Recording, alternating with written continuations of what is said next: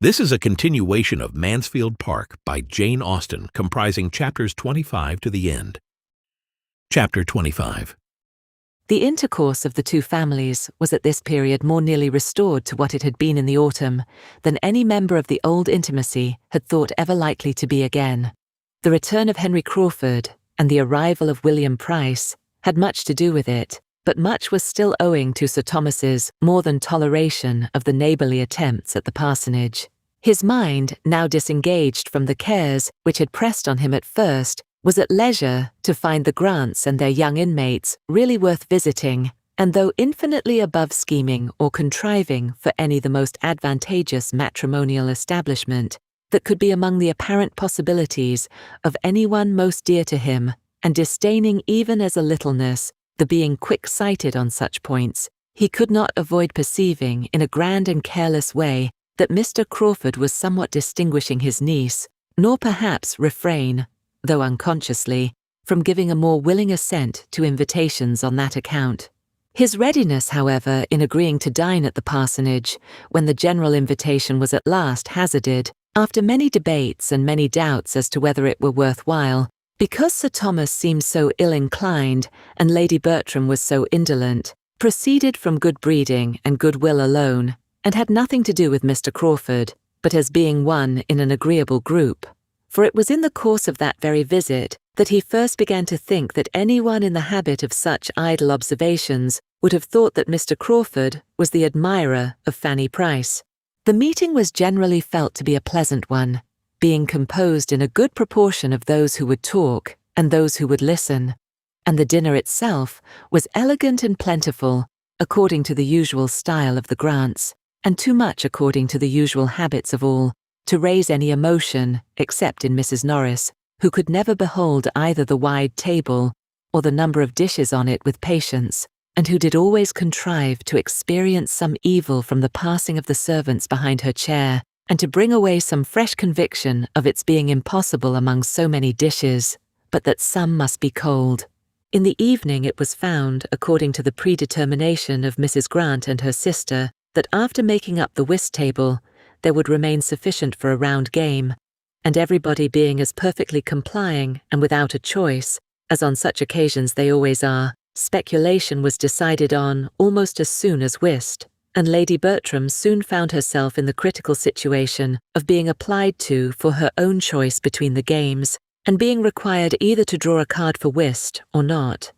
She hesitated. Luckily, Sir Thomas was at hand.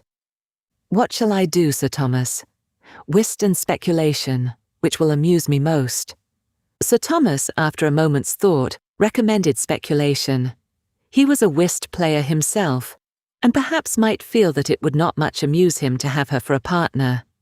"Very well," was her ladyship's contented answer. "Then speculation, if you please, Mrs. Grant.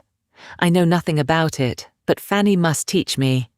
Here Fanny interposed, however, with anxious protestations of her own equal ignorance. She had never played the game, nor seen it played in her life, and Lady Bertram felt a moment's indecision again, but upon everybody's assuring her that nothing could be so easy, that it was the easiest game on the cards, and Henry Crawford stepping forward with a most earnest request to be allowed to sit between her ladyship and Miss Price, and teach them both, it was so settled, and Sir Thomas, Mrs. Norris, and Dr. and Mrs. Grant, being seated at the table of prime intellectual state and dignity, the remaining 6, under Miss Crawford's direction, were arranged round the other. It was a fine arrangement for Henry Crawford, who was close to Fanny, and with his hands full of business, having 2 persons' cards to manage as well as his own. For though it was impossible for Fanny not to feel herself mistress of the rules of the game in 3 minutes, he had yet to inspirit her play, sharpen her avarice, and harden her heart, which, especially in any competition with William, was a work of some difficulty. And as for Lady Bertram, he must continue in charge of all her fame and fortune through the whole evening, and if quick enough to keep her from looking at her cards when the deal began, must direct her in whatever was to be done with them to the end of it. He was in high spirits, doing everything with happy ease, and preeminent in all the lively turns, quick resources, and playful impudence that could do honour to the game, and the round table was altogether a very comfortable contrast to the steady sobriety and orderly silence of the other. Twice had Sir Thomas inquired into the enjoyment and success of his lady, but in vain. No pause was long enough for the time his measured manner needed, and very little of her state could be known till Mrs. Grant was able, at the end of the first rubber, to go to her and pay her compliments. "I hope your ladyship is pleased with the game." "Oh dear, yes, very entertaining indeed. A very odd game. I do not know what it is all about. I am never to see my cards, and Mr. Crawford does all the rest." "Bertram," said Crawford some time afterwards, taking the opportunity of a little languor in the game, "I have never told you what happened to me yesterday in my ride home." They had been hunting together, and were in the midst of a good run, and at some distance from Mansfield, when his horse being found to have flung a shoe, Henry Crawford had been obliged to give up, and make the best of his way back. I told you I lost my way after passing that old farmhouse with the yew trees, because I can never bear to ask, but I have not told you that, with my usual luck, for I never do wrong without gaining by it, I found myself in due time in the very place which I had a curiosity to see. I was suddenly, upon turning the corner of a steepish downy field, in the midst of a retired little village, between gently rising hills, a small stream before me to be forded, a church standing on a sort of knoll to my right, which church was strikingly large and handsome for the place, and not a gentleman or half a gentleman's house to be seen excepting one, to be presumed the parsonage, within a stone's throw of the said knoll and church. I found myself, in short, in Thornton Lacey. "It sounds like it," said Edmund. "But which way did you turn after passing Sewell's farm?" I answer no such irrelevant and insidious questions, though were I to answer all that you could put in the course of an hour, you would never be able to prove that it was not Thornton Lacey, for such it certainly was.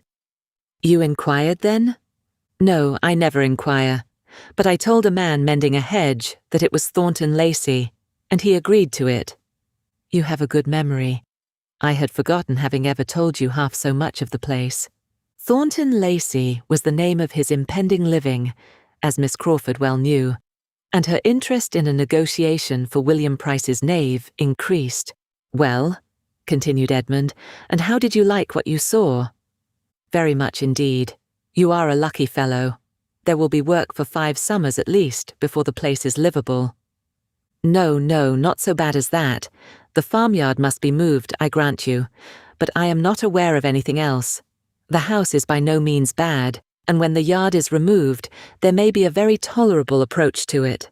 The farmyard must be cleared away entirely, and planted up to shut out the blacksmith's shop. The house must be turned to front the east instead of the north. The entrance and principal rooms, I mean, must be on that side, where the view is really very pretty. I am sure it may be done. And there must be your approach, through what is at present the garden. You must make a new garden at what is now the back of the house, which will be giving it the best aspect in the world, sloping to the southeast. The ground seems precisely formed for it. I rode 50 yards up the lane, between the church and the house, in order to look about me, and saw how it might all be. Nothing can be easier. The meadows beyond what will be the garden, as well as what now is. Sweeping round from the lane I stood in to the northeast, that is, to the principal road through the village, must be all laid together, of course. Very pretty meadows they are, finely sprinkled with timber.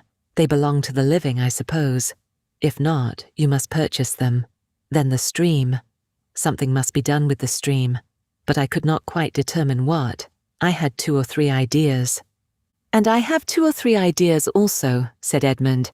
"And one of them is, that very little of your plan for Thornton Lacey will ever be put in practice. I must be satisfied with rather less ornament and beauty. I think the house and premises may be made comfortable and given the air of a gentleman's residence without any very heavy expense, and that must suffice me, and I hope may suffice all who care about me." Miss Crawford, a little suspicious and resentful of a certain tone of voice and a certain half-look attending the last expression of his hope, made a hasty finish of her dealings with William Price, and securing his knave at an exorbitant rate, exclaimed, There, I will stake my last, like a woman of spirit. No cold prudence for me. I am not born to sit still and do nothing. If I lose the game, it shall not be from not striving for it. The game was hers, and only did not pay her for what she had given to secure it. Another deal proceeded, and Crawford began again about Thornton Lacey. My plan may not be the best possible. I had not many minutes to form it in, but you must do a good deal. The place deserves it, and you will find yourself not satisfied with much less than it is capable of. Excuse me, your ladyship must not see your cards. There, let them lie just before you. The place deserves it, Bertram. You talk of giving it the air of a gentleman's residence. That will be done by the removal of the farmyard, for independent of that terrible nuisance, I never saw a house of the kind which had in itself so much the air of a gentleman's residence, so much the look of a something above a mere parsonage house, above the expenditure of a few hundreds a year. It is not a scrambling collection of low single rooms, with as many roofs as windows.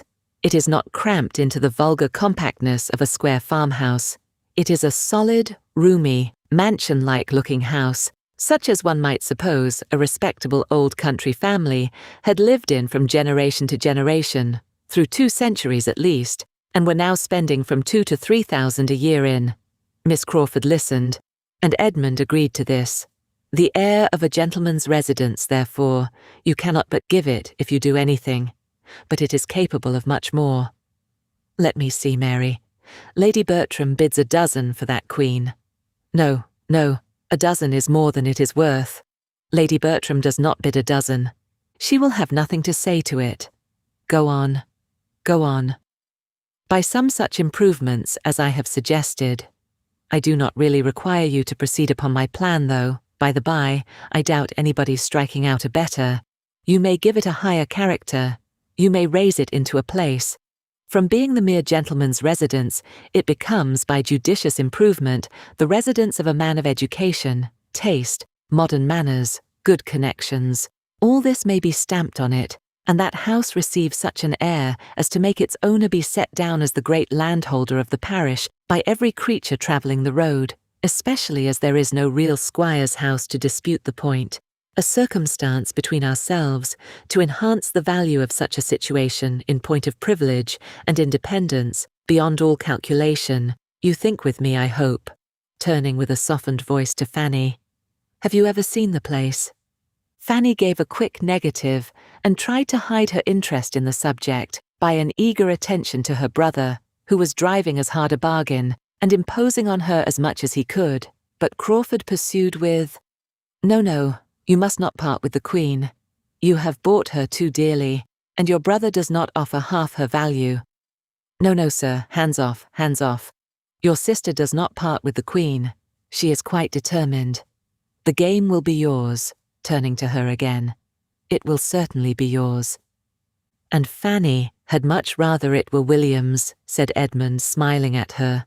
Poor Fanny, not allowed to cheat herself as she wishes. Mr. Bertram, said Miss Crawford, a few minutes afterwards, you know Henry to be such a capital improver that you cannot possibly engage in anything of the sort at Thornton Lacey without accepting his help. Only think how useful he was at Southerton.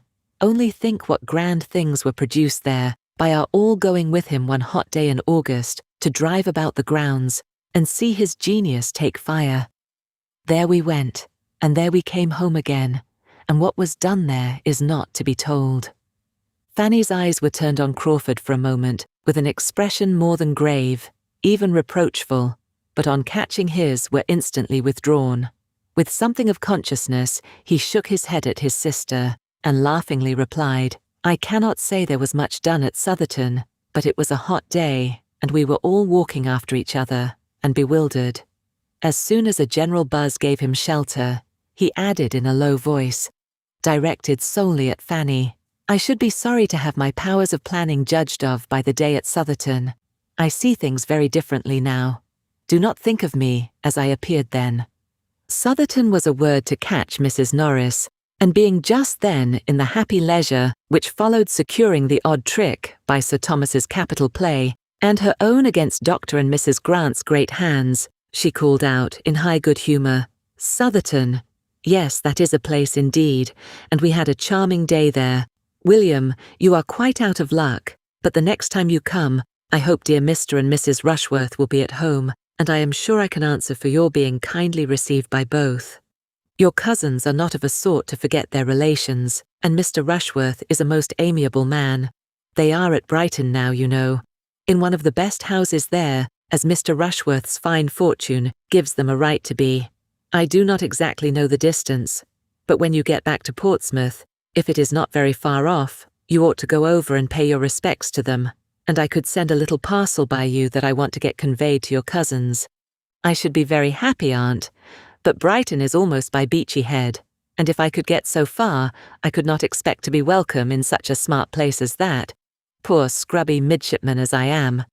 Mrs. Norris was beginning an eager assurance of the affability he might depend on, when she was stopped by Sir Thomas's saying with authority, "I do not advise your going to Brighton, William, as I trust you may soon have more convenient opportunities of meeting, but my daughters would be happy to see their cousins anywhere, and you will find Mr. Rushworth most sincerely disposed to regard all the connections of our family as his own.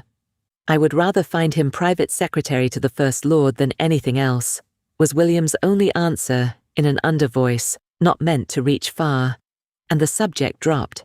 As yet, Sir Thomas had seen nothing to remark in Mr. Crawford's behaviour, but when the whist table broke up at the end of the second rubber, and leaving Dr. Grant and Mrs. Norris to dispute over their last play, he became a looker-on at the other. He found his niece the object of attentions, or rather of professions, of a somewhat pointed character.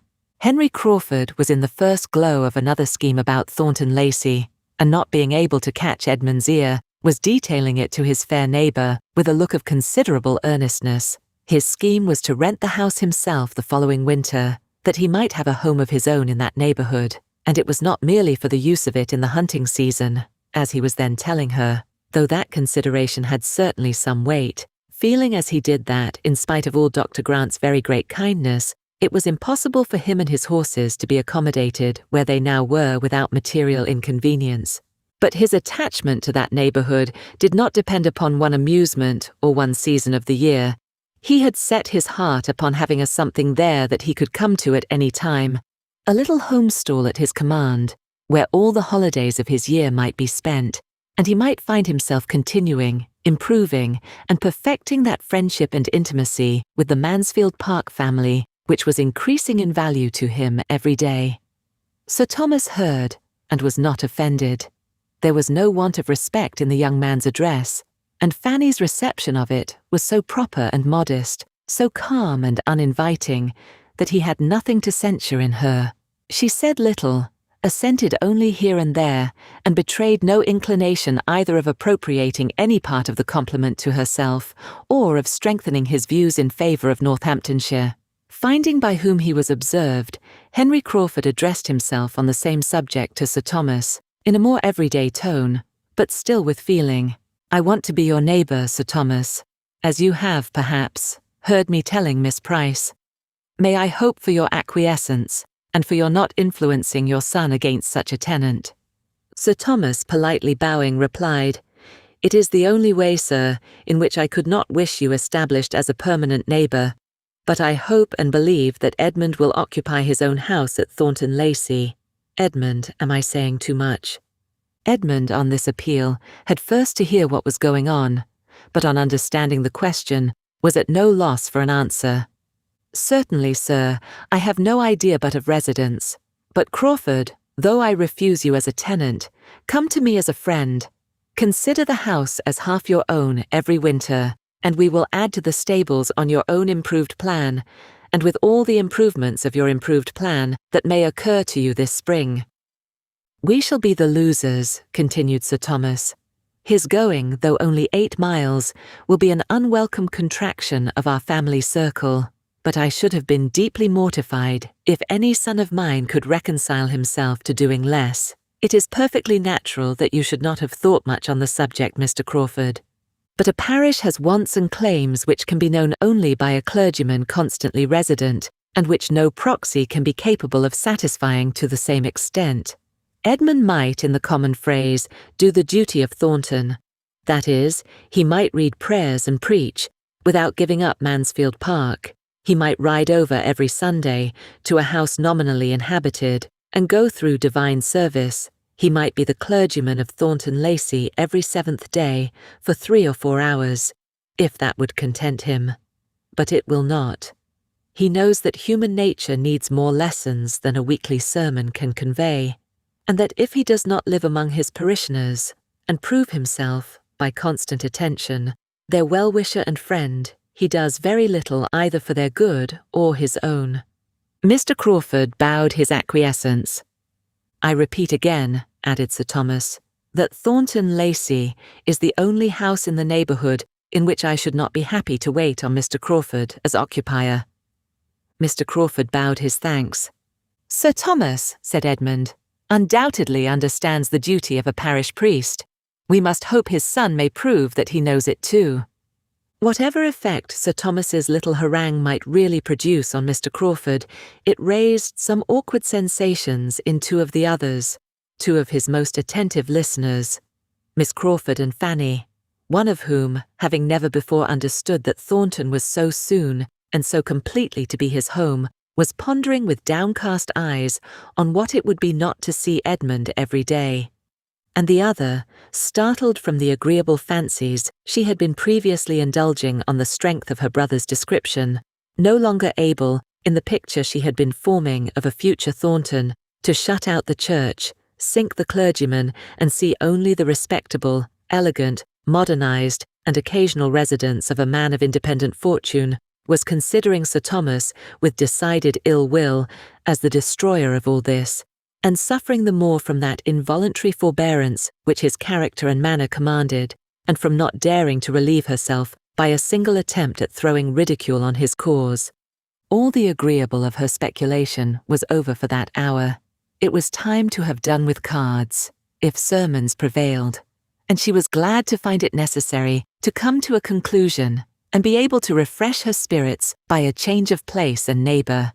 The chief of the party were now collected irregularly round the fire and waiting the final break-up. William and Fanny were the most detached.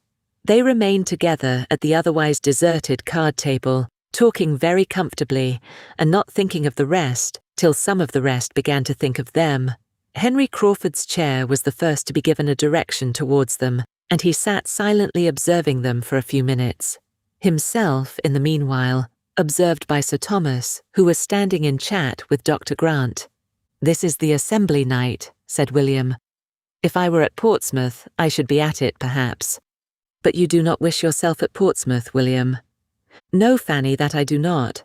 I shall have enough of Portsmouth and of dancing too when I cannot have you, and I do not know that there would be any good in going to the assembly, for I might not get a partner. The Portsmouth girls turn up their noses at anybody who has not a commission. One might as well be nothing as a midshipman. One is nothing indeed. You remember the Gregorys. They are grown-up, amazing fine girls, but they will hardly speak to me because Lucy is courted by a lieutenant. Oh, shame, shame. But never mind it, William." Her own cheeks in a glow of indignation as she spoke. "It is not worth minding. It is no reflection on you. It is no more than what the greatest admirals have all experienced, more or less, in their time. You must think of that. You must try to make up your mind to it as one of the hardships which fall to every sailor's share, like bad weather and hard living, only with this advantage, that there will be an end to it. That there will come a time when you will have nothing of that sort to endure. When you are a lieutenant. Only think, William, when you are a lieutenant, how little you will care for any nonsense of this kind. I begin to think I shall never be a lieutenant, Fanny. Everybody gets made but me. Oh, my dear William, do not talk so. Do not be so desponding. My uncle says nothing, but I am sure he will do everything in his power to get you made. He knows, as well as you do, of what consequence it is." She was checked by the sight of her uncle, much nearer to them than she had any suspicion of, and each found it necessary to talk of something else. "Are you fond of dancing, Fanny?" "Yes, very. Only I am soon tired. I should like to go to a ball with you and see you dance. Have you never any balls at Northampton?" I should like to see you dance, and I'd dance with you if you would, for nobody would know who I was here, and I should like to be your partner once more. We used to jump about together many a time, did not we? When the hand organ was in the street. I am a pretty good dancer in my way, but I dare say you are a better. And turning to his uncle, who was now close to them, is not Fanny a very good dancer, sir? Fanny, in dismay at such an unprecedented question, did not know which way to look, or how to be prepared for the answer. Some very grave reproof, or at least the coldest expression of indifference, must be coming to distress her brother and sink her to the ground. But on the contrary, it was no worse than, I am sorry to say that I am unable to answer your question. I have never seen Fanny dance since she was a little girl, but I trust we shall both think she acquits herself like a gentlewoman when we do see her, which perhaps we may have an opportunity of doing ere long. I have had the pleasure of seeing your sister dance, Mr. Price, said Henry Crawford, leaning forward, and will engage to answer every inquiry which you can make on the subject, to your entire satisfaction. But I believe, seeing Fanny look distressed, it must be at some other time. There is one person in company who does not like to have Miss Price spoken of.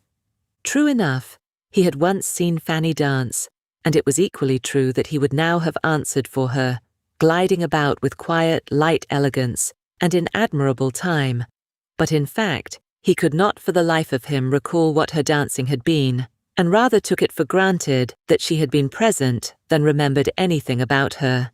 He passed, however, for an admirer of her dancing, and Sir Thomas, by no means displeased, prolonged the conversation on dancing in general, and was so well engaged in describing the balls of Antigua, and listening to what his nephew could relate of the different modes of dancing which had fallen within his observation, that he had not heard his carriage announced, and was first called to the knowledge of it by the bustle of Mrs. Norris.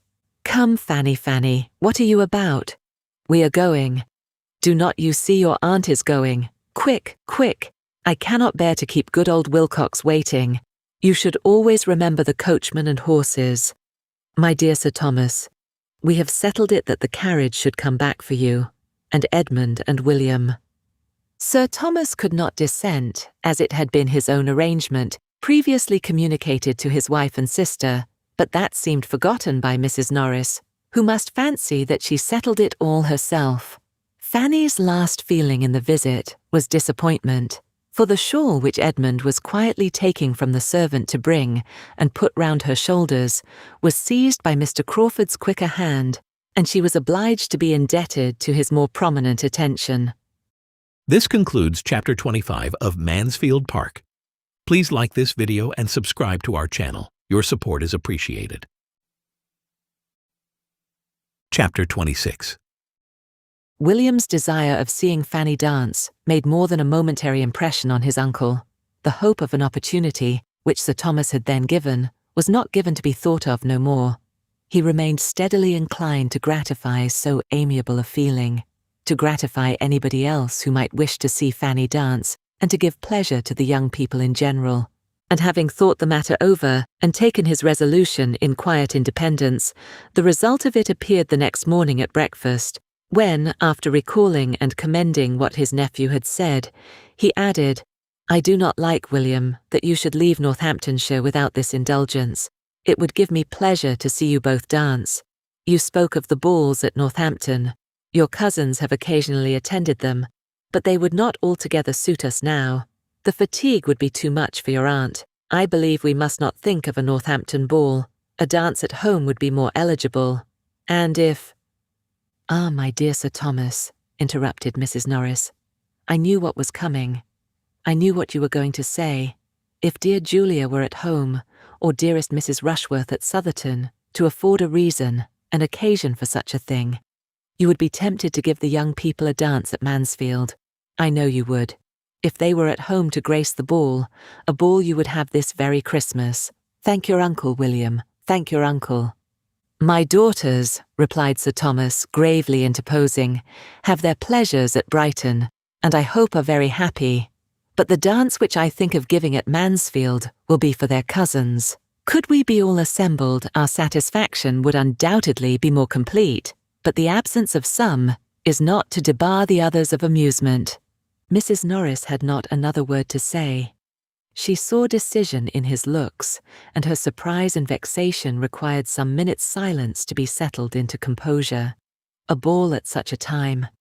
His daughters absent, and herself not consulted. There was comfort, however, soon at hand. She must be the doer of everything. Lady Bertram would of course be spared all thought and exertion, and it would all fall upon her. She should have to do the honours of the evening, and this reflection quickly restored so much of her good humour as enabled her to join in with the others, before their happiness and thanks were all expressed. Edmund, William, and Fanny did in their different ways look and speak as much grateful pleasure in the promised ball as Sir Thomas could desire. Edmund's feelings were for the other two. His father had never conferred a favour or shown a kindness more to his satisfaction. Lady Bertram was perfectly quiescent and contented, and had no objections to make.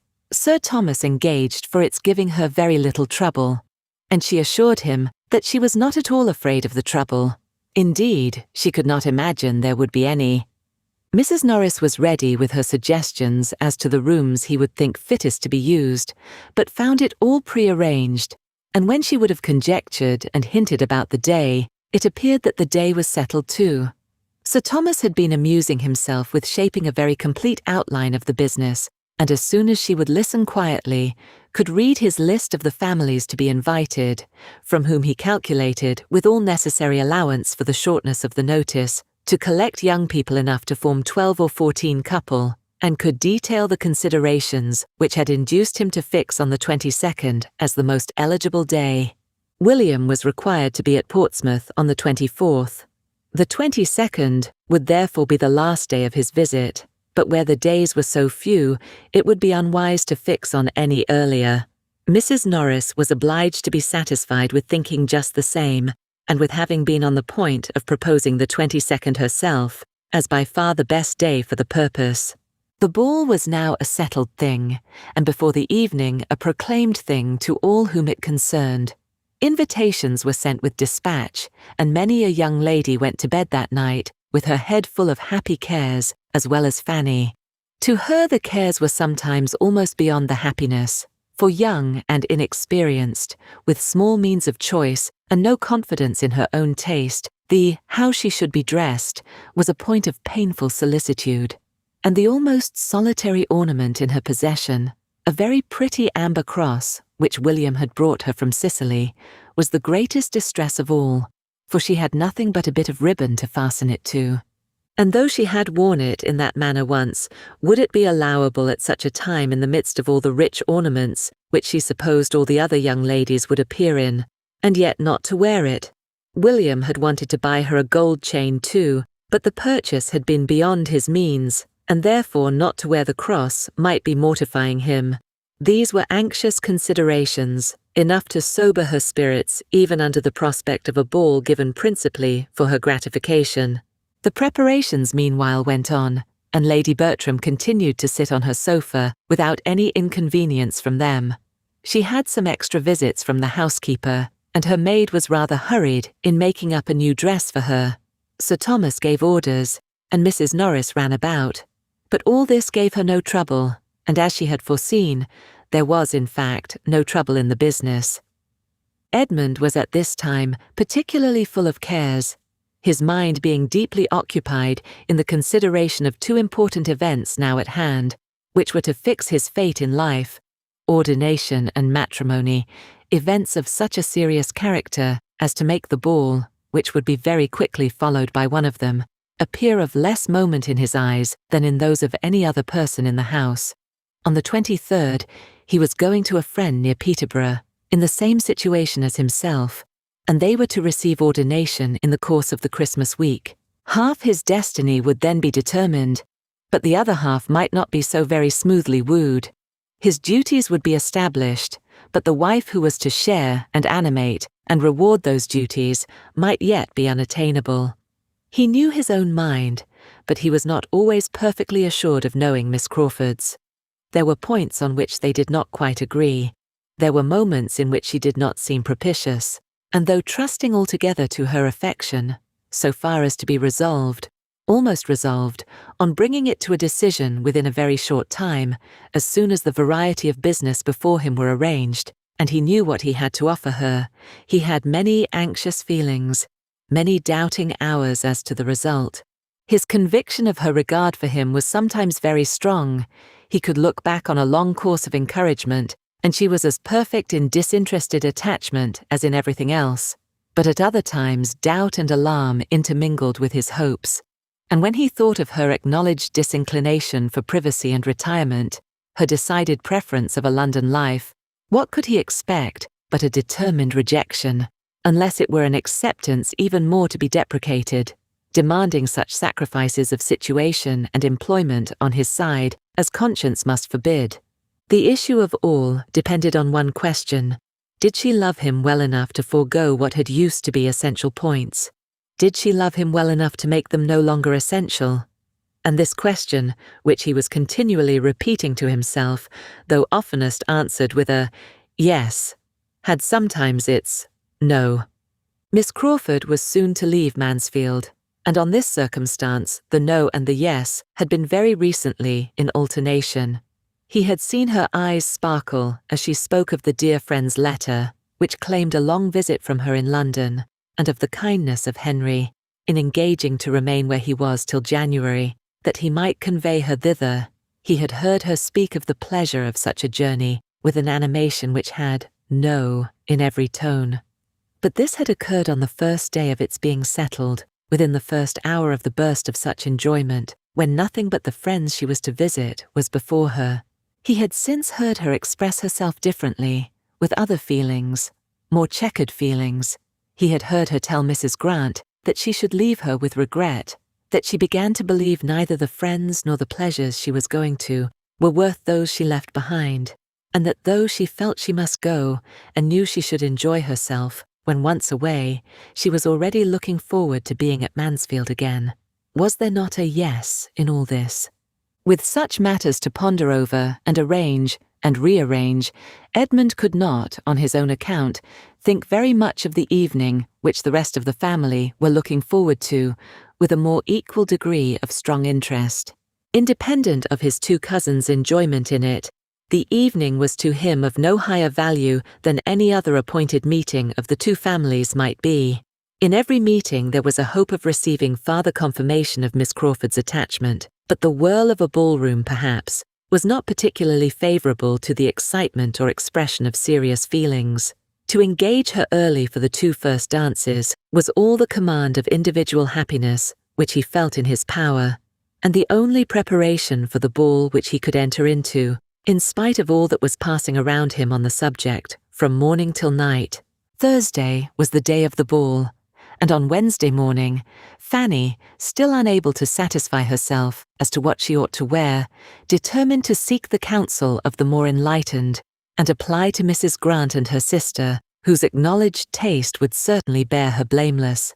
And as Edmund and William were gone to Northampton, and she had reason to think Mr. Crawford likewise out, she walked down to the parsonage without much fear of wanting an opportunity for private discussion, and the privacy of such a discussion was a most important part of it to Fanny, being more than half ashamed of her own solicitude. She met Miss Crawford within a few yards of the parsonage, just setting out to call on her, and as it seemed to her that her friend, though obliged to insist on turning back, was unwilling to lose her walk, she explained her business at once, and observed that if she would be so kind as to give her opinion, it might be all talked over as well, without doors as within. Miss Crawford appeared gratified by the application, and after a moment's thought, urged Fanny's returning with her in a much more cordial manner than before, and proposed their going up into her room, where they might have a comfortable cause, without disturbing Dr. and Mrs. Grant, who were together in the drawing-room. It was just the plan to suit Fanny, and with a great deal of gratitude on her side for such ready and kind attention, they proceeded indoors and upstairs, and were soon deep in the interesting subject. Miss Crawford, pleased with the appeal, gave her all her best judgment and taste, made everything easy by her suggestions, and tried to make everything agreeable by her encouragement. The dress being settled in all its grander parts, "But what shall you have by way of necklace?" said Miss Crawford. "Shall not you wear your brother's cross?" And as she spoke, she was undoing a small parcel which Fanny had observed in her hand when they met. Fanny acknowledged her wishes and doubts on this point. She did not know how either to wear the cross or to refrain from wearing it. She was answered by having a small trinket box placed before her and being requested to choose from among several gold chains and necklaces. Such had been the parcel with which Miss Crawford was provided, and such the object of her intended visit, and in the kindest manner she now urged Fanny's taking one for the cross, and to keep for her sake, saying everything she could think of to obviate the scruples which were making Fanny start back at first with a look of horror at the proposal. "You see what a collection I have," said she, "more by half than I ever use or think of. I do not offer them as new. I offer nothing but an old necklace. You must forgive the liberty and oblige me." Fanny still resisted, and from her heart. The gift was too valuable. But Miss Crawford persevered and argued the case with so much affectionate earnestness through all the heads of William and the cross, and the ball, and herself, as to be finally successful. Fanny found herself obliged to yield, that she might not be accused of pride or indifference, or some other littleness, and having with modest reluctance given her consent, proceeded to make the selection. She looked and looked, longing to know which might be least valuable, and was determined in her choice at last, by fancying there was one necklace more frequently placed before her eyes than the rest. It was of gold, prettily worked, and though Fanny would have preferred a longer and a plainer chain, as more adapted for her purpose, she hoped, in fixing on this, to be choosing what Miss Crawford least wished to keep. Miss Crawford smiled her perfect approbation, and hastened to complete the gift by putting the necklace round her and making her see how well it looked.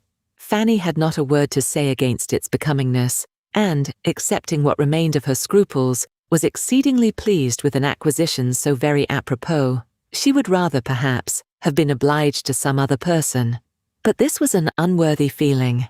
Miss Crawford had anticipated her wants with a kindness which proved her a real friend. "When I wear this necklace, I shall always think of you," said she, "and feel how very kind you were." "You must think of somebody else too when you wear that necklace," replied Miss Crawford. "You must think of Henry, for it was his choice in the first place. He gave it to me, and with the necklace I make over to you all the duty of remembering the original giver. It is to be a family remembrance, sir. The sister is not to be in your mind without bringing the brother too." Fanny, in great astonishment and confusion, would have returned the present instantly. To take what had been the gift of another person, of a brother too, impossible. It must not be. And with an eagerness and embarrassment quite diverting to her companion, she laid down the necklace again on its cotton, and seemed resolved either to take another, or none at all. Miss Crawford thought she had never seen a prettier consciousness. "My dear child," said she, laughing, "what are you afraid of? Do you think Henry will claim the necklace as mine, and fancy you did not come honestly by it? Or are you imagining he would be too much flattered by seeing round your lovely throat an ornament which his money purchased 3 years ago, before he knew there was such a throat in the world? Or perhaps, looking archly, you suspect a confederacy between us, and that what I am now doing is with his knowledge and at his desire." With the deepest blushes, Fanny protested against such a thought. "Well then," replied Miss Crawford more seriously, but without at all believing her, "to convince me that you suspect no trick, and are as unsuspicious of compliment as I have always found you, take the necklace and say no more about it. Its being a gift of my brother's need not make the smallest difference in your accepting it, as I assure you, it makes none in my willingness to part with it. He is always giving me something or other. I have such innumerable presents from him that it is quite impossible for me to value or for him to remember half. And as for this necklace, I do not suppose I have worn it 6 times. It is very pretty, but I never think of it, and though you would be most heartily welcome to any other in my trinket box, you have happened to fix on the very one, which if I have a choice, I would rather part with and see in your possession than any other. Say no more against it, I entreat you. Such a trifle is not worth half so many words." Fanny dared not make any farther opposition, and with renewed but less happy thanks, accepted the necklace again, for there was an expression in Miss Crawford's eyes which she could not be satisfied with. It was impossible for her to be insensible of Mr. Crawford's change of manners. She had long seen it. He evidently tried to please her. He was gallant, he was attentive, he was something like what he had been to her cousins. He wanted, she supposed, to cheat her of her tranquillity, as he had cheated them. And whether he might not have some concern in this necklace, she could not be convinced that he had not. For Miss Crawford, complacent as a sister, was careless as a woman and a friend. Reflecting and doubting, and feeling that the possession of what she had so much wished for did not bring much satisfaction, she now walked home again, with a change rather than a diminution of cares, since her treading that path before. This concludes Chapter 26 of Mansfield Park. Chapter 27. On reaching home, Fanny went immediately upstairs to deposit this unexpected acquisition, this doubtful good of a necklace, in some favourite box in the east room, which held all her smaller treasures. But on opening the door, what was her surprise to find her cousin Edmund there, writing at the table. Such a sight, having never occurred before, was almost as wonderful as it was welcome. "Fanny," said he directly, leaving his seat and his pen, and meeting her with something in his hand. "I beg your pardon for being here. I came to look for you, and after waiting a little while in hope of your coming in, was making use of your inkstand to explain my errand. You will find the beginning of a note to yourself, but I can now speak my business, which is merely to beg your acceptance of this little trifle, a chain for William's cross. You ought to have had it a week ago, but there has been a delay from my brother's not being in town by several days, so soon as I expected, and I have only just now received it at Northampton. I hope you will like the chain itself, Fanny. I endeavoured to consult the simplicity of your taste, but, at any rate, I know you will be kind to my intentions, and consider it, as it really is, a token of the love of one of your oldest friends." And so saying, he was hurrying away, before Fanny, overpowered by 1,000 feelings of pain and pleasure, could attempt to speak. But quickened by one sovereign wish, she then called out, "Oh, cousin, stop a moment, pray stop." He turned back. "I cannot attempt to thank you," she continued, in a very agitated manner. "Thanks are out of the question. I feel much more than I can possibly express. Your goodness in thinking of me in such a way is beyond—" "If that is all you have to say, Fanny," smiling and turning away again. No, it is not. I want to consult you." Almost unconsciously, she had now undone the parcel he had just put into her hand, and seeing before her, in all the niceness of jeweller's packing, a plain gold chain, perfectly simple and neat, she could not help bursting forth again. "Oh, this is beautiful indeed. This is the very thing, precisely what I wished for. This is the only ornament I have ever had a desire to possess. It will exactly suit my cross. They must and shall be worn together. It comes too in such an acceptable moment. Oh, cousin, you do not know how acceptable it is. My dear Fanny, you feel these things a great deal too much. I am most happy that you like the chain, and that it should be here in time for tomorrow. But your thanks are far beyond the occasion. Believe me, I have no pleasure in the world superior to that of contributing to yours. No, I can safely say, I have no pleasure so complete, so unalloyed, it is without a drawback." Upon such expressions of affection, Fanny could have lived an hour without saying another word. But Edmund, after waiting a moment, obliged her to bring down her mind from its heavenly flight by saying, "But what is it that you want to consult me about?" It was about the necklace, which she was now most earnestly longing to return, and hoped to obtain his approbation of her doing. She gave the history of her recent visit, and now her raptures might well be over, for Edmund was so struck with the circumstance, so delighted with what Miss Crawford had done, so gratified by such a coincidence of conduct between them, that Fanny could not but admit the superior power of one pleasure over his own mind, though it might have its drawback. It was some time before she could get his attention to her plan, or any answer to her demand of his opinion. He was in a reverie of fond reflection, uttering only now and then a few half-sentences of praise. But when he did awake and understand, he was very decided in opposing what she wished. Return the necklace. No, my dear Fanny, upon no account. It would be mortifying her severely.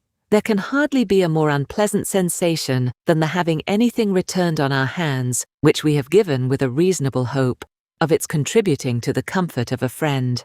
Why should she lose a pleasure which she has shown herself so deserving of? If it had been given to me in the first instance, said Fanny, I should not have thought of returning it. But being her brother's present, is not it fair to suppose that she would rather not part with it when it is not wanted? She must not suppose it not wanted, not acceptable at least, and its having been originally her brother's gift makes no difference. For as she was not prevented from offering, nor you from taking it on that account, it ought not to prevent you from keeping it. No doubt it is handsomer than mine, and fitter for a ballroom. No, it is not handsomer, not at all handsomer in its way, and for my purpose, not half so fit. The chain will agree with William's cross beyond all comparison, better than the necklace. For one night, Fanny, for only one night, if it be a sacrifice, I am sure you will, upon consideration, make that sacrifice rather than give pain to one who has been so studious of your comfort. Miss Crawford's attentions to you have been, not more than you were justly entitled to. I am the last person to think that could be, but they have been invariable, and to be returning them with what must have something the air of ingratitude, though I know it could never have the meaning, is not in your nature, I am sure. Wear the necklace, as you are engaged to do, tomorrow evening, and let the chain, which was not ordered with any reference to the ball, be kept for commoner occasions. This is my advice. I would not have the shadow of a coolness between the two, whose intimacy I have been observing with the greatest pleasure, and in whose characters there is so much general resemblance in true generosity and natural delicacy, as to make the few slight differences, resulting principally from situation, no reasonable hindrance to a perfect friendship. I would not have the shadow of a coolness arise, he repeated, his voice sinking a little, between the two dearest objects I have on earth. He was gone as he spoke, and Fanny remained to tranquilize herself as she could. She was one of his two dearest, that must support her. But the other, the first. She had never heard him speak so openly before, and though it told her no more than what she had long perceived, it was a stab, for it told of his own convictions and views. They were decided. He would marry Miss Crawford. It was a stab in spite of every long-standing expectation, and she was obliged to repeat again and again that she was one of his two dearest, before the words gave her any sensation. Could she believe Miss Crawford to deserve him, it would be, oh, how different would it be, how far more tolerable. But he was deceived in her. He gave her merits which she had not. Her faults were what they had ever been, but he saw them no longer. Till she had shed many tears over this deception, Fanny could not subdue her agitation, and the dejection which followed could only be relieved by the influence of fervent prayers for his happiness. It was her intention, as she felt it to be her duty, to try to overcome all that was excessive, all that bordered on selfishness, in her affection for Edmund. To call or to fancy it a loss, a disappointment, would be a presumption for which she had not words strong enough to satisfy her own humility. To think of him as Miss Crawford might be justified in thinking, would in her be insanity. To her he could be nothing under any circumstances, nothing dearer than a friend. Why did such an idea occur to her, even enough to be reprobated and forbidden? It ought not to have touched on the confines of her imagination. She would endeavour to be rational, and to deserve the right of judging of Miss Crawford's character, and the privilege of true solicitude for him by a sound intellect and an honest heart.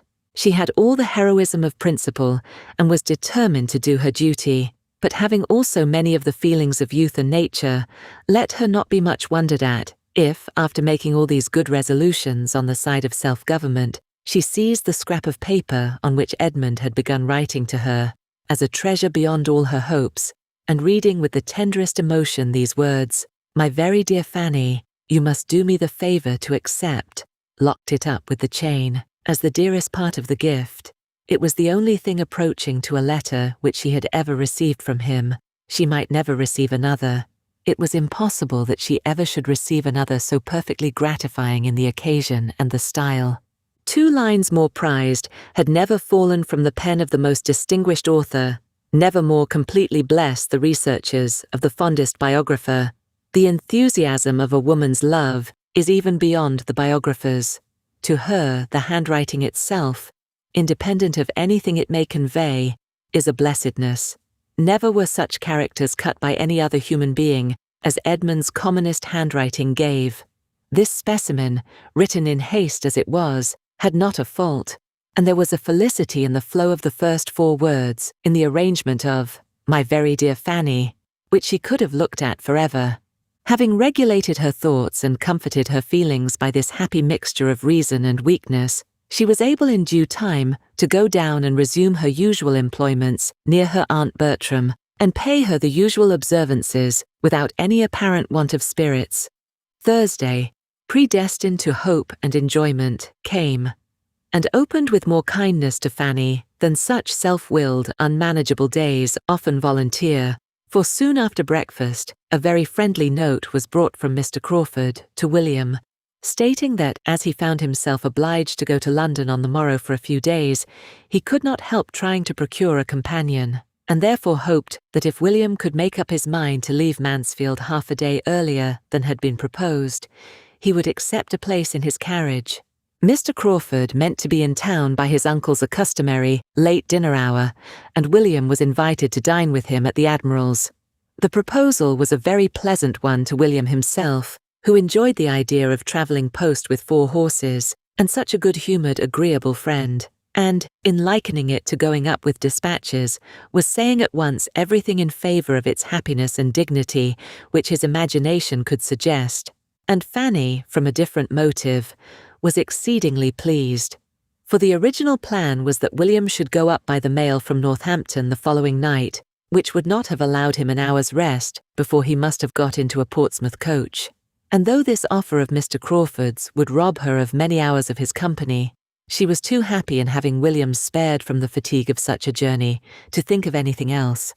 Sir Thomas approved of it for another reason. His nephew's introduction to Admiral Crawford might be of service. The Admiral, he believed, had interest. Upon the whole, it was a very joyous note. Fanny's spirits lived on it half the morning, deriving some accession of pleasure from its writer being himself to go away. As for the ball, so near at hand, she had too many agitations and fears to have half the enjoyment in anticipation which she ought to have had, or must have been supposed to have, by the many young ladies looking forward to the same event, in situations more at ease, but under circumstances of less novelty, less interest, less peculiar gratification than would be attributed to her. Miss Price, known only by name to half the people invited, was now to make her first appearance, and must be regarded as the queen of the evening. Who could be happier than Miss Price? But Miss Price had not been brought up to the trade of coming out, and had she known in what light this ball was, in general, considered respecting her, it would very much have lessened her comfort by increasing the fears she already had of doing wrong and being looked at. To dance without much observation or any extraordinary fatigue, to have strength and partners for about half the evening, to dance a little with Edmund, and not a great deal with Mr. Crawford, to see William enjoy himself, and be able to keep away from her Aunt Norris, was the height of her ambition, and seemed to comprehend her greatest possibility of happiness. As these were the best of her hopes, they could not always prevail, and in the course of a long morning, spent principally with her 2 aunts, she was often under the influence of much less sanguine views. William, determined to make this last day a day of thorough enjoyment, was out snipe shooting. Edmund, she had too much reason to suppose, was at the parsonage, and left alone to bear the worrying of Mrs. Norris, who was cross because the housekeeper would have her own way with the supper, and whom she could not avoid, though the housekeeper might. Fanny was worn down at last to think everything an evil belonging to the ball, and when sent off with a parting worry to dress, moved as languidly towards her own room, and felt as incapable of happiness as if she had been allowed no share in it. As she walked slowly upstairs, she thought of yesterday. It had been about the same hour that she had returned from the parsonage and found Edmund in the east room. "Suppose I were to find him there again today," said she to herself, in a fond indulgence of fancy. "Fanny," said a voice at that moment near her. Starting and looking up, she saw, across the lobby she had just reached, Edmund himself, standing at the head of a different staircase. He came towards her.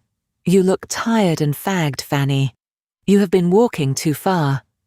"No, I have not been out at all." "Then you have had fatigues within doors, which are worse. You had better have gone out." Fanny, not liking to complain, found it easiest to make no answer. And though he looked at her with his usual kindness, she believed he had soon ceased to think of her countenance. He did not appear in spirits. Something unconnected with her was probably amiss. They proceeded upstairs together, their rooms being on the same floor above. "I come from Dr. Grant's," said Edmund presently. "You may guess my errand there, Fanny." And he looked so conscious that Fanny could think but of one errand, which turned her too sick for speech. "I wish to engage Miss Crawford for the 2 first dances," was the explanation that followed, and brought Fanny to life again, enabling her, as she found she was expected to speak, to utter something like an inquiry as to the result. "Yes," he answered, "she is engaged to me, but," with a smile that did not sit easy, "she says it is to be the last time that she ever will dance with me. She is not serious. I hope, I am sure she is not serious, but I would rather not hear it. She never has danced with a clergyman, she says, and she never will. For my own sake, I could wish there had been no ball just I mean not this very week, this very day. Tomorrow I leave home." Fanny struggled for speech and said, "I am very sorry that anything has occurred to distress you. This ought to be a day of pleasure. My uncle meant it so." "Oh yes, yes. And it will be a day of pleasure. It will all end right. I am only vexed for a moment. In fact, it is not that I consider the ball as ill-timed. What does it signify? But Fanny," stopping her by taking her hand and speaking low and seriously, "you know what all this means. You see how it is, and could tell me, perhaps better than I could tell you, how and why I am vexed. Let me talk to you a little. You are a kind, kind listener. I have been pained by her manner this morning, and cannot get the better of it. I know her disposition to be as sweet and faultless as your own, but the influence of her former companions makes her gives to her conversation, to her professed opinions, sometimes a tinge of wrong. She does not think evil, but she speaks it in playfulness, and though I know it to be playfulness, it grieves me to the soul." "The effect of education," said Fanny gently. Edmund could not but agree to it. Yes, that uncle and aunt. They have injured the finest mind. For sometimes, Fanny, I own to you, it does appear more than manner. It appears as if the mind itself was tainted. Fanny imagined this to be an appeal to her judgment, and therefore, after a moment's consideration, said, "If you only want me as a listener, cousin, I will be as useful as I can. But I am not qualified for an adviser. Do not ask advice of me. I am not competent." "You are right, Fanny, to protest against such an office, but you need not be afraid. It is a subject on which I should never ask advice. It is the sort of subject on which it had better never be asked. And few, I imagine, do ask it, but when they want to be influenced against their conscience, I only want to talk to you. One thing more. Excuse the liberty, but take care how you talk to me. Do not tell me anything now, which hereafter you may be sorry for. The time may come." The colour rushed into her cheeks as she spoke. "Dearest Fanny," cried Edmund, pressing her hand to his lips with almost as much warmth as if it had been Miss Crawford's, "you are all considerate thought, but it is unnecessary here. The time will never come. No such time as you allude to will ever come. I begin to think it most improbable.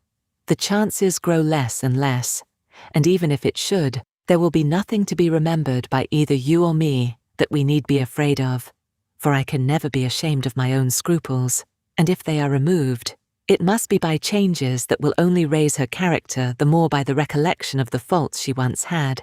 You are the only being upon earth to whom I should say what I have said, but you have always known my opinion of her. You can bear me witness, Fanny, that I have never been blinded. How many a time have we talked over her little errors? You need not fear me. I have almost given up every serious idea of her. But I must be a blockhead indeed if, whatever befell me, I could think of your kindness and sympathy without the sincerest gratitude. He had said enough to shake the experience of 18. He had said enough to give Fanny some happier feelings than she had lately known, and with a brighter look, she answered, "Yes, cousin, I am convinced that you would be incapable of anything else, though perhaps some might not.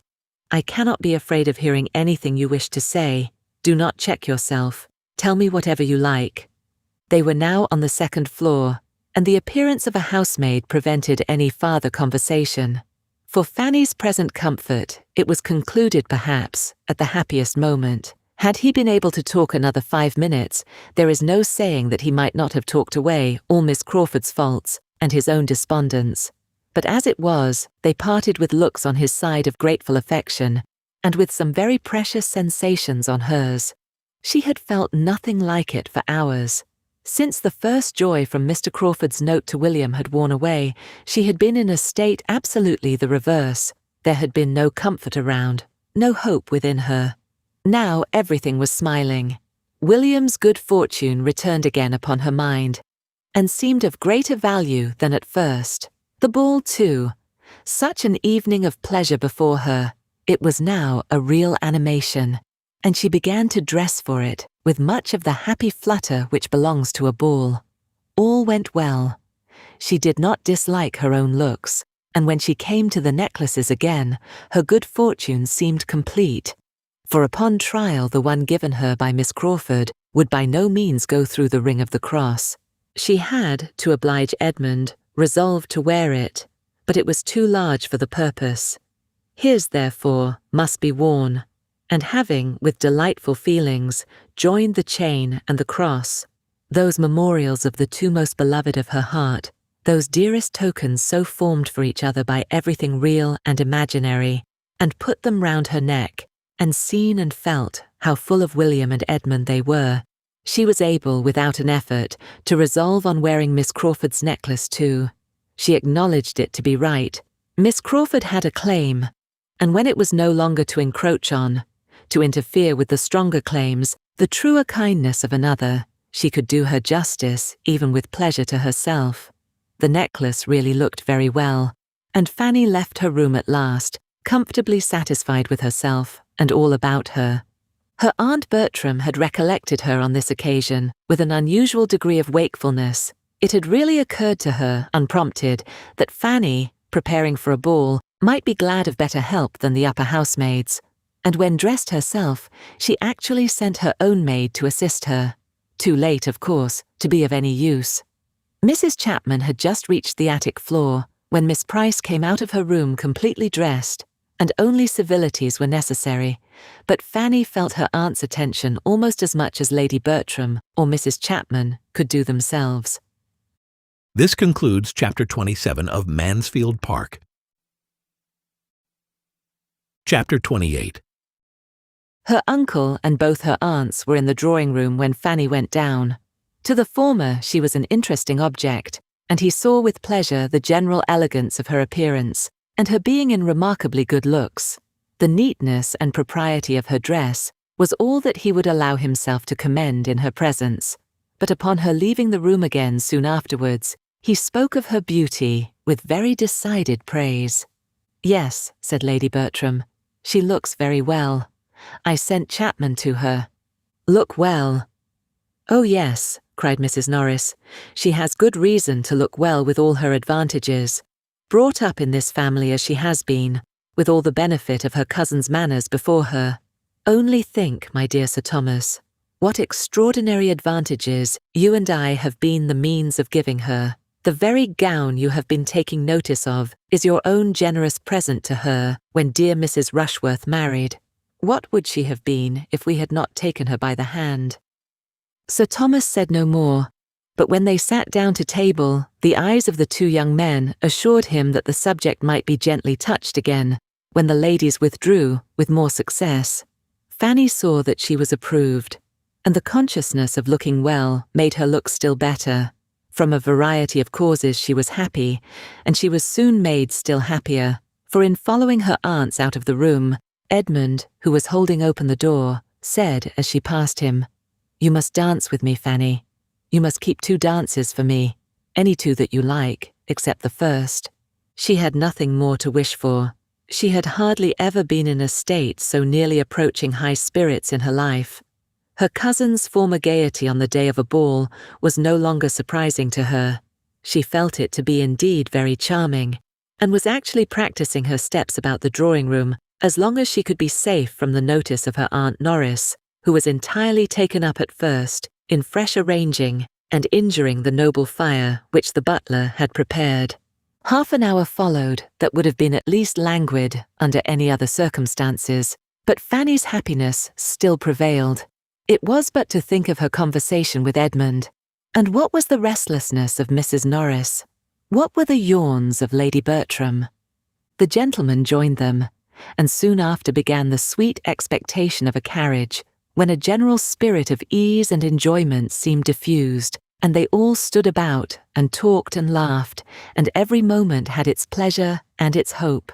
Fanny felt that there must be a struggle in Edmund's cheerfulness, but it was delightful to see the effort so successfully made. When the carriages were really heard, when the guests began really to assemble, her own gaiety of heart was much subdued. The sight of so many strangers threw her back into herself, and besides the gravity and formality of the first great circle, which the manners of neither Sir Thomas nor Lady Bertram were of a kind to do away, she found herself occasionally called on to endure something worse. She was introduced here and there by her uncle, and forced to be spoken to, and to curtsy, and speak again. This was a hard duty, and she was never summoned to it without looking at William, as he walked about at his ease in the background of the scene, and longing to be with him. The entrance of the Grants and Crawfords was a favourable epoch. The stiffness of the meeting soon gave way before their popular manners and more diffused intimacies. Little groups were formed, and everybody grew comfortable. Fanny felt the advantage, and drawing back from the toils of civility, would have been again most happy, could she have kept her eyes from wandering between Edmund and Mary Crawford. She looked all loveliness, and what might not be the end of it. Her own musings were brought to an end on perceiving Mr. Crawford before her, and her thoughts were put into another channel, by his engaging her almost instantly for the first 2 dances. Her happiness on this occasion was very much à la mortale, finely checkered. To be secure of a partner at first was a most essential good, for the moment of beginning was now growing seriously near, and she so little understood her own claims as to think that if Mr. Crawford had not asked her, she must have been the last to be sought after, and should have received a partner only through a series of inquiry and bustle and interference, which would have been terrible. But at the same time there was a pointedness in his manner of asking her which she did not like, and she saw his eye glancing for a moment at her necklace, with a smile. She thought there was a smile, which made her blush and feel wretched. And though there was no second glance to disturb her, though his object seemed then to be only quietly agreeable, she could not get the better of her embarrassment, heightened as it was by the idea of his perceiving it, and had no composure till he turned away to someone else. Then she could gradually rise up to the genuine satisfaction of having a partner, a voluntary partner, secured against the dancing began. When the company were moving into the ballroom, she found herself for the first time near Miss Crawford, whose eyes and smiles were immediately and more unequivocally directed as her brother's had been, and who was beginning to speak on the subject, when Fanny, anxious to get the story over, hastened to give the explanation of the second necklace, the real chain. Miss Crawford listened, and all her intended compliments and insinuations to Fanny were forgotten. She felt only one thing, and her eyes, bright as they had been before, showing they could yet be brighter, she exclaimed with eager pleasure, "Did he? Did Edmund? That was like himself. No other man would have thought of it. I honour him beyond expression." and she looked around as if longing to tell him so. He was not near. He was attending a party of ladies out of the room, and Mrs. Grant coming up to the two girls and taking an arm of each, they followed with the rest. Fanny's heart sunk, but there was no leisure for thinking long even of Miss Crawford's feelings. They were in the ballroom, the violins were playing, and her mind was in a flutter that forbade its fixing on anything serious. She must watch the general arrangements and see how everything was done. In a few minutes, Sir Thomas came to her and asked if she were engaged, and the "yes, sir" to Mr. Crawford was exactly what he had intended to hear. Mr. Crawford was not far off. Sir Thomas brought him to her, saying something which discovered to Fanny that she was to lead the way and open the ball, an idea that had never occurred to her before. Whenever she had thought of the minutiae of the evening, it had been as a matter of course that Edmund would begin with Miss Crawford, and the impression was so strong that though her uncle spoke the contrary, she could not help an exclamation of surprise, a hint of her unfitness, an entreaty even to be excused. To be urging her opinion against Sir Thomas's was a proof of the extremity of the case, but such was her horror at the first suggestion that she could actually look him in the face and say that she hoped it might be settled otherwise. In vain, however. Sir Thomas smiled, tried to encourage her, and then looked too serious, and said too decidedly, "It must be so, my dear," for her to hazard another word, and she found herself the next moment conducted by Mr. Crawford to the top of the room, and standing there to be joined by the rest of the dancers, couple after couple, as they were formed. She could hardly believe it. To be placed above so many elegant young women, the distinction was too great. It was treating her like her cousins, and her thoughts flew to those absent cousins with most unfeigned and truly tender regret that they were not at home to take their own place in the room and have their share of a pleasure which would have been so very delightful to them, so often as she had heard them wish for a ball at home as the greatest of all felicities, and to have them away when it was given, and for her to be opening the ball, and with Mr. Crawford too.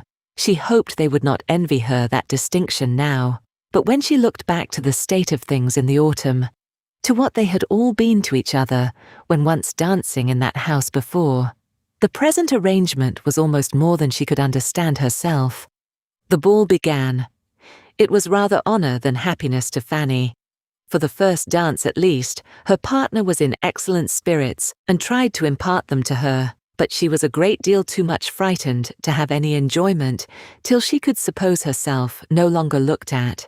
Young, pretty and gentle, however, she had no awkwardnesses that were not as good as graces, and there were few persons present that were not disposed to praise her. She was attractive, she was modest, she was Sir Thomas's niece, and she was soon said to be admired by Mr. Crawford. It was enough to give her general favour. Sir Thomas himself was watching her progress down the dance with much complacency. He was proud of his niece, and without attributing all her personal beauty, as Mrs. Norris seemed to do, to her transplantation to Mansfield, he was pleased with himself for having supplied everything else. Education and manners she owed to him. Miss Crawford saw much of Sir Thomas's thoughts as he stood, and having, in spite of all his wrongs towards her, a general prevailing desire of recommending herself to him, took an opportunity of stepping aside to say something agreeable of Fanny. Her praise was warm, and he received it as she could wish, joining in it as far as discretion and politeness and slowness of speech would allow, and certainly appearing to greater advantage on the subject than his lady did soon afterwards, when Mary, perceiving her on a sofa very near, turned round before she began to dance, to compliment her on Miss Price's looks. "Yes, she does look very well," was Lady Bertram's placid reply. "Chapman helped her to dress. I sent Chapman to her. Not but that she was really pleased to have Fanny admired, but she was so much more struck with her own kindness in sending Chapman to her that she could not get it out of her head." Miss Crawford knew Mrs. Norris too well to think of gratifying her by commendation of Fanny. To her it was as the occasion offered. "Ah, ma'am, how much we want dear Mrs. Rushworth and Julia tonight," and Mrs. Norris paid her with as many smiles and courteous words as she had time for, amid so much occupation as she found for herself in making up card tables, giving hints to Sir Thomas, and trying to move all the chaperones to a better part of the room, Miss Crawford blundered most towards Fanny herself in her intentions to please. She meant to be giving her little heart a happy flutter and filling her with sensations of delightful self-consequence, and, misinterpreting Fanny's blushes, still thought she must be doing so when she went to her after the 2 first dances and said, with a significant look, "Perhaps you can tell me why my brother goes to town tomorrow. He says he has business there, but will not tell me what. The first time he ever denied me his confidence. But this is what we all come to. All are supplanted sooner or later. Now, I must apply to you for information. Pray, what is Henry going for?" Fanny protested her ignorance as steadily as her embarrassment allowed. "Well then," replied Miss Crawford, laughing, "I must suppose it to be purely for the pleasure of conveying your brother and of talking of you by the way." Fanny was confused, but it was the confusion of discontent, while Miss Crawford wondered she did not smile, and thought her over-anxious, or thought her odd, or thought her anything rather than insensible of pleasure in Henry's attentions. Fanny had a good deal of enjoyment in the course of the evening, but Henry's attentions had very little to do with it. She would much rather not have been asked by him again so very soon, and she wished she had not been obliged to suspect that his previous inquiries of Mrs. Norris about the supper hour were all for the sake of securing her at that part of the evening. But it was not to be avoided. He made her feel that she was the object of all, though she could not say that it was unpleasantly done, that there was indelicacy or ostentation in his manner, and sometimes, when he talked of William, he was really not unagreeable, and showed even a warmth of heart which did him credit. But still his attentions made no part of her satisfaction. She was happy whenever she looked at William, and saw how perfectly he was enjoying himself. In every 5 minutes that she could walk about with him and hear his account of his partners, she was happy in knowing herself admired, and she was happy in having the 2 dances with Edmund still to look forward to, during the greatest part of the evening, her hand being so eagerly sought after that her indefinite engagement with him was in continual perspective. She was happy even when they did take place, but not from any flow of spirits on his side or any such expressions of tender gallantry as had blessed the morning. His mind was fagged, and her happiness sprung from being the friend with whom it could find repose. "I am worn out with civility," said he. "I have been talking incessantly all night, and with nothing to say. But with you, Fanny, there may be peace. You will not want to be talked to. Let us have the luxury of silence." Fanny would hardly even speak her agreement, a weariness arising probably, in great measure, from the same feelings which he had acknowledged in the morning, was peculiarly to be respected, and they went down their 2 dances together with such sober tranquillity as might satisfy any looker-on that Sir Thomas had been bringing up no wife for his younger son. The evening had afforded Edmund little pleasure. Miss Crawford had been in gay spirits when they first danced together, but it was not her gaiety that could do him good. It rather sank than raised his comfort. And afterwards, for he found himself still impelled to seek her again, she had absolutely pained him by her manner of speaking of the profession to which he was now on the point of belonging. They had talked, and they had been silent. He had reasoned, she had ridiculed, and they had parted at last with mutual vexation. Fanny, not able to refrain entirely from observing them, had seen enough to be tolerably satisfied. It was barbarous to be happy when Edmund was suffering. Yet some happiness must and would arise from the very conviction that he did suffer. When her 2 dances with him were over, her inclination and strength for more were pretty well at an end, and Sir Thomas, having seen her walk rather than dance down the shortening set, breathless, and with her hand at her side, gave his orders for her sitting down entirely. From that time, Mr. Crawford sat down likewise. "Poor Fanny," cried William, coming for a moment to visit her, and working away his partner's fan as if for life. "How soon she is knocked up. Why, the sport is but just begun. I hope we shall keep it up these 2 hours. How can you be tired so soon?" "So soon, my good friend," said Sir Thomas, producing his watch with all necessary caution. "It is 3 o'clock, and your sister is not used to these sort of hours." Well then, Fanny, you shall not get up tomorrow before I go. Sleep as long as you can, and never mind me. Oh, William. What? Did she think of being up before you set off? Oh, yes, sir, cried Fanny, rising eagerly from her seat to be nearer her uncle. I must get up and breakfast with him. It will be the last time, you know, the last morning. You had better not. He is to have breakfasted and be gone by 9:30. Mr. Crawford, I think you call for him at 9:30. Fanny was too urgent, however, and had too many tears in her eyes for denial, and it ended in a gracious, well, well, which was permission. Yes, 9:30, said Crawford to William, as the latter was leaving them, and I shall be punctual, for there will be no kind sister to get up for me. And in a lower tone to Fanny, I shall have only a desolate house to hurry from. Your brother will find my ideas of time and his own very different tomorrow. After a short consideration, Sir Thomas asked Crawford to join the early breakfast party in that house instead of eating alone. He should himself be of it, and the readiness with which his invitation was accepted convinced him that the suspicions whence, he must confess to himself, this very ball had in great measure sprung, were well founded. Mr. Crawford was in love with Fanny. He had a pleasing anticipation of what would be. His niece, meanwhile, did not thank him for what he had just done. She had hoped to have William all to herself the last morning.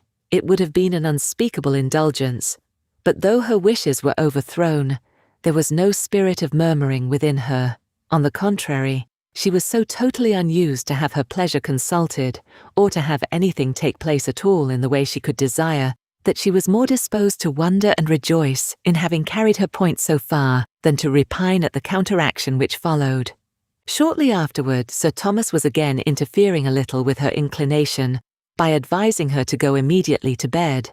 Advise was his word, but it was the advice of absolute power, and she had only to rise and, with Mr. Crawford's very cordial adieus, pass quietly away, stopping at the entrance door like the lady of Branxholme Hall, one moment and no more, to view the happy scene and take a last look at the 5 or 6 determined couple who were still hard at work, and then, creeping slowly up the principal staircase, pursued by the ceaseless country dance, feverish with hopes and fears, soup and negus, sore-footed and fatigued, restless and agitated, yet feeling, in spite of everything, that a ball was indeed delightful. In thus sending her away, Sir Thomas perhaps might not be thinking merely of her health. It might occur to him that Mr. Crawford had been sitting by her long enough, or he might mean to recommend her as a wife by showing her persuadableness. This concludes Chapter 28 of Mansfield Park. Chapter 29. The ball was over, and the breakfast was soon over too. The last kiss was given, and William was gone. Mr. Crawford had, as he foretold, been very punctual, and short and pleasant had been the meal. After seeing William to the last moment, Fanny walked back to the breakfast-room with a very saddened heart to grieve over the melancholy change, and there her uncle kindly left her to cry in peace, conceiving, perhaps, that the deserted chair of each young man might exercise her tender enthusiasm, and that the remaining cold pork bones and mustard in William's plate might but divide her feelings with the broken eggshells in Mr. Crawford's. She sat and cried con amore, as her uncle intended, but it was con amore fraternal and no other. William was gone, and she now felt as if she had wasted half his visit in idle cares and selfish solicitudes unconnected with him. Fanny's disposition was such that she could never even think of her Aunt Norris, in the meagreness and cheerlessness of her own small house, without reproaching herself for some little want of attention to her when they had been last together. Much less could her feelings acquit her of having done and said and thought everything by William that was due to him for a whole fortnight. It was a heavy, melancholy day. Soon after the second breakfast, Edmund bade them goodbye for a week, and mounted his horse for Peterborough, and then all were gone. Nothing remained of last night but remembrances, which she had nobody to share in. She talked to her Aunt Bertram. She must talk to somebody of the ball, but her aunt had seen so little of what had passed, and had so little curiosity, that it was heavy work. Lady Bertram was not certain of anybody's dress or anybody's place at supper but her own. She could not recollect what it was that she had heard about one of the Miss Maddoxes, or what it was that Lady Prescott had noticed in Fanny. She was not sure whether Colonel Harrison had been talking of Mr. Crawford or of William when he said he was the finest young man in the room. Somebody had whispered something to her. She had forgot to ask Sir Thomas what it could be. And these were her longest speeches and clearest communications. The rest was only a languid, "Yes, yes, very well. Did you? Did he? I did not see that. I should not know one from the other." This was very bad. It was only better than Mrs. Norris's sharp answers would have been. But she being gone home with all the supernumerary jellies to nurse a sick maid, there was peace and good humour in their little party, though it could not boast much beside. The evening was heavy like the day. "I cannot think what is the matter with me," said Lady Bertram, when the tea things were removed. "I feel quite stupid. It must be sitting up so late last night. Fanny, you must do something to keep me awake. I cannot work. Fetch the cards. I feel so very stupid." The cards were brought, and Fanny played at cribbage with her aunt till bedtime, and as Sir Thomas was reading to himself, no sounds were heard in the room for the next 2 hours beyond the reckonings of the game. And that makes 31, 4 in hand and 8 in crib. "You are to deal, ma'am. Shall I deal for you?" Fanny thought and thought again of the difference which 24 hours had made in that room and all that part of the house. Last night it had been hope and smiles, bustle and motion, noise and brilliancy, in the drawing-room and out of the drawing-room and everywhere. Now it was languor, and all but solitude. A good night's rest improved her spirits. She could think of William the next day more cheerfully, and as the morning afforded her an opportunity of talking over Thursday night with Mrs. Grant and Miss Crawford, in a very handsome style, with all the heightenings of imagination and all the laughs of playfulness which are so essential to the shade of a departed ball, she could afterwards bring her mind without much effort into its everyday state and easily conform to the tranquillity of the present quiet week. They were indeed a smaller party than she had ever known there for a whole day together, and he was gone on whom the comfort and cheerfulness of every family meeting and every meal chiefly depended. But this must be learned to be endured. He would soon be always gone, and she was thankful that she could now sit in the same room with her uncle, hear his voice, receive his questions, and even answer them, without such wretched feelings as she had formerly known. "We miss our 2 young men," was Sir Thomas's observation on both the first and second day as they formed their very reduced circle after dinner, and in consideration of Fanny's swimming eyes, nothing more was said on the first day than to drink their good health. But on the second, it led to something farther. William was kindly commended, and his promotion hoped for. "And there is no reason to suppose," added Sir Thomas, "but that his visits to us may now be tolerably frequent. As to Edmund, we must learn to do without him. This will be the last winter of his belonging to us, as he has done." "Yes," said Lady Bertram, "but I wish he was not going away. They are all going away, I think. I wish they would stay at home." This wish was levelled principally at Julia, who had just applied for permission to go to town with Maria, and as Sir Thomas thought it best for each daughter that the permission should be granted, Lady Bertram, though in her own good nature she would not have prevented it, was lamenting the change it made in the prospect of Julia's return, which would otherwise have taken place about this time. A great deal of good sense followed on Sir Thomas's side, tending to reconcile his wife to the arrangement. Everything that a considerate parent ought to feel was advanced for her use, and everything that an affectionate mother must feel in promoting her children's enjoyment was attributed to her nature. Lady Bertram agreed to it all with a calm "yes," and at the end of a quarter of an hour's silent consideration, spontaneously observed, "Sir Thomas, I have been thinking, and I am very glad we took Fanny as we did, for now the others are away, we feel the good of it." Sir Thomas immediately improved this compliment by adding, "Very true. We show Fanny what a good girl we think her by praising her to her face. She is now a very valuable companion.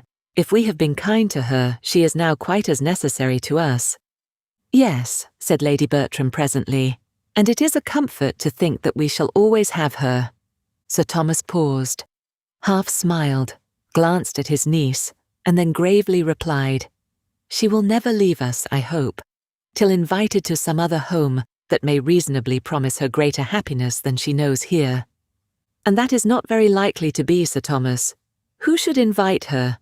Maria might be very glad to see her at Southerton now and then, but she would not think of asking her to live there, and I am sure she is better off here, and besides, I cannot do without her." The week which passed so quietly and peaceably at the great house in Mansfield had a very different character at the parsonage. To the young lady, at least, in each family, it brought very different feelings. What was tranquillity and comfort to Fanny was tediousness and vexation to Mary. Something arose from difference of disposition and habit, one so easily satisfied, the other so unused to endure. But still more might be imputed to difference of circumstances. In some points of interest, they were exactly opposed to each other. To Fanny's mind, Edmund's absence was really, in its cause and its tendency, a relief. To Mary, it was every way painful. She felt the want of his society every day, almost every hour, and was too much in want of it to derive anything but irritation from considering the object for which he went. He could not have devised anything more likely to raise his consequence than this week's absence, occurring as it did at the very time of her brother's going away, of William Price's going too, and completing the sort of general break-up of a party which had been so animated. She felt it keenly. They were now a miserable trio, confined within doors by a series of rain and snow, with nothing to do and no variety to hope for. Angry as she was with Edmund for adhering to his own notions and acting on them in defiance of her, and she had been so angry that they had hardly parted friends at the ball, she could not help thinking of him continually when absent, dwelling on his merit and affection, and longing again for the almost daily meetings they lately had. His absence was unnecessarily long. He should not have planned such an absence. He should not have left home for a week when her own departure from Mansfield was so near. Then she began to blame herself. She wished she had not spoken so warmly in their last conversation.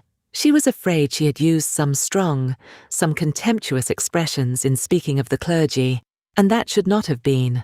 It was ill-bred. It was wrong. She wished such words unsaid with all her heart. Her vexation did not end with the week. All this was bad, but she had still more to feel when Friday came round again and brought no Edmund, when Saturday came and still no Edmund, and when through the slight communication with the other family which Sunday produced, she learned that he had actually written home to defer his return, having promised to remain some days longer with his friend. If she had felt impatience and regret before, if she had been sorry for what she said, and feared its too strong effect on him, she now felt and feared it all tenfold more.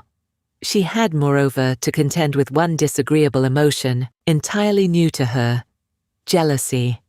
His friend Mr. Owen had sisters. He might find them attractive. But at any rate, his staying away at a time when, according to all preceding plans, she was to remove to London, meant something that she could not bear. Had Henry returned, as he talked of doing, at the end of 3 or 4 days, she should now have been leaving Mansfield. It became absolutely necessary for her to get to Fanny and try to learn something more. She could not live any longer in such solitary wretchedness, and she made her way to the park, through difficulties of walking, which she had deemed unconquerable a week before, for the chance of hearing a little in addition, for the sake of at least hearing his name. The first half-hour was lost, for Fanny and Lady Bertram were together, and unless she had Fanny to herself, she could hope for nothing. But at last, Lady Bertram left the room, and then almost immediately, Miss Crawford thus began, with a voice as well regulated as she could: "And how do you like your cousin Edmund staying away so long? Being the only young person at home, I consider you as the greatest sufferer. You must miss him. Does his staying longer surprise you?" "I do not know," said Fanny hesitatingly. "Yes, I had not particularly expected it." Perhaps he will always stay longer than he talks of. It is the general way all young men do. He did not, the only time he went to see Mr. Owen before. He finds the house more agreeable now. He is a very pleasing young man himself, and I cannot help being rather concerned at not seeing him again before I go to London, as will now undoubtedly be the case. I am looking for Henry every day, and as soon as he comes, there will be nothing to detain me at Mansfield. I should like to have seen him once more, I confess, but you must give my compliments to him. Yes, I think it must be compliments. Is not there a something wanted, Miss Price, in our language? A something between compliments and love, to suit the sort of friendly acquaintance we have had together. So many months' acquaintance, but compliments may be sufficient here. Was his letter a long one? Does he give you much account of what he is doing? Is it Christmas gaieties that he is staying for? I only heard a part of the letter. It was to my uncle, but I believe it was very short. Indeed, I am sure it was but a few lines. All that I heard was that his friend had pressed him to stay longer, and that he had agreed to do so. A few days longer, or some days longer. I am not quite sure which. Oh, if he wrote to his father, but I thought it might have been to Lady Bertram or you. But if he wrote to his father, no wonder he was concise. Who could write chat to Sir Thomas? If he had written to you, there would have been more particulars. You would have heard of balls and parties. He would have sent you a description of everything and everybody. How many Miss Owens are there? 3 grown up. Are they musical? I do not at all know. I never heard. That is the first question, you know, said Miss Crawford, trying to appear gay and unconcerned, which every woman who plays herself is sure to ask about another. But it is very foolish to ask questions about any young ladies, about any 3 sisters just grown up, for one knows, without being told, exactly what they are. All very accomplished and pleasing, and one very pretty. There is a beauty in every family. It is a regular thing. 2 play on the pianoforte, and 1 on the harp, and all sing, or would sing if they were taught, or sing all the better for not being taught, or something like it. I know nothing of the Miss Owens, said Fanny calmly. You know nothing, and you care less, as people say. Never did tone express indifference plainer. Indeed, how can one care for those one has never seen? Well, when your cousin comes back, he will find Mansfield very quiet. All the noisy ones gone, your brother and mine and myself. I do not like the idea of leaving Mrs. Grant now. The time draws near. She does not like my going. Fanny felt obliged to speak. You cannot doubt your being missed by many, said she. You will be very much missed. Miss Crawford turned her eye on her, as if wanting to hear or see more, and then laughingly said, Oh yes, missed as every noisy evil is missed when it is taken away. That is, there is a great difference felt, but I am not fishing. Don't compliment me. If I am missed, it will appear. I may be discovered by those who want to see me. I shall not be in any doubtful or distant or unapproachable region. Now Fanny could not bring herself to speak, and Miss Crawford was disappointed, for she had hoped to hear some pleasant assurance of her power from one who she thought must know, and her spirits were clouded again. The Miss Owens, said she, soon afterwards. Suppose you were to have one of the Miss Owens settled at Thornton Lacey, how should you like it? Stranger things have happened. I dare say they are trying for it, and they are quite in the right, for it would be a very pretty establishment for them. I do not at all wonder or blame them. It is everybody's duty to do as well for themselves as they can. Sir Thomas Bertram's son is somebody, and now he is in their own line. Their father is a clergyman, and their brother is a clergyman, and they are all clergymen together. He is their lawful property. He fairly belongs to them. You don't speak, Fanny. Miss Price, you don't speak. But honestly now, do not you rather expect it than otherwise? No, said Fanny stoutly, I do not expect it at all. Not at all, cried Miss Crawford with alacrity. I wonder at that, but I dare say you know exactly. I always imagine you are. Perhaps you do not think him likely to marry at all. Or not at present. "No, I do not," said Fanny softly, hoping she did not err either in the belief or the acknowledgement of it. Her companion looked at her keenly, and gathering greater spirit from the blush soon produced from such a look, only said, "He is best off as he is," and turned the subject. This concludes Chapter 29 of Mansfield Park. Chapter 30. Miss Crawford's uneasiness was much lightened by this conversation, and she walked home again in spirits which might have defied almost another week of the same small party in the same bad weather had they been put to the proof. But as that very evening brought her brother down from London again in quite, or more than quite, his usual cheerfulness, she had nothing farther to try her own. His still refusing to tell her what he had gone for was but the promotion of gaiety. A day before, it might have irritated, but now it was a pleasant joke. Suspected only of concealing something planned as a pleasant surprise to herself. And the next day did bring a surprise to her. Henry had said he should just go and ask the Bertrams how they did, and be back in 10 minutes. But he was gone above an hour. And when his sister, who had been waiting for him to walk with her in the garden, met him at last most impatiently in the sweep, and cried out, "My dear Henry, where can you have been all this time?" he had only to say that he had been sitting with Lady Bertram and Fanny. "Sitting with them an hour and a half," exclaimed Mary.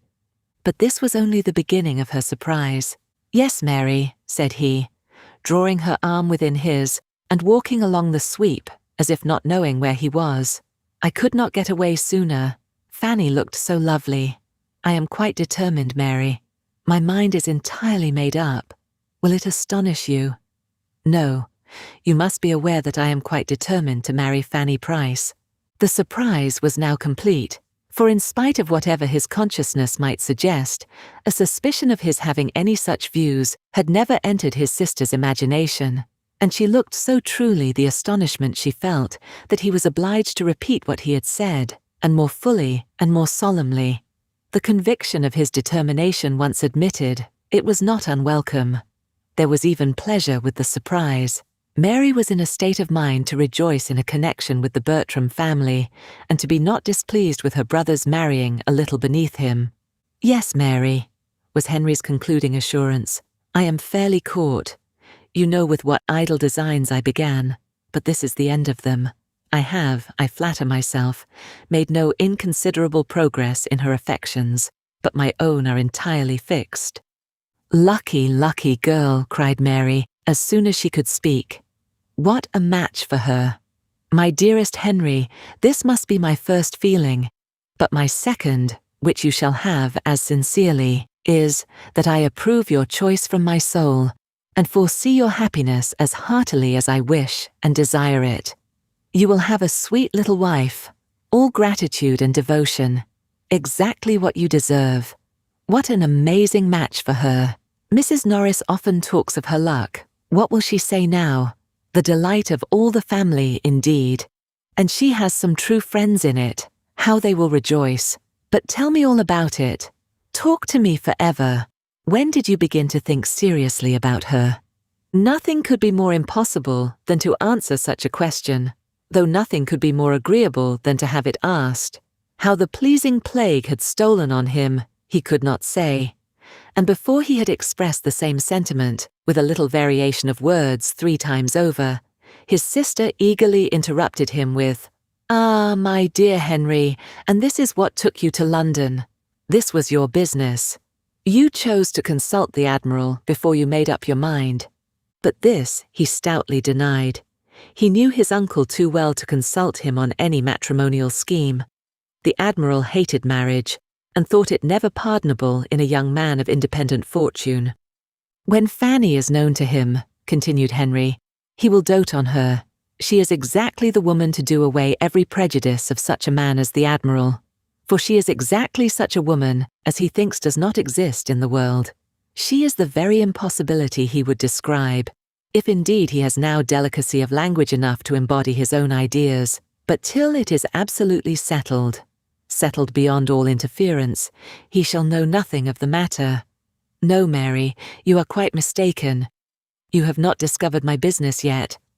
Well, well, I am satisfied. I know now to whom it must relate, and am in no hurry for the rest. Fanny Price. Wonderful, quite wonderful, that Mansfield should have done so much for, that you should have found your fate in Mansfield. But you are quite right, you could not have chosen better. There is not a better girl in the world, and you do not want for fortune. And as to her connections, they are more than good.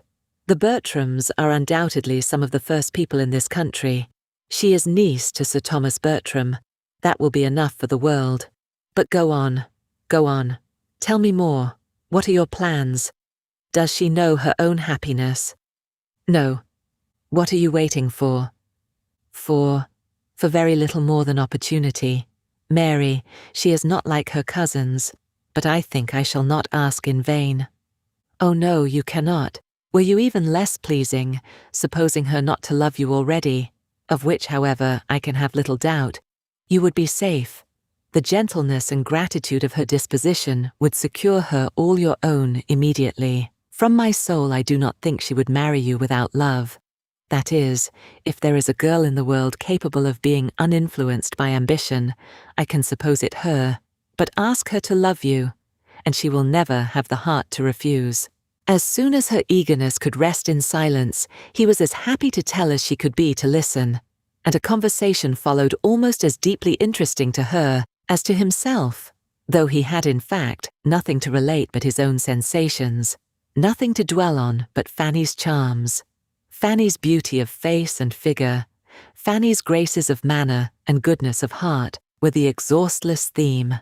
The gentleness, modesty, and sweetness of her character were warmly expatiated on. That sweetness which makes so essential a part of every woman's worth in the judgment of man, that though he sometimes loves where it is not, he can never believe it absent. Her temper he had good reason to depend on and to praise. He had often seen it tried. Was there one of the family, excepting Edmund, who had not in some way or other continually exercised her patience and forbearance? Her affections were evidently strong. To see her with her brother, what could more delightfully prove that the warmth of her heart was equal to its gentleness? What could be more encouraging to a man who had her love in view? Then her understanding was beyond every suspicion, quick and clear, and her manners were the mirror of her own modest and elegant mind. Nor was this all. Henry Crawford had too much sense not to feel the worth of good principles in a wife, though he was too little accustomed to serious reflection to know them by their proper name. But when he talked of her having such a steadiness and regularity of conduct, such a high notion of honour, and such an observance of decorum as might warrant any man in the fullest dependence on her faith and integrity, he expressed what was inspired by the knowledge of her being well-principled and religious. I could so wholly and absolutely confide in her, said he, and that is what I want. Well might his sister, believing as she really did that his opinion of Fanny Price was scarcely beyond her merits, rejoice in her prospects. The more I think of it, she cried, the more am I convinced that you are doing quite right, and though I should never have selected Fanny Price as the girl most likely to attach you, I am now persuaded she is the very one to make you happy. Your wicked project upon her peace turns out a clever thought indeed. You will both find your good in it. It was bad, very bad in me against such a creature, but I did not know her then, and she shall have no reason to lament the hour that first put it into my head. I will make her very happy, Mary, happier than she has ever yet been herself, or ever seen anybody else. I will not take her from Northamptonshire. I shall let Everingham and rent a place in this neighbourhood, perhaps Stanwix Lodge. I shall let a 7 years' lease of Everingham. I am sure of an excellent tenant at half a word. I could name 3 people now who would give me my own terms and thank me. Ha! cried Mary. Settle in Northamptonshire. That is pleasant. Then we shall be all together. When she had spoken it, she recollected herself and wished it unsaid. But there was no need of confusion, for her brother saw her only as the supposed inmate of Mansfield Parsonage, and replied but to invite her in the kindest manner to his own house, and to claim the best right in her. You must give us more than half your time, said he. I cannot admit Mrs. Grant to have an equal claim with Fanny and myself, for we shall both have a right in you. Fanny will be so truly your sister." Mary had only to be grateful and give general assurances, but she was now very fully purposed to be the guest of neither brother nor sister many months longer. "You will divide your year between London and Northamptonshire." "Yes, that's right, and in London, of course, a house of your own, no longer with the Admiral. My dearest Henry, the advantage to you of getting away from the Admiral before your manners are hurt by the contagion of his, before you have contracted any of his foolish opinions, or learned to sit over your dinner as if it were the best blessing of life. You are not sensible of the gain, for your regard for him has blinded you, but, in my estimation, your marrying early may be the saving of you. To have seen you grow like the Admiral in word or deed, look or gesture, would have broken my heart. Well, we do not think quite alike here. The Admiral has his faults, but he is a very good man, and has been more than a father to me. Few fathers would have let me have my own way half so much. You must not prejudice Fanny against him. I must have them love one another." Mary refrained from saying what she felt, that there could not be two persons in existence whose characters and manners were less accordant. Time would discover it to him, but she could not help this reflection on the Admiral. "Henry, I think so highly of Fanny Price, that if I could suppose the next Mrs. Crawford would have half the reason which my poor ill-used aunt had to abhor the very name, I would prevent the marriage if possible. But I know you. I know that a wife you loved would be the happiest of women, and that even when you ceased to love, she would yet find in you the liberality and good breeding of a gentleman. The impossibility of not doing everything in the world to make Fanny Price happy, or of ceasing to love Fanny Price, was of course the groundwork of his eloquent answer. "Had you seen her this morning, Mary," he continued, "attending with such ineffable sweetness and patience to all the demands of her aunt's stupidity, working with her and for her, her colour beautifully heightened as she leant over the work, then returning to her seat to finish a note which she was previously engaged in writing for that stupid woman's service, and all this with such unpretending gentleness, so much as if it were a matter of course that she was not to have a moment at her own command, her hair arranged as neatly as it always is, and one little curl falling forward as she wrote, which she now and then shook back, and in the midst of all this, still speaking at intervals to me, or listening, and as if she liked to listen, to what I said. Had you seen her so, Mary, you would not have implied the possibility of her power over my heart ever ceasing." "My dearest Henry," cried Mary, stopping short and smiling in his face, "how glad I am to see you so much in love. It quite delights me. But what will Mrs. Rushworth and Julia say?" "I care neither what they say nor what they feel. They will now see what sort of woman it is that can attach me, that can attach a man of sense. I wish the discovery may do them any good, and they will now see their cousin treated as she ought to be, and I wish they may be heartily ashamed of their own abominable neglect and unkindness. They will be angry," he added, after a moment's silence, and in a cooler tone. "Mrs. Rushworth will be very angry. It will be a bitter pill to her. That is, like other bitter pills, it will have 2 moments' ill flavour, and then be swallowed and forgotten. For I am not such a coxcomb as to suppose her feelings more lasting than other women's, though I was the object of them. Yes, Mary, my Fanny will feel a difference indeed, a daily, hourly difference in the behaviour of every being who approaches her, and it will be the completion of my happiness to know that I am the doer of it, that I am the person to give the consequence so justly her due. Now she is dependent, helpless, friendless, neglected, forgotten. Nay, Henry, not by all, not forgotten by all, not friendless or forgotten. Her cousin Edmund never forgets her. Edmund? True, I believe he is, generally speaking, kind to her, and so is Sir Thomas in his way, but it is the way of a rich, superior, long-worded, arbitrary uncle. What can Sir Thomas and Edmund together do? What do they do for her happiness, comfort, honour and dignity in the world? To what I shall do. This concludes Chapter 30 of Mansfield Park. Please like this video and subscribe to our channel. Your support is appreciated. Chapter 31.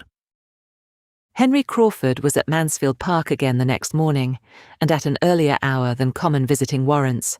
The two ladies were together in the breakfast room, and, fortunately for him, Lady Bertram was on the very point of quitting it as he entered. She was almost at the door, and not choosing by any means to take so much trouble in vain, she still went on, after a civil reception, a short sentence about being waited for, and a "let Sir Thomas know" to the servant. Henry, overjoyed to have her go, bowed and watched her off, and without losing another moment, turned instantly to Fanny, and taking out some letters, said, with a most animated look, "I must acknowledge myself infinitely obliged to any creature who gives me such an opportunity of seeing you alone. I have been wishing it more than you can have any idea. Knowing as I do what your feelings as a sister are, I could hardly have borne that anyone in the house should share with you in the first knowledge of the news I now bring. He is made. Your brother is a lieutenant. I have the infinite satisfaction of congratulating you on your brother's promotion. Here are the letters which announce it, this moment come to hand. You will, perhaps, like to see them." Fanny could not speak, but he did not want her to speak. To see the expression of her eyes, the change of her complexion, the progress of her feelings, their doubt, confusion, and felicity, was enough. She took the letters as he gave them.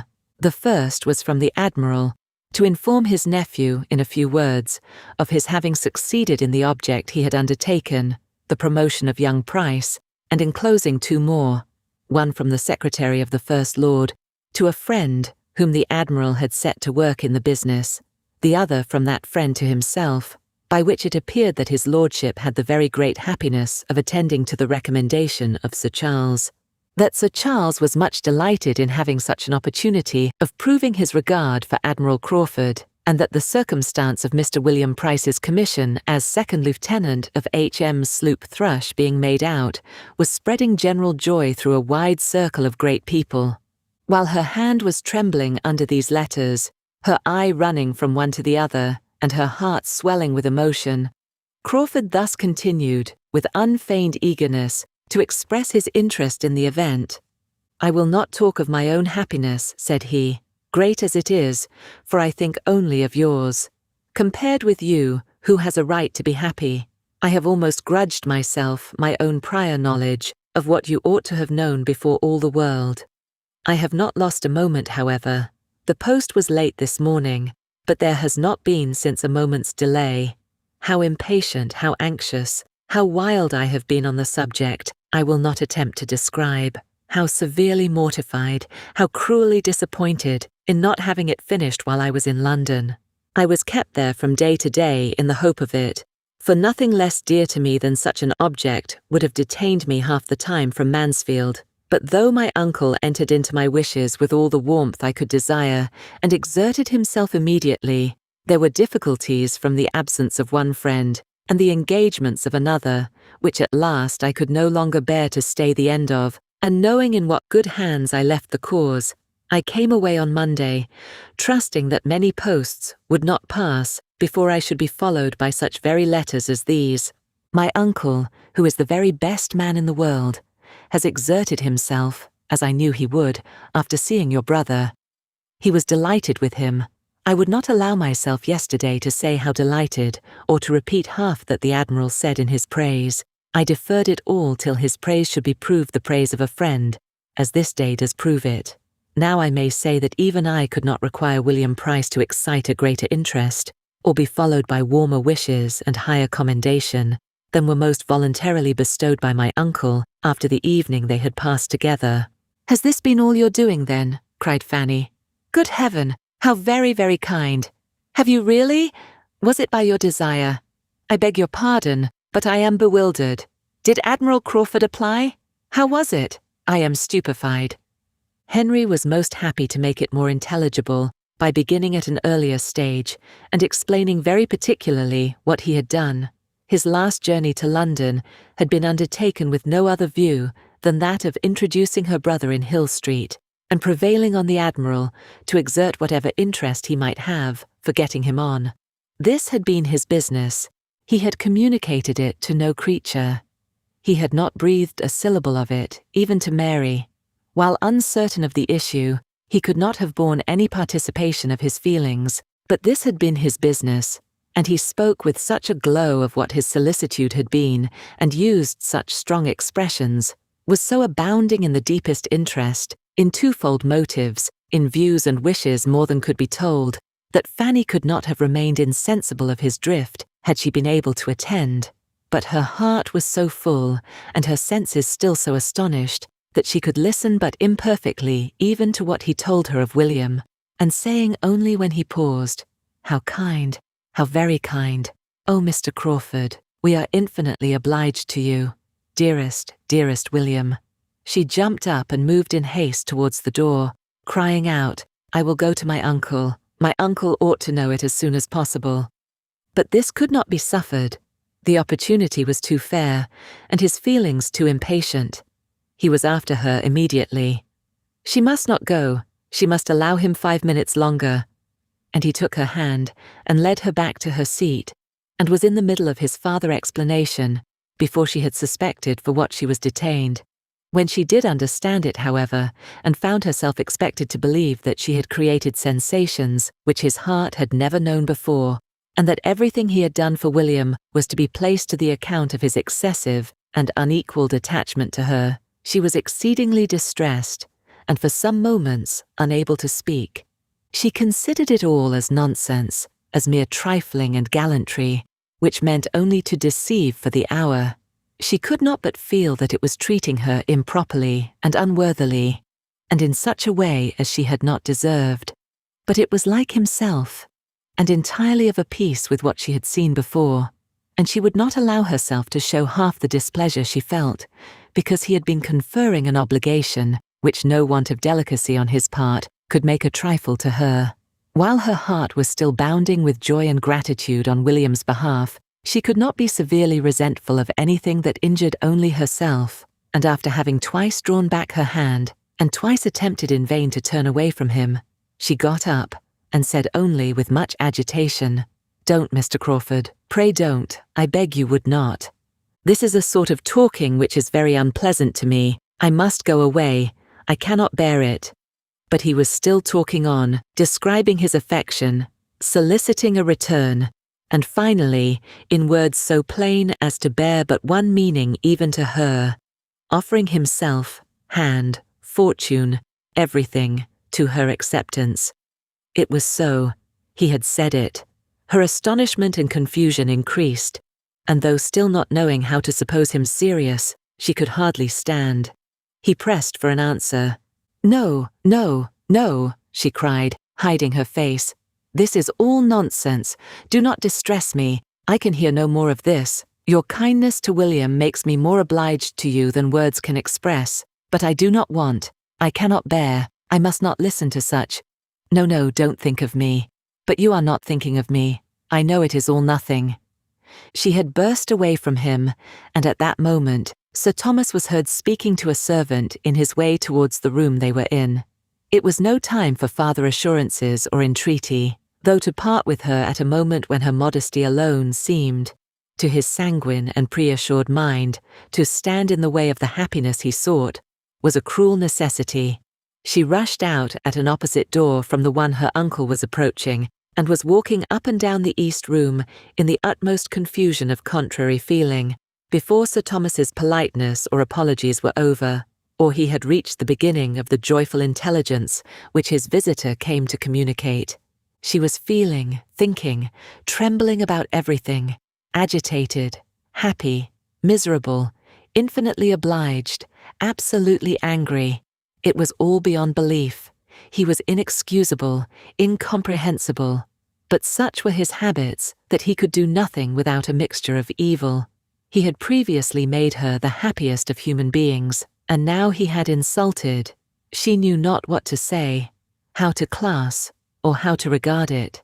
She would not have him be serious, and yet what could excuse the use of such words and offers, if they meant but to trifle? But William was a lieutenant. That was a fact, beyond a doubt, and without an alloy. She would think of it forever, and forget all the rest. Mr. Crawford would certainly never address her so again.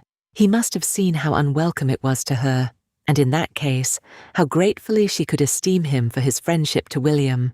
She would not stir farther from the east room than the head of the great staircase, till she had satisfied herself of Mr. Crawford's having left the house, but when convinced of his being gone, she was eager to go down and be with her uncle, and have all the happiness of his joy as well as her own, and all the benefit of his information, or his conjectures, as to what would now be William's destination. Sir Thomas was as joyful as she could desire, and very kind and communicative, and she had so comfortable a talk with him about William as to make her feel as if nothing had occurred to vex her, till she found, towards the close, that Mr. Crawford was engaged to return and dine there that very day. This was a most unwelcome hearing, for though he might think nothing of what had passed, it would be quite distressing to her to see him again so soon. She tried to get the better of it, tried very hard as the dinner hour approached, to feel and appear as usual, but it was quite impossible for her not to look most shy and uncomfortable when their visitor entered the room. She could not have supposed it in the power of any concurrence of circumstances to give her so many painful sensations on the first day of hearing of William's promotion. Mr. Crawford was not only in the room, he was soon close to her. He had a note to deliver from his sister. Fanny could not look at him, but there was no consciousness of past folly in his voice. She opened her note immediately, glad to have anything to do, and happy as she read it, to feel that the fidgetings of her Aunt Norris, who was also to dine there, screened her a little from view. My dear Fanny, for so I may now always call you, to the infinite relief of a tongue that has been stumbling at Miss Price for at least the last 6 weeks, I cannot let my brother go without sending you a few lines of general congratulation and giving my most joyful consent and approval. Go on, my dear Fanny, and without fear, there can be no difficulties worth naming. I choose to suppose that the assurance of my consent will be something. So you may smile upon him with your sweetest smiles this afternoon, and send him back to me even happier than he goes. Yours affectionately, M.C. These were not expressions to do Fanny any good, for though she read in too much haste and confusion to form the clearest judgment of Miss Crawford's meaning, it was evident that she meant to compliment her on her brother's attachment, and even to appear to believe it serious. She did not know what to do or what to think. There was wretchedness in the idea of its being serious. There was perplexity and agitation every way. She was distressed whenever Mr. Crawford spoke to her, and he spoke to her much too often, and she was afraid there was a something in his voice and manner in addressing her very different from what they were when he talked to the others. Her comfort in that day's dinner was quite destroyed. She could hardly eat anything, and when Sir Thomas good-humouredly observed that joy had taken away her appetite, she was ready to sink with shame, from the dread of Mr. Crawford's interpretation, for though nothing could have tempted her to turn her eyes to the right hand, where he sat, she felt that his were immediately directed towards her. She was more silent than ever. She would hardly join even when William was the subject, for his commission came all from the right hand too, and there was pain in the connection. She thought Lady Bertram sat longer than ever, and began to be in despair of ever getting away, but at last they were in the drawing-room, and she was able to think as she would, while her aunts finished the subject of William's appointment in their own style. Mrs. Norris seemed as much delighted with the saving it would be to Sir Thomas as with any part of it. Now William would be able to keep himself, which would make a vast difference to his uncle, for it was unknown how much he had cost his uncle. And indeed, it would make some difference in her presence too. She was very glad that she had given William what she did at parting. Very glad indeed that it had been in her power, without material inconvenience, just at that time, to give him something rather considerable, that is, for her, with her limited means, for now it would all be useful in helping to fit up his cabin.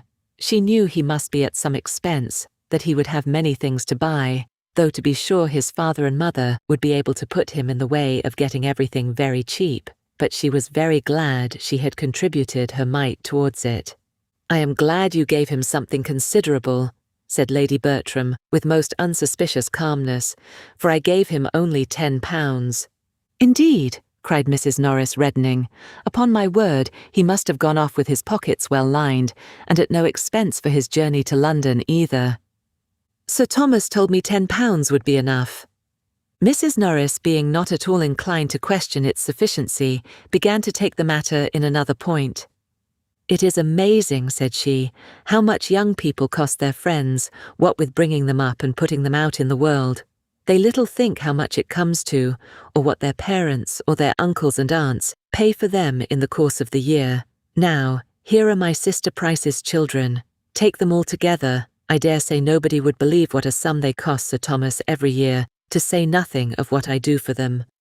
"Very true, sister, as you say, but poor things, they cannot help it, and you know it makes very little difference to Sir Thomas. Fanny, William must not forget my shawl if he goes to the East Indies, and I shall give him a commission for anything else that is worth having. I wish he may go to the East Indies, that I may have my shawl. I think I will have 2 shawls, Fanny." Fanny, meanwhile, speaking only when she could not help it, was very earnestly trying to understand what Mr. and Miss Crawford were at. There was everything in the world against their being serious, but his words and manner. Everything natural, probable, reasonable, was against it. All their habits and ways of thinking, and all her own demerits.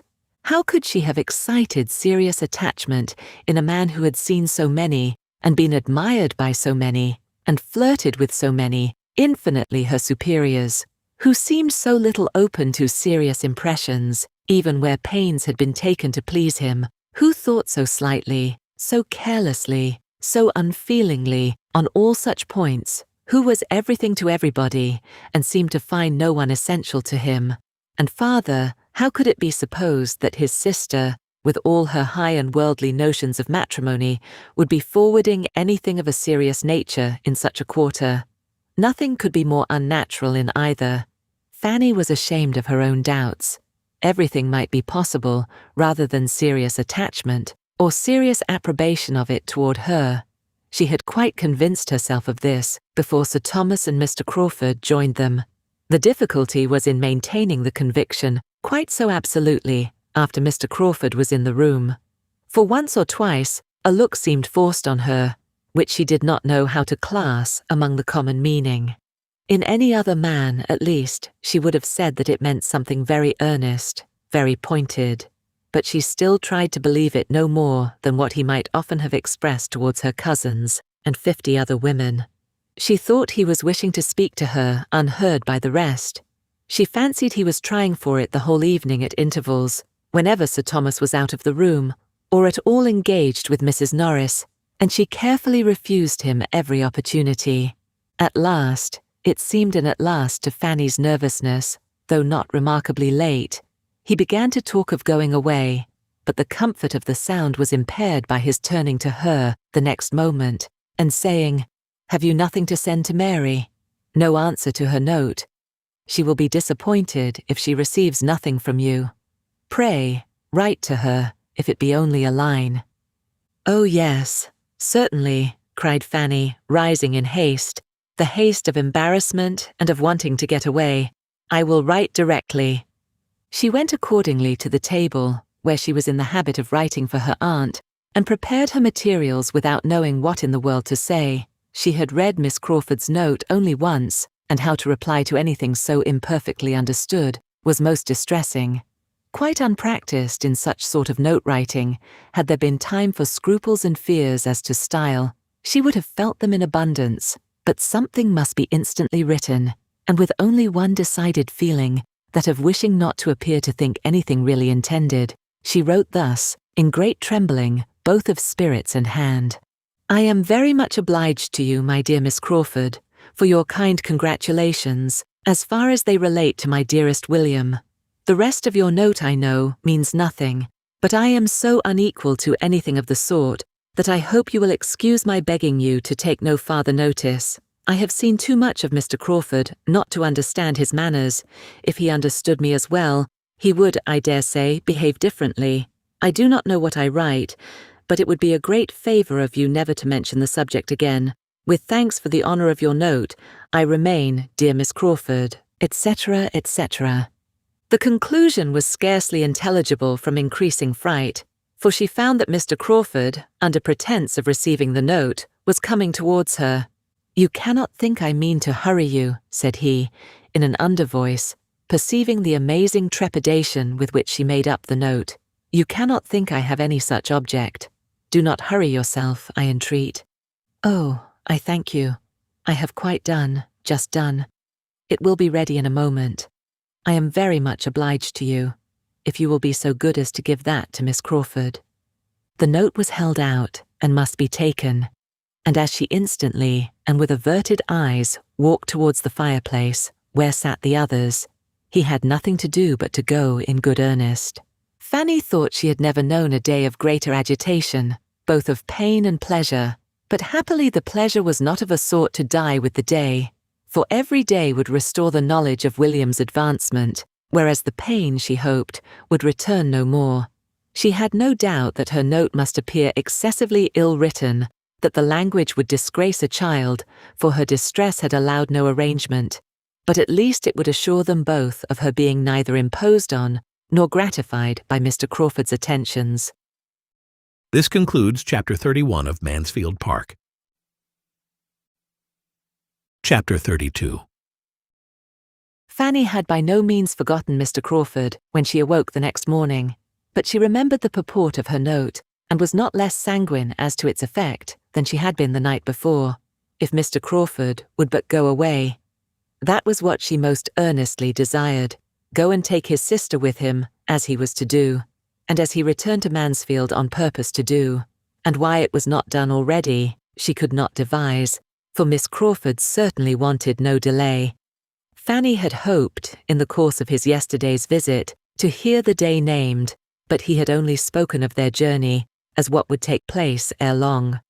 Having so satisfactorily settled the conviction her note would convey, she could not but be astonished to see Mr. Crawford, as she accidentally did, coming up to the house again, and at an hour as early as the day before.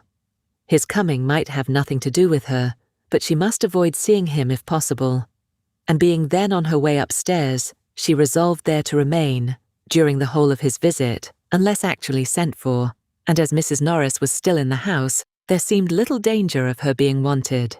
She sat some time in a good deal of agitation, listening, trembling, and fearing to be sent for every moment, but as no footsteps approached the east room, she grew gradually composed, could sit down, and be able to employ herself, and able to hope that Mr. Crawford had come, and would go without her being obliged to know anything of the matter. Nearly half an hour had passed, and she was growing very comfortable, when suddenly the sound of a step in regular approach was heard. A heavy step, an unusual step in that part of the house. It was her uncle's. She knew it as well as his voice. She had trembled at it as often, and began to tremble again at the idea of his coming up to speak to her, whatever might be the subject. It was indeed Sir Thomas who opened the door and asked if she were there, and if he might come in. The terror of his former occasional visits to that room seemed all renewed, and she felt as if he were going to examine her again in French and English. She was all attention, however, in placing a chair for him, and trying to appear honoured, and, in her agitation, had quite overlooked the deficiencies of her apartment, till he, stopping short as he entered, said with much surprise, "Why have you no fire today?" There was snow on the ground, and she was sitting in a shawl. She hesitated. "I am not cold, sir. I never sit here long at this time of year." "But you have a fire in general?" "No, sir." "How comes this about? Here must be some mistake. I understood that you had the use of this room by way of making you perfectly comfortable. In your bedchamber I know you cannot have a fire. Here is some great misapprehension which must be rectified. It is highly unfit for you to sit, be it only half an hour a day, without a fire. You are not strong. You are chilly. Your aunt cannot be aware of this." Fanny would rather have been silent, but being obliged to speak, she could not forbear, in justice to the aunt she loved best, from saying something in which the words, "my Aunt Norris," were distinguishable. "I understand," cried her uncle, recollecting himself, and not wanting to hear more. "I understand. Your Aunt Norris has always been an advocate, and very judiciously, for young people's being brought up without unnecessary indulgences. But there should be moderation in everything. She is also very hardy herself, which of course will influence her in her opinion of the wants of others. And on another account too, I can perfectly comprehend. I know what her sentiments have always been. The principle was good in itself, but it may have been, and I believe has been, carried too far in your case. I am aware that there has been sometimes, in some points, a misplaced distinction, but I think too well of you, Fanny, to suppose you will ever harbour resentment on that account. You have an understanding which will prevent you from receiving things only in part, and judging partially by the event. You will take in the whole of the past, you will consider times, persons, and probabilities, and you will feel that they were not least your friends who were educating and preparing you for that mediocrity of condition which seemed to be your lot. Though their caution may prove eventually unnecessary, it was kindly meant, and of this you may be assured, that every advantage of affluence will be doubled by the little privations and restrictions that may have been imposed. I am sure you will not disappoint my opinion of you, by failing at any time to treat your Aunt Norris with the respect and attention that are due to her. But enough of this. Sit down, my dear. I must speak to you for a few minutes, but I will not detain you long. Fanny obeyed, with eyes cast down and colour rising. After a moment's pause, Sir Thomas, trying to suppress a smile, went on. You are not aware, perhaps, that I have had a visitor this morning. I had not been long in my own room after breakfast, when Mr. Crawford was shown in. His errand you may probably conjecture. Fanny's colour grew deeper and deeper, and her uncle, perceiving that she was embarrassed to a degree that made either speaking or looking up quite impossible, turned away his own eyes, and without any farther pause proceeded in his account of Mr. Crawford's visit. Mr. Crawford's business had been to declare himself the lover of Fanny, make decided proposals for her, and entreat the sanction of the uncle, who seemed to stand in the place of her parents, and he had done it all so well, so openly, so liberally, so properly, that Sir Thomas, feeling, moreover, his own replies, and his own remarks to have been very much to the purpose, was exceedingly happy to give the particulars of their conversation, and little aware of what was passing in his niece's mind, conceived that by such details he must be gratifying her far more than himself. He talked, therefore, for several minutes, without Fanny's daring to interrupt him. She had hardly even attained the wish to do it. Her mind was in too much confusion. She had changed her position, and, with her eyes fixed intently on one of the windows, was listening to her uncle in the utmost perturbation and dismay. For a moment he ceased, but she had barely become conscious of it, when, rising from his chair, he said, "And now, Fanny, having performed one part of my commission, and shown you everything placed on a basis the most assured and satisfactory, I may execute the remainder by prevailing on you to accompany me downstairs, where, though I cannot but presume on having been no unacceptable companion myself, I must submit to your finding one still better worth listening to. Mr. Crawford, as you have perhaps foreseen, is yet in the house. He is in my room, and hoping to see you there." There was a look, a start, an exclamation on hearing this, which astonished Sir Thomas. But what was his increase of astonishment on hearing her exclaim, "Oh no, sir, I cannot. Indeed, I cannot go down to him.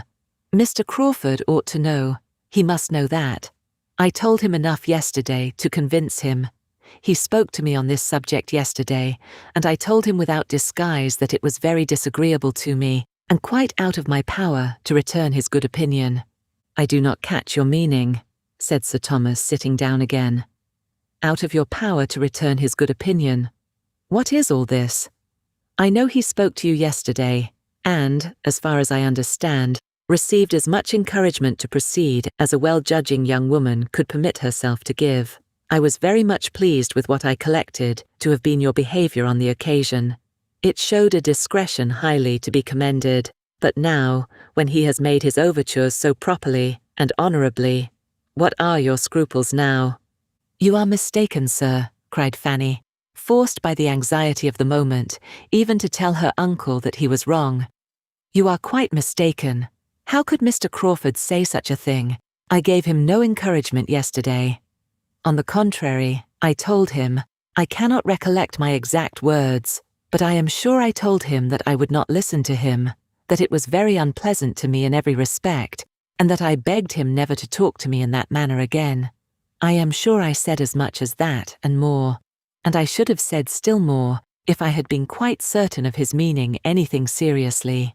But I did not like to be, I could not bear to be, imputing more than might be intended. I thought it might all pass for nothing with him. She could say no more. Her breath was almost gone. Am I to understand, said Sir Thomas, after a few moments' silence, that you mean to refuse Mr. Crawford? Yes, sir. Refuse him? Yes, sir. Refuse Mr. Crawford. Upon what plea? For what reason? I cannot like him, sir, well enough to marry him. This is very strange, said Sir Thomas, in a voice of calm displeasure. There is something in this which my comprehension does not reach. Here is a young man wishing to pay his addresses to you, with everything to recommend him, not merely situation in life, fortune and character, but with more than common agreeableness, with address and conversation pleasing to everybody. And he is not an acquaintance of today. You have now known him some time. His sister, moreover, is your intimate friend, and he has been doing that for your brother, which I should suppose would have been almost sufficient recommendation to you, had there been no other. It is very uncertain when my interest might have got William on. He has done it already.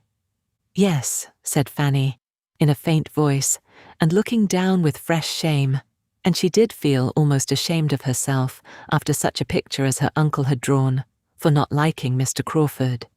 You must have been aware, continued Sir Thomas presently, you must have been some time aware of a particularity in Mr. Crawford's manners to you. This cannot have taken you by surprise. You must have observed his attentions, and though you always received them very properly, I have no accusation to make on that head, I never perceived them to be unpleasant to you. I am half inclined to think, Fanny, that you do not quite know your own feelings. Oh yes, sir, indeed I do. His attentions were always what I did not like. Sir Thomas looked at her with deeper surprise. This is beyond me, said he. This requires explanation. Young as you are, and having seen scarcely anyone, it is hardly possible that your affections— He paused and eyed her fixedly. He saw her lips formed into a no, though the sound was inarticulate, but her face was like scarlet.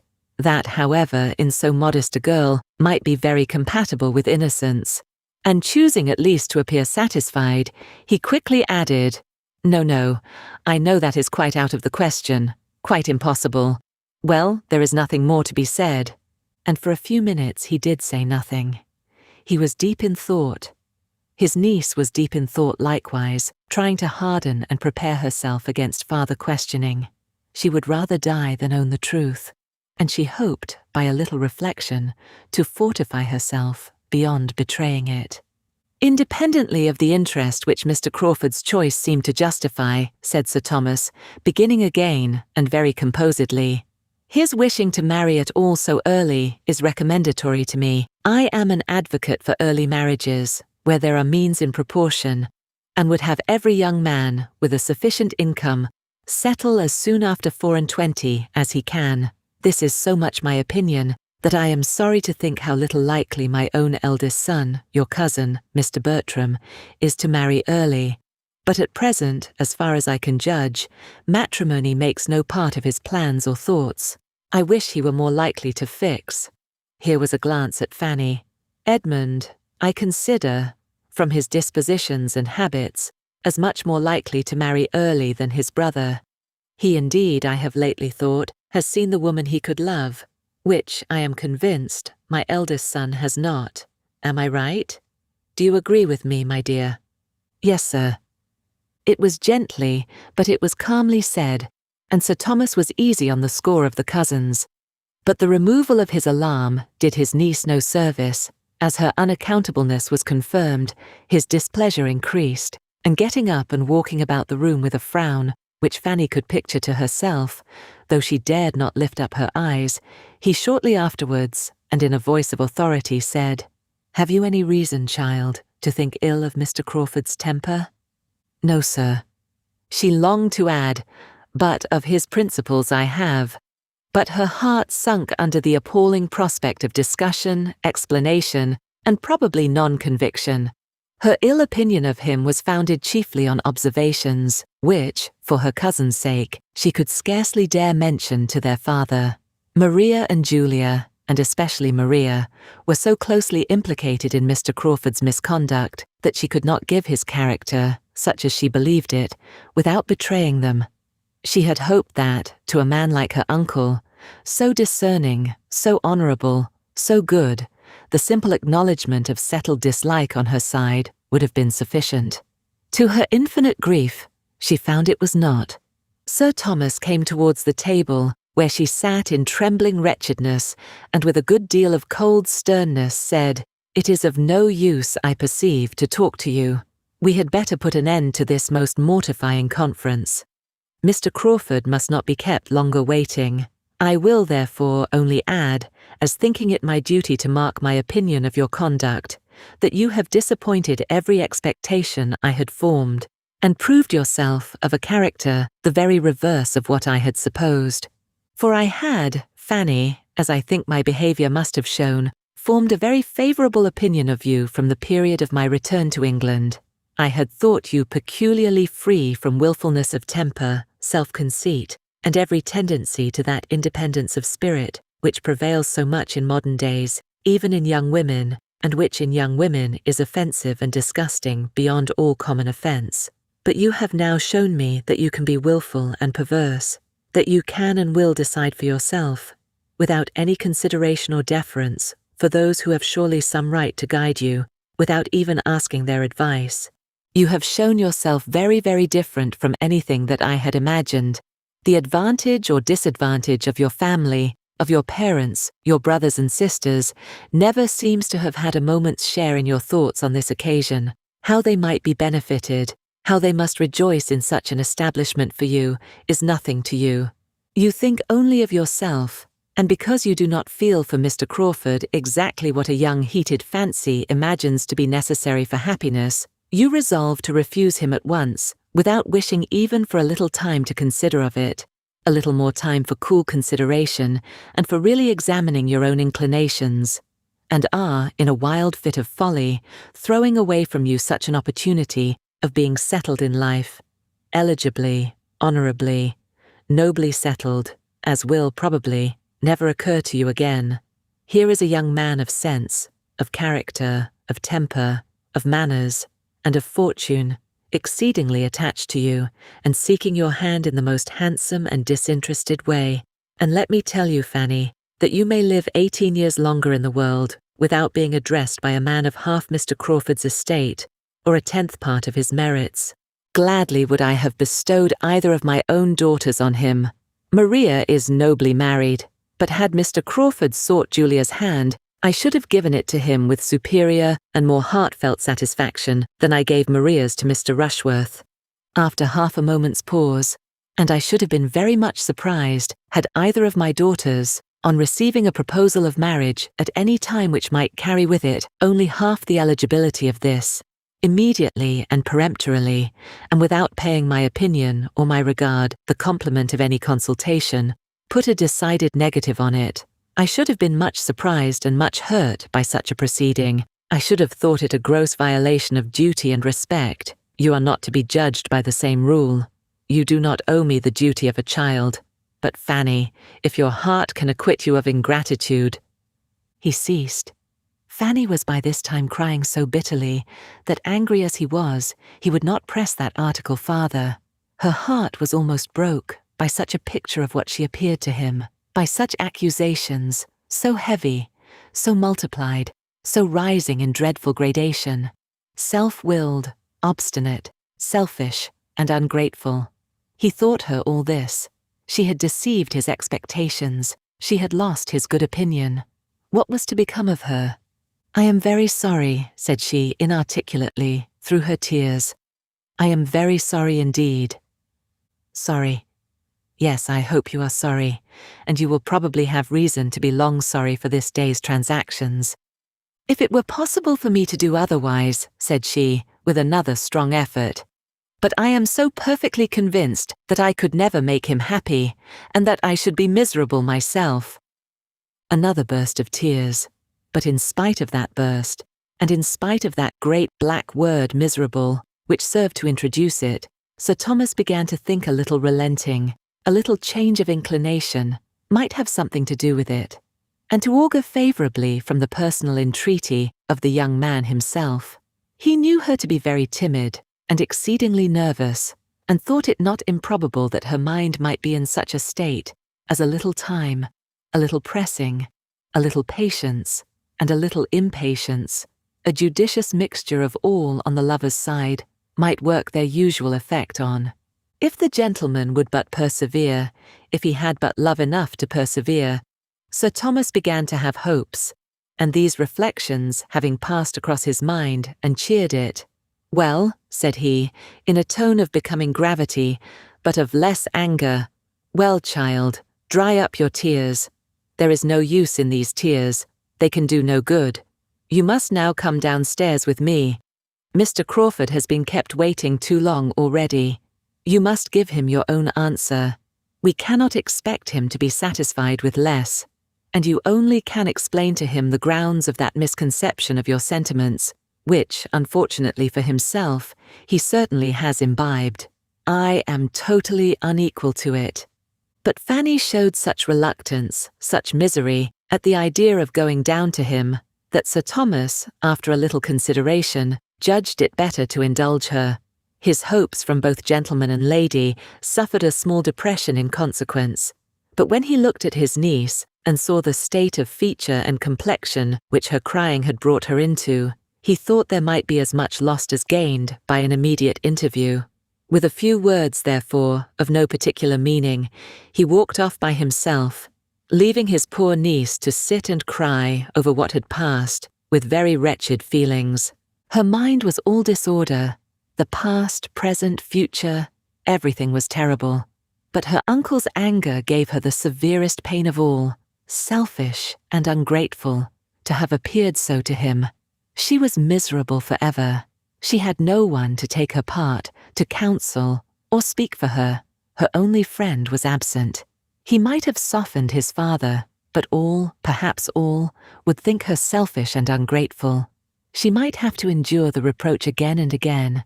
She might hear it, or see it, or know it to exist forever in every connection about her. She could not but feel some resentment against Mr. Crawford, yet if he really loved her, and were unhappy too, it was all wretchedness together. In about a quarter of an hour her uncle returned. She was almost ready to faint at the sight of him. He spoke calmly, however, without austerity, without reproach, and she revived a little. There was comfort, too, in his words, as well as his manner, for he began with, "Mr. Crawford is gone. He has just left me. I need not repeat what has passed. I do not want to add to anything you may now be feeling by an account of what he has felt. Suffice it that he has behaved in the most gentlemanlike and generous manner, and has confirmed me in a most favourable opinion of his understanding, heart, and temper. Upon my representation of what you were suffering, he immediately, and with the greatest delicacy, ceased to urge to see you for the present." Here Fanny, who had looked up, looked down again.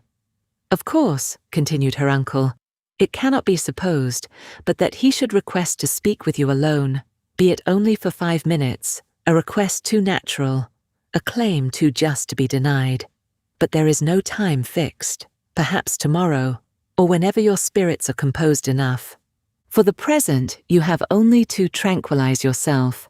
Check these tears, they do but exhaust you. If, as I am willing to suppose, you wish to show me any observance, you will not give way to these emotions, but endeavour to reason yourself into a stronger frame of mind.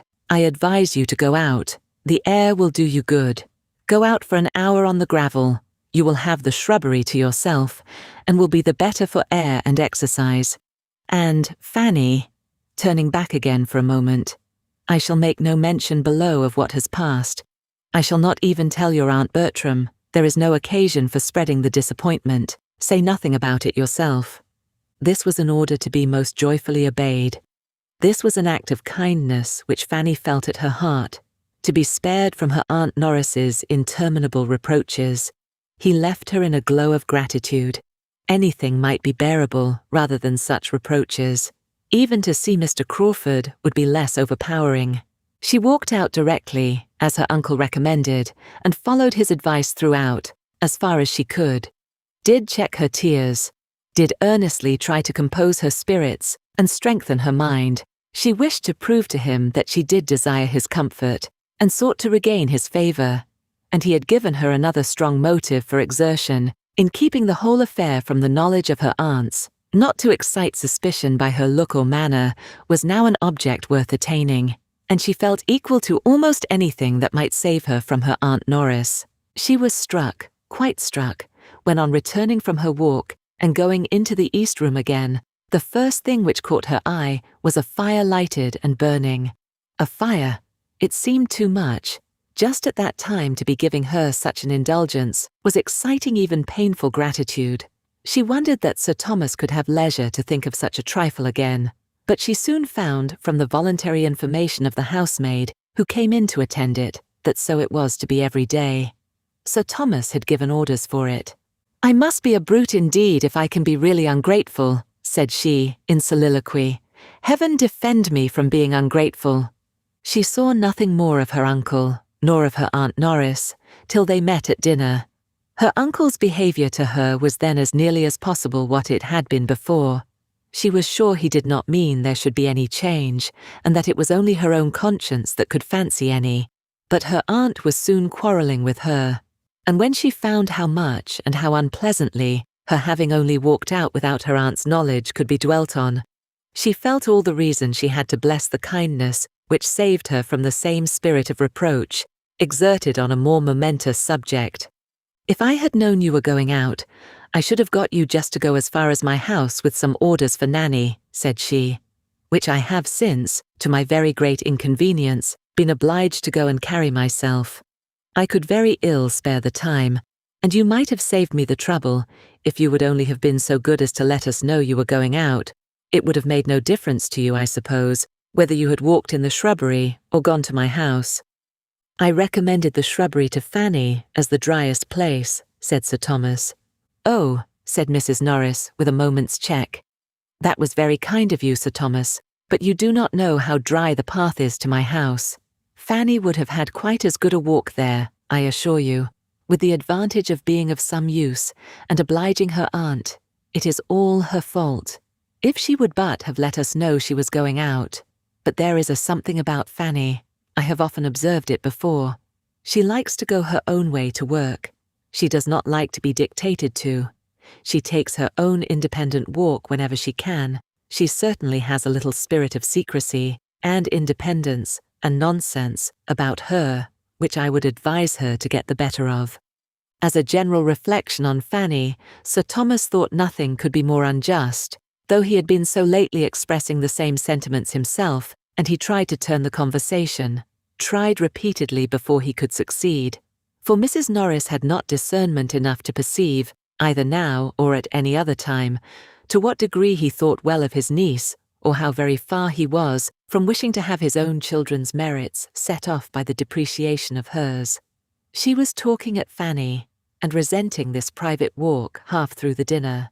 It was over, however, at last, and the evening set in with more composure to Fanny and more cheerfulness of spirits than she could have hoped for after so stormy a morning. But she trusted in the first place that she had done right, that her judgment had not misled her. For the purity of her intentions she could answer, and she was willing to hope, secondly, that her uncle's displeasure was abating, and would abate farther as he considered the matter with more impartiality, and felt, as a good man must feel, how wretched and how unpardonable, how hopeless and how wicked it was to marry without affection. When the meeting with which she was threatened for the morrow was past, she could not but flatter herself that the subject would be finally concluded, and Mr. Crawford once gone from Mansfield, that everything would soon be as if no such subject had existed. She would not, could not believe, that Mr. Crawford's affection for her could distress him long. His mind was not of that sort. London would soon bring its cure. In London, he would soon learn to wonder at his infatuation and be thankful for the right reason in her which had saved him from its evil consequences. While Fanny's mind was engaged in these sort of hopes, her uncle was, soon after tea, called out of the room, an occurrence too common to strike her, and she thought nothing of it till the butler reappeared 10 minutes afterwards, and advancing decidedly towards herself, said, "Sir Thomas wishes to speak with you, ma'am, in his own room." Then it occurred to her what might be going on. A suspicion rushed over her mind, which drove the colour from her cheeks, but instantly rising, she was preparing to obey, when Mrs. Norris called out, "Stay, stay, Fanny. What are you about? Where are you going? Don't be in such a hurry. Depend upon it, it is not you who are wanted. Depend upon it, it is me," looking at the butler. "But you are so very eager to put yourself forward. What should Sir Thomas want you for?" "It is me, Baddeley, you mean. I am coming this moment." "You mean me, Baddeley, I am sure. Sir Thomas wants me, not Miss Price." But Baddeley was stout. "No, ma'am, it is Miss Price. I am certain of its being Miss Price." And there was a half-smile with the words, which meant, "I do not think you would answer the purpose at all." Mrs. Norris, much discontented, was obliged to compose herself to work again, and Fanny, walking off in agitating consciousness, found herself, as she anticipated, in another minute alone with Mr. Crawford. This concludes Chapter 32 of Mansfield Park. Chapter 33. The conference was neither so short nor so conclusive as the lady had designed. The gentleman was not so easily satisfied. He had all the disposition to persevere that Sir Thomas could wish him.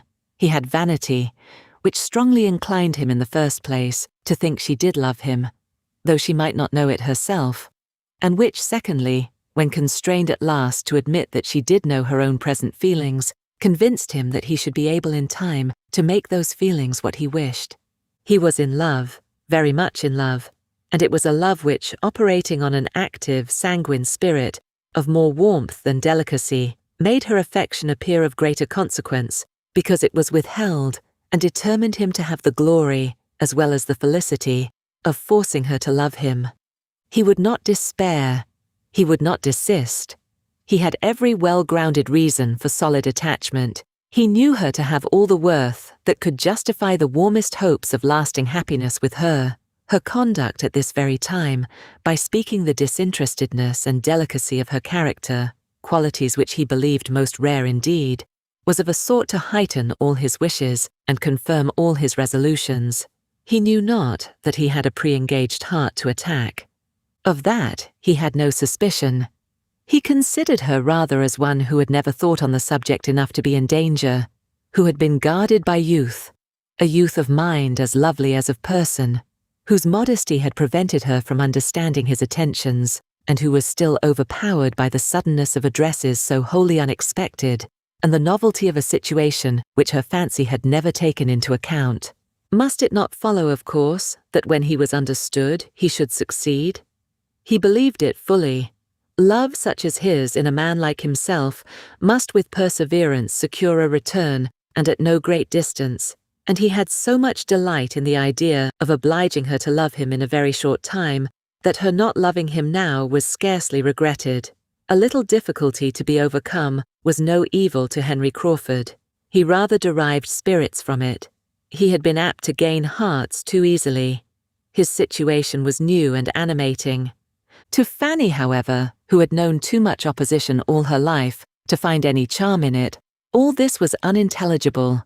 She found that he did mean to persevere, but how he could, after such language from her as she felt herself obliged to use, was not to be understood. She told him that she did not love him, could not love him, was sure she never should love him, that such a change was quite impossible, that the subject was most painful to her, that she must entreat him never to mention it again, to allow her to leave him at once, and let it be considered as concluded forever. And when farther pressed, had added that in her opinion their dispositions were so totally dissimilar as to make mutual affection incompatible, and that they were unfitted for each other by nature, education, and habit.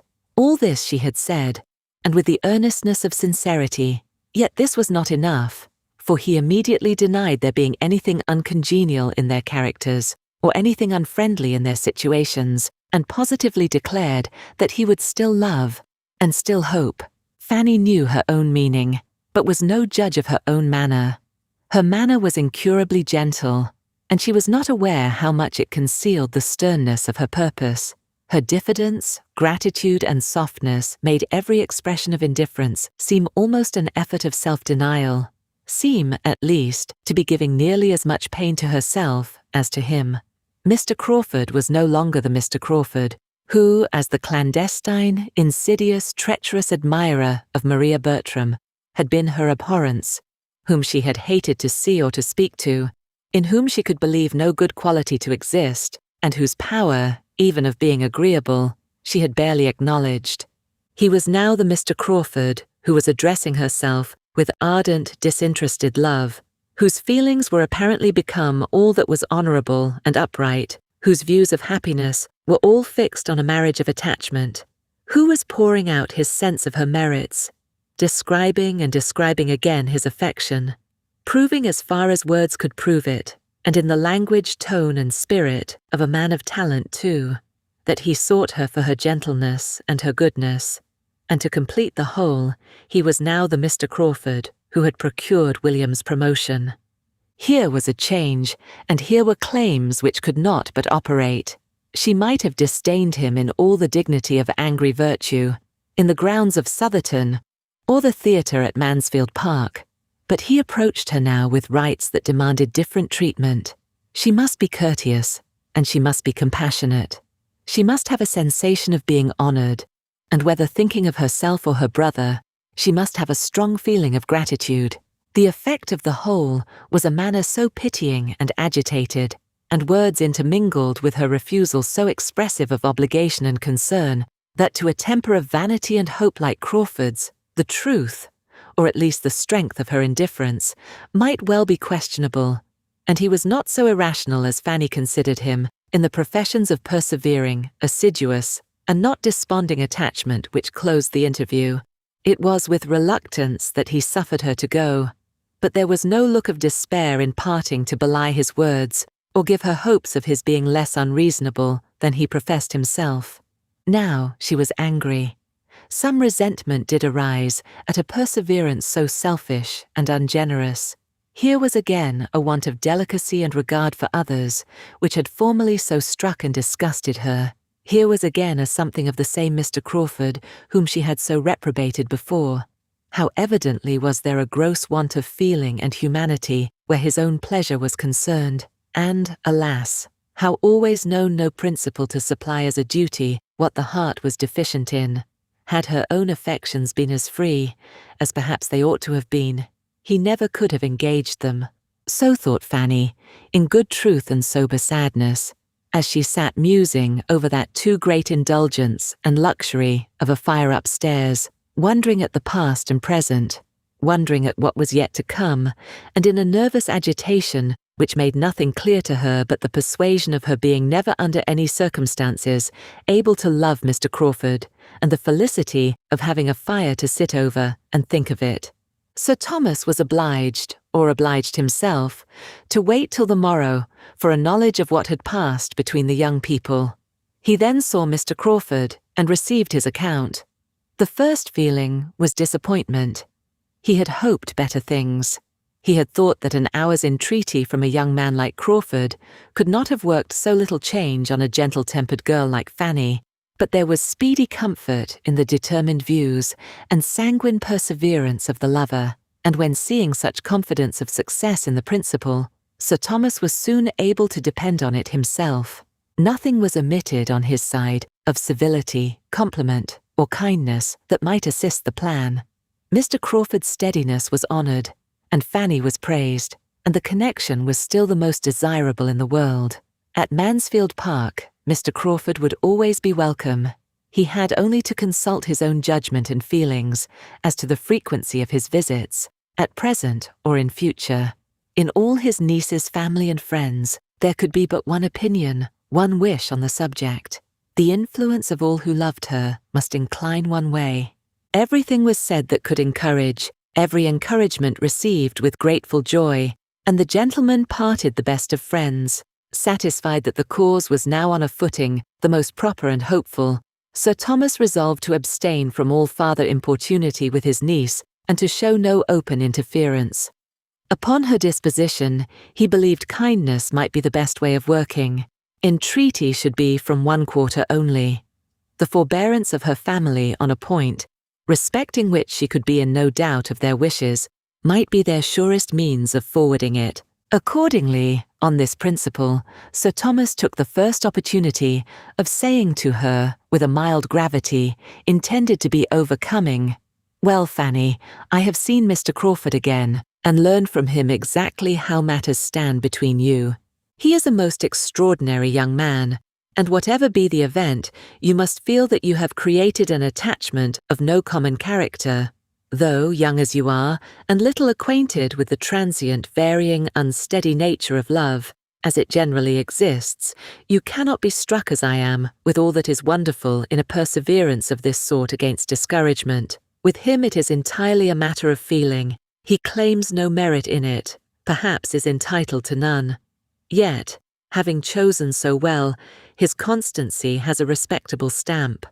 Had his choice been less unexceptionable, I should have condemned his persevering." "Indeed, sir," said Fanny, "I am very sorry that Mr. Crawford should continue to.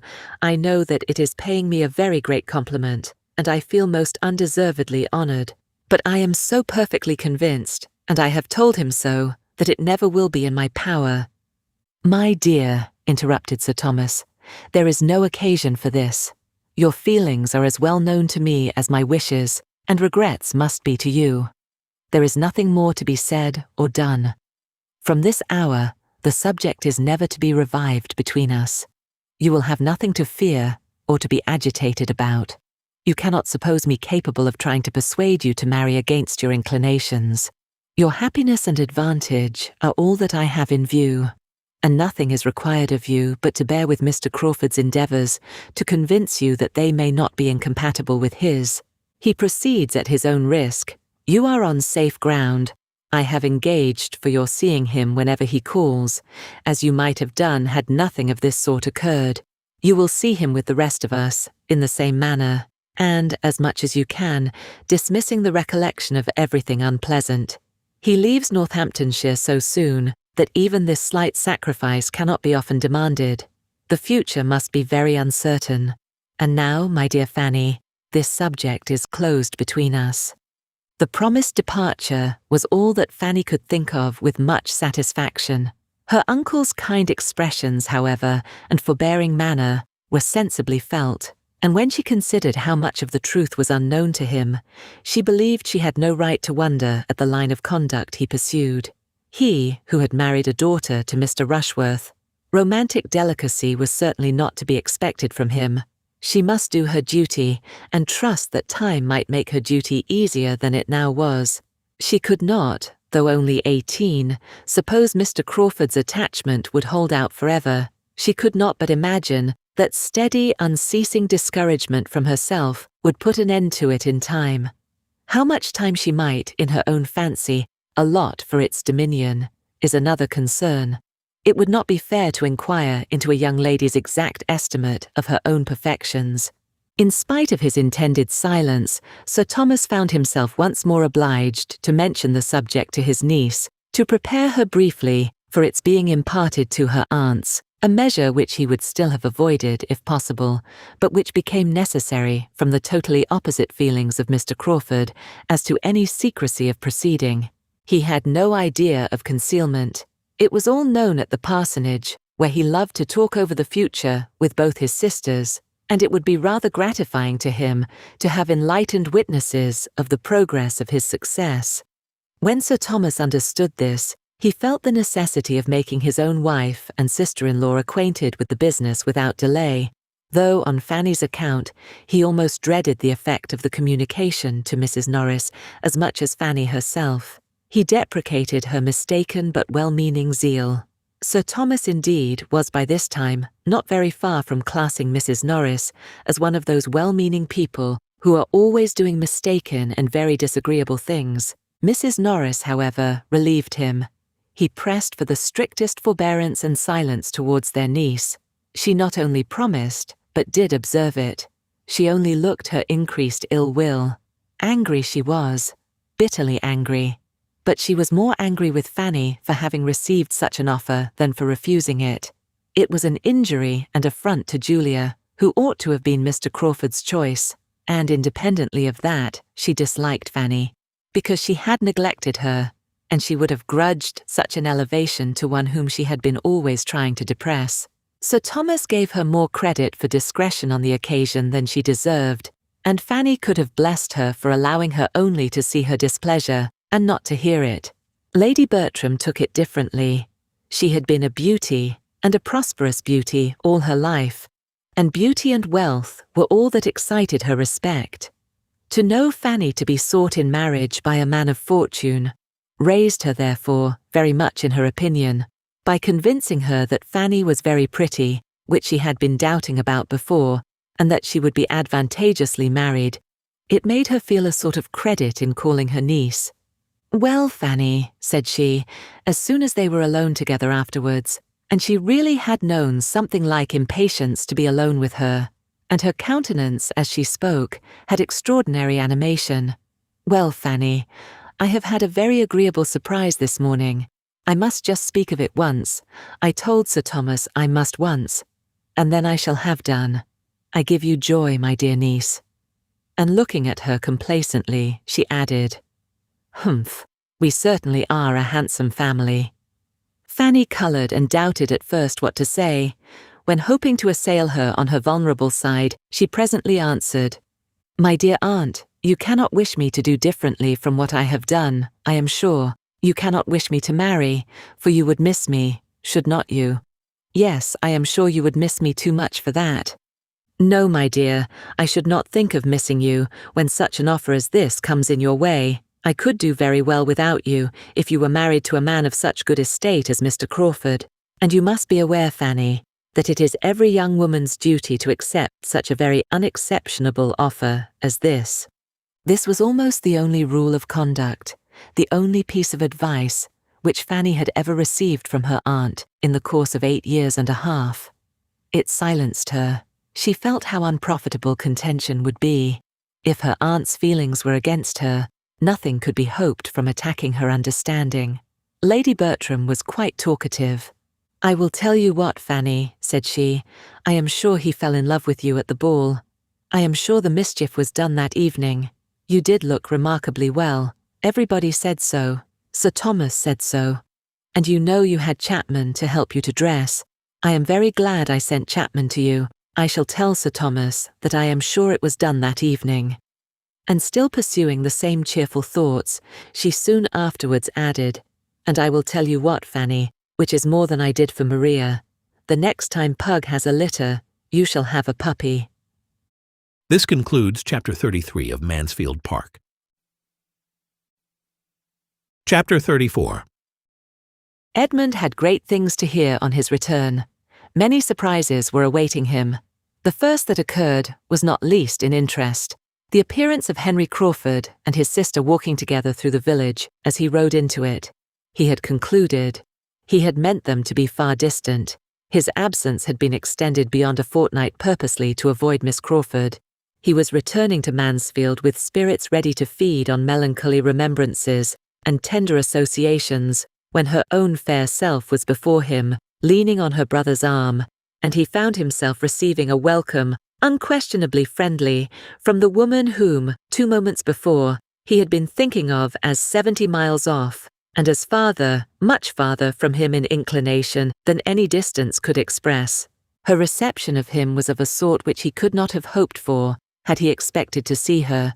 Coming as he did from such a purport fulfilled as had taken him away, he would have expected anything, rather than a look of satisfaction, and words of simple pleasant meaning. It was enough to set his heart in a glow, and to bring him home in the properest state for feeling the full value of the other joyful surprises at hand. William's promotion, with all its particulars, he was soon master of, and with such a secret provision of comfort within his own breast to help the joy, he found in it a source of most gratifying sensation and unvarying cheerfulness all dinner time. After dinner, when he and his father were alone, he had Fanny's history, and then all the great events of the last fortnight, and the present situation of matters at Mansfield were known to him. Fanny suspected what was going on. They sat so much longer than usual in the dining parlour that she was sure they must be talking of her, and when tea at last brought them away, and she was to be seen by Edmund again, she felt dreadfully guilty. He came to her, sat down by her, took her hand, and pressed it kindly, and at that moment she thought that, but for the occupation and the scene which the tea things afforded, she must have betrayed her emotion in some unpardonable excess. He was not intending, however, by such action, to be conveying to her that unqualified approbation and encouragement which her hopes drew from it. It was designed only to express his participation in all that interested her, and to tell her that he had been hearing what quickened every feeling of affection. He was, in fact, entirely on his father's side of the question. His surprise was not so great as his father's at her refusing Crawford, because, so far from supposing her to consider him with anything like a preference, he had always believed it to be rather the reverse, and could imagine her to be taken perfectly unprepared. But Sir Thomas could not regard the connection as more desirable than he did. It had every recommendation to him, and while honouring her for what she had done under the influence of her present indifference, honouring her in rather stronger terms than Sir Thomas could quite echo, he was most earnest in hoping, and sanguine in believing, that it would be a match at last, and that, united by mutual affection, it would appear that their dispositions were as exactly fitted to make them blessed in each other, as he was now beginning seriously to consider them. Crawford had been too precipitate. He had not given her time to attach herself. He had begun at the wrong end. With such powers as his, however, and such a disposition as hers, Edmund trusted that everything would work out a happy conclusion. Meanwhile, he saw enough of Fanny's embarrassment to make him scrupulously guard against exciting it a second time, by any word or look or movement. Crawford called the next day, and on the score of Edmund's return, Sir Thomas felt himself more than licensed to ask him to stay dinner. It was really a necessary compliment. He stayed, of course, and Edmund had then ample opportunity for observing how he sped with Fanny, and what degree of immediate encouragement for him might be extracted from her manners. And it was so little, so very, very little, every chance, every possibility of it, resting upon her embarrassment only. If there was not hope in her confusion, there was hope in nothing else, that he was almost ready to wonder at his friend's perseverance. Fanny was worth it all. He held her to be worth every effort of patience, every exertion of mind, but he did not think he could have gone on himself with any woman breathing, without something more to warm his courage than his eyes could discern in hers. He was very willing to hope that Crawford saw clearer, and this was the most comfortable conclusion for his friend that he could come to from all that he observed to pass before, and at and after dinner. In the evening, a few circumstances occurred which he thought more promising. When he and Crawford walked into the drawing-room, his mother and Fanny were sitting as intently and silently at work as if there were nothing else to care for. Edmund could not help noticing their apparently deep tranquillity. "We have not been so silent all the time," replied his mother. "Fanny has been reading to me, and only put the book down upon hearing you coming." And sure enough, there was a book on the table, which had the air of being very recently closed, a volume of Shakespeare. "She often reads to me out of those books, and she was in the middle of a very fine speech of that man's, what's his name, Fanny, when we heard your footsteps." Crawford took the volume. "Let me have the pleasure of finishing that speech to your ladyship," said he. "I shall find it immediately." And by carefully giving way to the inclination of the leaves, he did find it, or within a page or two, quite near enough to satisfy Lady Bertram, who assured him, as soon as he mentioned the name of Cardinal Wolsey, that he had got the very speech. Not a look or an offer of help had Fanny given, not a syllable for or against. All her attention was for her work. She seemed determined to be interested by nothing else. But taste was too strong in her. She could not abstract her mind 5 minutes. She was forced to listen. His reading was capital, and her pleasure in good reading extreme. To good reading, however, she had been long used. Her uncle read well, her cousins all, Edmund very well. But in Mr. Crawford's reading there was a variety of excellence beyond what she had ever met with. The King, the Queen, Buckingham, Wolsey, Cromwell, all were given in turn. For with the happiest knack, the happiest power of jumping and guessing, he could always alight at will on the best scene, or the best speeches of each. And whether it were dignity or pride, or tenderness or remorse, or whatever were to be expressed, he could do it with equal beauty. It was truly dramatic. His acting had first taught Fanny what pleasure a play might give, and his reading brought all his acting before her again. Nay, perhaps with greater enjoyment, for it came unexpectedly and with no such drawback as she had been used to suffer in seeing him on the stage with Miss Bertram. Edmund watched the progress of her attention and was amused and gratified by seeing how she gradually slackened in the needlework, which at the beginning seemed to occupy her totally, how it fell from her hand while she sat motionless over it, and at last, how the eyes which had appeared so studiously to avoid him throughout the day were turned and fixed on Crawford, fixed on him for minutes, fixed on him, in short, till the attraction drew Crawford's upon her, and the book was closed, and the charm was broken. Then she was shrinking again into herself, and blushing and working as hard as ever, but it had been enough to give Edmund encouragement for his friend, and as he cordially thanked him, he hoped to be expressing Fanny's secret feelings too. "That play must be a favourite with you," said he. "You read as if you knew it well." "It will be a favourite, I believe, from this hour," replied Crawford. "But I do not think I have had a volume of Shakespeare in my hand before since I was 15. I once saw Henry VIII acted, or I have heard of it from somebody who did, I am not certain which, but Shakespeare one gets acquainted with without knowing how. It is a part of an Englishman's constitution. His thoughts and beauties are so spread abroad that one touches them everywhere. One is intimate with him by instinct. No man of any brain can open at a good part of one of his plays without falling into the flow of his meaning immediately." "No doubt one is familiar with Shakespeare in a degree," said Edmund, "from one's earliest years. His celebrated passages are quoted by everybody. They are in half the books we open, and we all talk Shakespeare, use his similes, and describe with his descriptions. But this is totally distinct from giving his sense as you gave it. To know him in bits and scraps is common enough. To know him pretty thoroughly is perhaps not uncommon.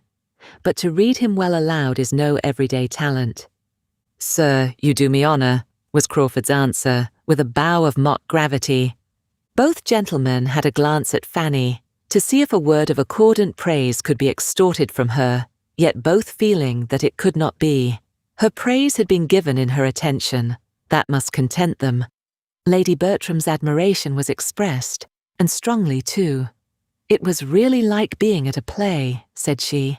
"I wish Sir Thomas had been here." Crawford was excessively pleased.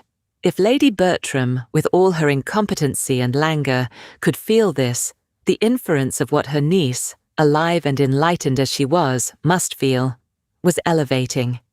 "You have a great turn for acting, I am sure, Mr. Crawford," said her ladyship soon afterwards, "and I will tell you what, I think you will have a theatre some time or other at your house in Norfolk. I mean when you are settled there. I do indeed. I think you will fit up a theatre at your house in Norfolk." "Do you, ma'am?" cried he with quickness. No, that will never be. Your ladyship is quite mistaken. No theatre at Everingham." "Oh no." And he looked at Fanny with an expressive smile, which evidently meant, "That lady will never allow a theatre at Everingham." Edmund saw it all, and saw Fanny so determined not to see it, as to make it clear that the voice was enough to convey the full meaning of the protestation, and such a quick consciousness of compliment, such a ready comprehension of a hint, he thought, was rather favourable than not. The subject of reading aloud was farther discussed. The two young men were the only talkers, but they, standing by the fire, talked over the too common neglect of the qualification, the total inattention to it, in the ordinary school system for boys, the consequently natural, yet in some instances, almost unnatural, degree of ignorance and uncouthness of men, of sensible and well-informed men, when suddenly called to the necessity of reading aloud, which had fallen within their notice, giving instances of blunders and failures with their secondary causes, the want of management of the voice, of proper modulation and emphasis, of foresight and judgment, all proceeding from the first cause, want of early attention and habit, and Fanny was listening again with great entertainment. "Even in my profession," said Edmund with a smile, "how little the art of reading has been studied, how little a clear manner and good delivery have been attended to. I speak rather of the past, however, than the present. There is now a spirit of improvement abroad, but among those who were ordained 20, 30, 40 years ago, the larger number, to judge by their performance, must have thought reading was reading and preaching was preaching. It is different now. The subject is more justly considered. It is felt that distinctness and energy may have weight in recommending the most solid truths, and besides, there is more general observation and taste, a more critical knowledge diffused than formerly. In every congregation, there is a larger proportion who know a little of the matter and who can judge and criticize." Edmund had already gone through the service once since his ordination, and upon this being understood, he had a variety of questions from Crawford as to his feelings and success.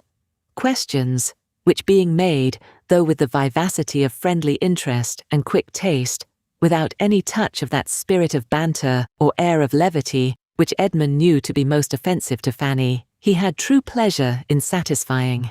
And when Crawford proceeded to ask his opinion and give his own as to the properest manner in which particular passages in the service should be delivered, showing it to be a subject on which he had thought before and thought with judgment, Edmund was still more and more pleased.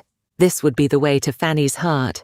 She was not to be won by all that gallantry and wit and good nature together could do, or, at least, she would not be won by them nearly so soon, without the assistance of sentiment and feeling, and seriousness on serious subjects. "Our liturgy," observed Crawford, "has beauties, which not even a careless, slovenly style of reading can destroy. But it has also redundancies and repetitions, which require good reading not to be felt.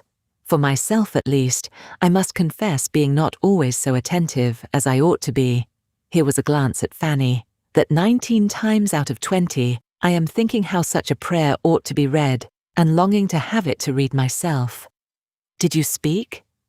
Stepping eagerly to Fanny, and addressing her in a softened voice, and upon her saying, "No," he added, "Are you sure you did not speak? I saw your lips move. I fancied you might be going to tell me I ought to be more attentive, and not allow my thoughts to wander. Are not you going to tell me so? No, indeed, you know your duty too well for me to, even supposing." She stopped, felt herself getting into a puzzle, and could not be prevailed on to add another word, not by dint of several minutes of supplication and waiting. He then returned to his former station, and went on as if there had been no such tender interruption.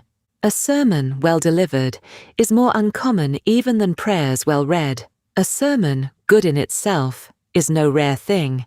It is more difficult to speak well than to compose well.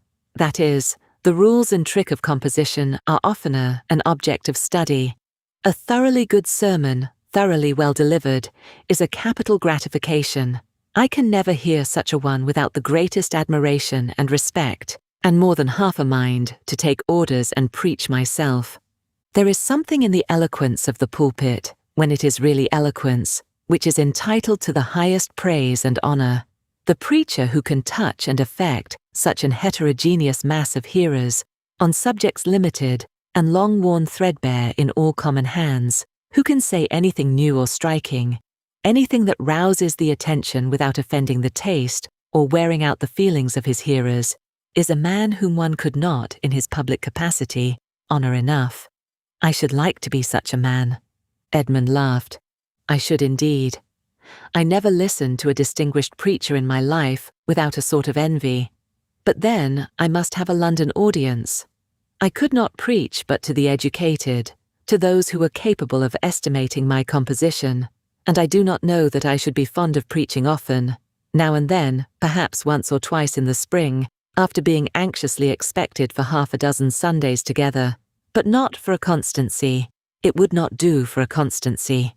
Here Fanny, who could not but listen, involuntarily shook her head, and Crawford was instantly by her side again, entreating to know her meaning, and as Edmund perceived, by his drawing in a chair, and sitting down close by her, that it was to be a very thorough attack, that looks and undertones were to be well tried, he sank as quietly as possible into a corner, turned his back, and took up a newspaper, very sincerely wishing that dear little Fanny might be persuaded into explaining away that shake of the head to the satisfaction of her ardent lover, and as earnestly trying to bury every sound of the business from himself in murmurs of his own over the various advertisements of a most desirable estate in South Wales, to parents and guardians, and a capital seasoned hunter. Fanny, meanwhile, vexed with herself for not having been as motionless as she was speechless, and grieved to the heart to see Edmund's arrangements, was trying by everything in the power of her modest, gentle nature to repulse Mr. Crawford, and avoid both his looks and inquiries, and he, unrepulsable, was persisting in both. "What did that shake of the head mean?" said he. "What was it meant to express? Disapprobation, I fear. But of what? What had I been saying to displease you? Did you think me speaking improperly, lightly, irreverently on the subject? Only tell me if I was. Only tell me if I was wrong. I want to be set right. Nay, nay, I entreat you. For one moment, put down your work. What did that shake of the head mean?" In vain was her, "Pray, sir, don't. Pray, Mr. Crawford," repeated twice over. And in vain did she try to move away. In the same low, eager voice and the same close neighbourhood, he went on, re-urging the same questions as before. She grew more agitated and displeased. "How can you, sir? You quite astonish me. I wonder how you can—" "Do I astonish you?" said he. "Do you wonder? Is there anything in my present entreaty that you do not understand? I will explain to you instantly all that makes me urge you in this manner, all that gives me an interest in what you look and do, and excites my present curiosity. I will not leave you to wonder long." In spite of herself, she could not help half a smile, but she said nothing. "You shook your head at my acknowledging that I should not like to engage in the duties of a clergyman always for a constancy. Yes, that was the word. Constancy. I am not afraid of the word.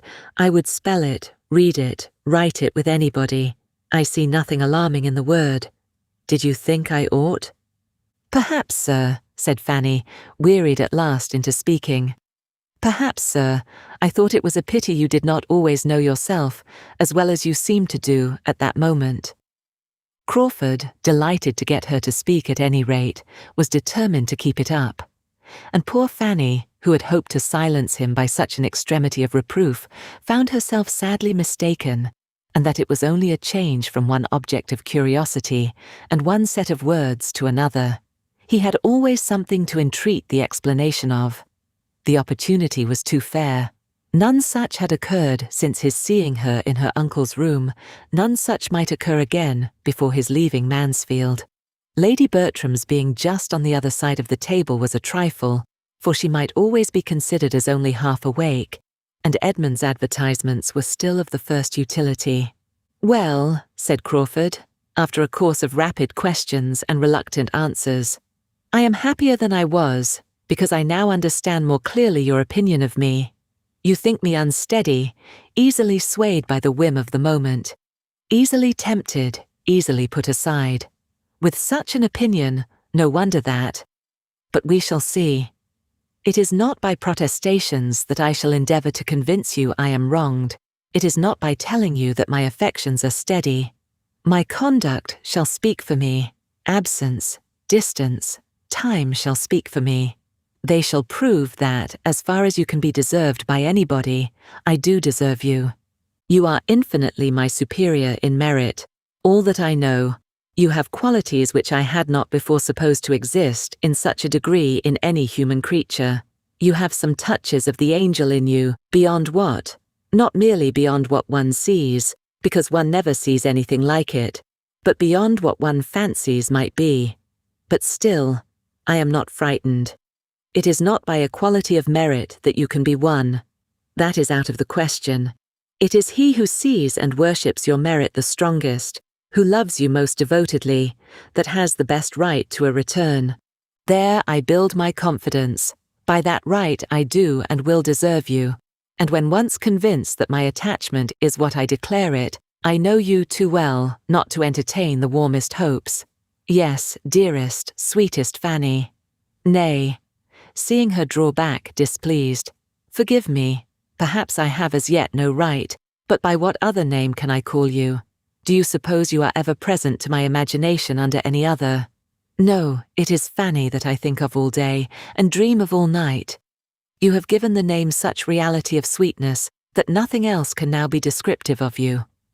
Fanny could hardly have kept her seat any longer, or have refrained from at least trying to get away, in spite of all the too public opposition she foresaw to it, had it not been for the sound of approaching relief, the very sound which she had been long watching for, and long thinking strangely delayed. The solemn procession, headed by Baddeley, of tea-board, urn and cake-bearers, made its appearance, and delivered her from a grievous imprisonment of body and mind. Mr. Crawford was obliged to move.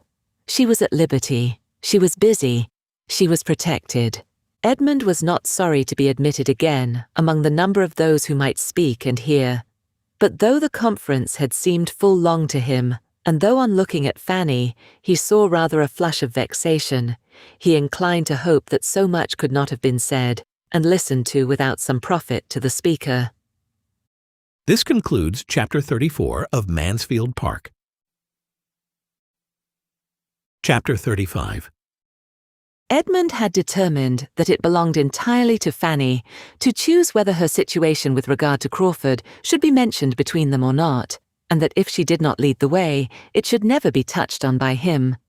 But after a day or two of mutual reserve, he was induced by his father to change his mind, and try what his influence might do for his friend. A day, and a very early day, was actually fixed for the Crawfords' departure, and Sir Thomas thought it might be as well to make one more effort for the young man before he left Mansfield, that all his professions and vows of unshaken attachment might have as much hope to sustain them as possible. Sir Thomas was most cordially anxious for the perfection of Mr. Crawford's character in that point. He wished him to be a model of constancy, and fancied the best means of effecting it would be by not trying him too long. Edmund was not unwilling to be persuaded to engage in the business. He wanted to know Fanny's feelings. She had been used to consult him in every difficulty, and he loved her too well to bear to be denied her confidence now. He hoped to be of service to her. He thought he must be of service to her. Whom else had she to open her heart to? If she did not need counsel, she must need the comfort of communication. Fanny estranged from him, silent and reserved, was an unnatural state of things, a state which he must break through, and which he could easily learn to think she was wanting him to break through. "I will speak to her, sir.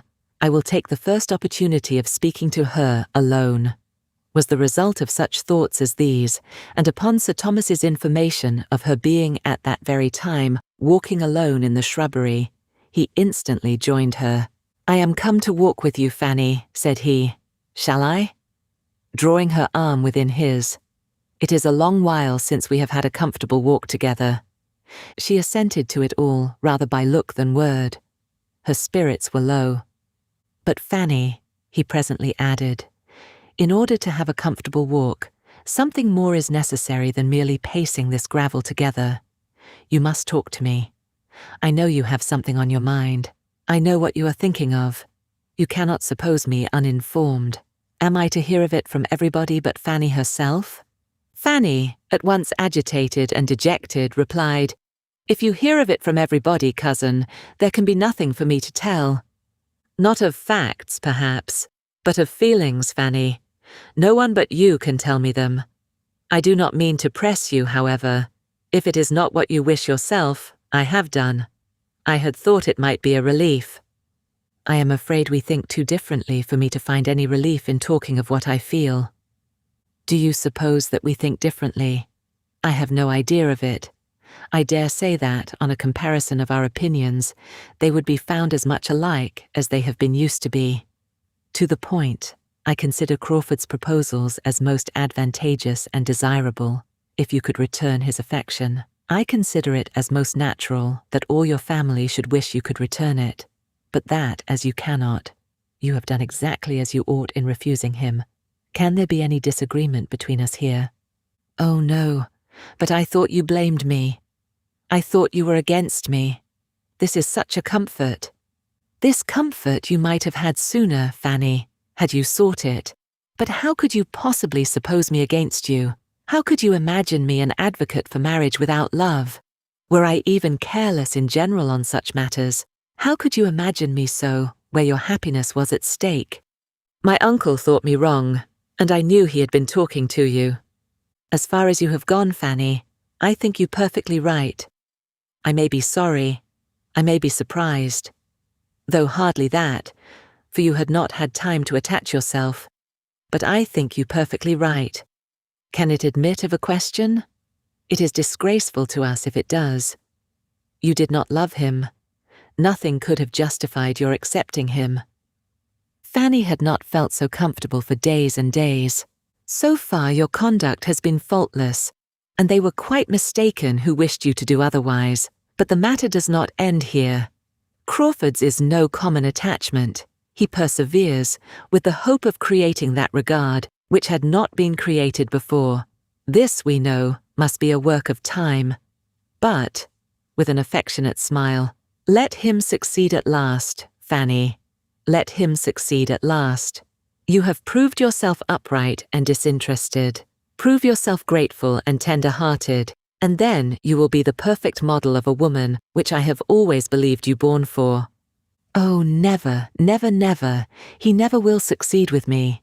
And she spoke with a warmth which quite astonished Edmund, and which she blushed at the recollection of herself when she saw his look and heard him reply, "Never, Fanny," so very determined and positive. This is not like yourself, your rational self. I mean, she cried, sorrowfully correcting herself, that I think I never shall, as far as the future can be answered for. I think I never shall return his regard. I must hope better things. I am aware, more aware than Crawford can be, that the man who means to make you love him, you having due notice of his intentions, must have very uphill work, for there are all your early attachments and habits in battle array, and before he can get your heart for his own use, he has to unfasten it from all the holds upon things animate and inanimate, which so many years' growth have confirmed, and which are considerably tightened for the moment by the very idea of separation. I know that the apprehension of being forced to quit Mansfield will for a time be arming you against him. I wish he had not been obliged to tell you what he was trying for. I wish he had known you as well as I do, Fanny. Between us, I think we should have won you. My theoretical and his practical knowledge together could not have failed. He should have worked upon my plans. I must hope, however, that time, proving him, as I firmly believe it will, to deserve you by his steady affection, will give him his reward. I cannot suppose that you have not the wish to love him, the natural wish of gratitude. You must have some feeling of that sort. You must be sorry for your own indifference. We are so totally unlike, said Fanny, avoiding a direct answer. We are so very, very different in all our inclinations and ways that I consider it as quite impossible we should ever be tolerably happy together, even if I could like him. There never were two people more dissimilar. We have not one taste in common. We should be miserable. You are mistaken, Fanny. The dissimilarity is not so strong. You are quite enough alike. You have tastes in common. You have moral and literary tastes in common. You have both warm hearts and benevolent feelings. And Fanny, who that heard him read, and saw you listen to Shakespeare the other night, will think you unfitted as companions. You forget yourself. There is a decided difference in your tempers, I allow. He is lively. You are serious. But so much the better. His spirits will support yours. It is your disposition to be easily dejected and to fancy difficulties greater than they are. His cheerfulness will counteract this. He sees difficulties nowhere, and his pleasantness and gaiety will be a constant support to you. Your being so far unlike Fanny does not in the smallest degree make against the probability of your happiness together. Do not imagine it. I am myself convinced that it is rather a favourable circumstance. I am perfectly persuaded that the tempers had better be unlike in the flow of the spirits, in the manners, in the inclination for much or little company, in the propensity to talk or to be silent, to be grave or to be gay. Some opposition here is, I am thoroughly convinced, friendly to matrimonial happiness. I exclude extremes, of course, and a very close resemblance in all those points would be the likeliest way to produce an extreme. A counteraction, gentle and continual, is the best safeguard of manners and conduct. Full well could Fanny guess where his thoughts were now. Miss Crawford's power was all returning. He had been speaking of her cheerfully from the hour of his coming home. His avoiding her was quite at an end. He had dined at the parsonage only the preceding day. After leaving him to his happier thoughts for some minutes, Fanny, feeling it due to herself, returned to Mr. Crawford and said, "It is not merely in temper that I consider him as totally unsuited to myself. Though in that respect, I think the difference between us too great, infinitely too great. His spirits often oppress me, but there is something in him which I object to still more. I must say, cousin, that I cannot approve his character. I have not thought well of him from the time of the play. I then saw him behaving, as it appeared to me, so very improperly and unfeelingly. I may speak of it now because it is all over. So improperly by poor Mr. Rushworth, not seeming to care how he exposed or hurt him, and paying attentions to my cousin Maria, which, in short, at the time of the play, I received an impression which will never be got over." "My dear Fanny," replied Edmund, scarcely hearing her to the end, "let us not, any of us, be judged by what we appeared at that period of general folly. The time of the play is a time which I hate to recollect. Maria was wrong, Crawford was wrong, we were all wrong together, but none so wrong as myself. Compared with me, all the rest were blameless. I was playing the fool with my eyes open." "As a bystander," said Fanny, "perhaps I saw more than you did, and I do think that Mr. Rushworth was sometimes very jealous." "Very possibly. No wonder. Nothing could be more improper than the whole business. I am shocked whenever I think that Maria could be capable of it. But, if she could undertake the part, we must not be surprised at the rest. Before the play, I am much mistaken if Julia did not think he was paying her attentions. Julia, I have heard before from someone of his being in love with Julia, but I could never see anything of it. And Fanny, though I hope I do justice to my sister's good qualities, I think it very possible that they might, one or both, be more desirous of being admired by Crawford, and might show that desire rather more unguardedly than was perfectly prudent. I can remember that they were evidently fond of his society, and with such encouragement, a man like Crawford, lively, and it may be a little unthinking, might be led on to. There could be nothing very striking, because it is clear that he had no pretensions. His heart was reserved for you. And I must say that its being for you has raised him inconceivably, in my opinion. It does him the highest honour. It shows his proper estimation of the blessing of domestic happiness and pure attachment. It proves him unspoilt by his uncle. It proves him, in short, everything that I had been used to wish to believe him, and feared he was not. I am persuaded that he does not think as he ought on serious subjects. Say rather that he has not thought at all upon serious subjects, which I believe to be a good deal the case. How could it be otherwise, with such an education and adviser? Under the disadvantages, indeed, which both have had, is it not wonderful that they should be what they are? Crawford's feelings, I am ready to acknowledge, have hitherto been too much his guides. Happily, those feelings have generally been good. You will supply the rest. And a most fortunate man he is to attach himself to such a creature, to a woman who, firm as a rock in her own principles, has a gentleness of character so well adapted to recommend them.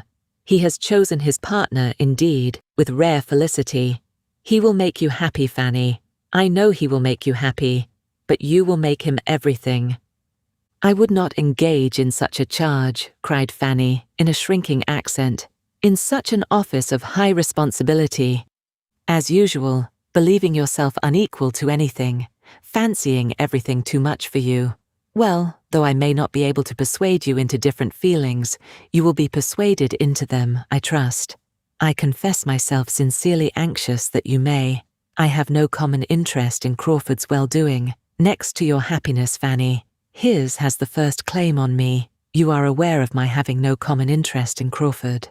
Fanny was too well aware of it to have anything to say, and they walked on together some 50 yards in mutual silence and abstraction. Edmund first began again. "I was very much pleased by her manner of speaking of it yesterday.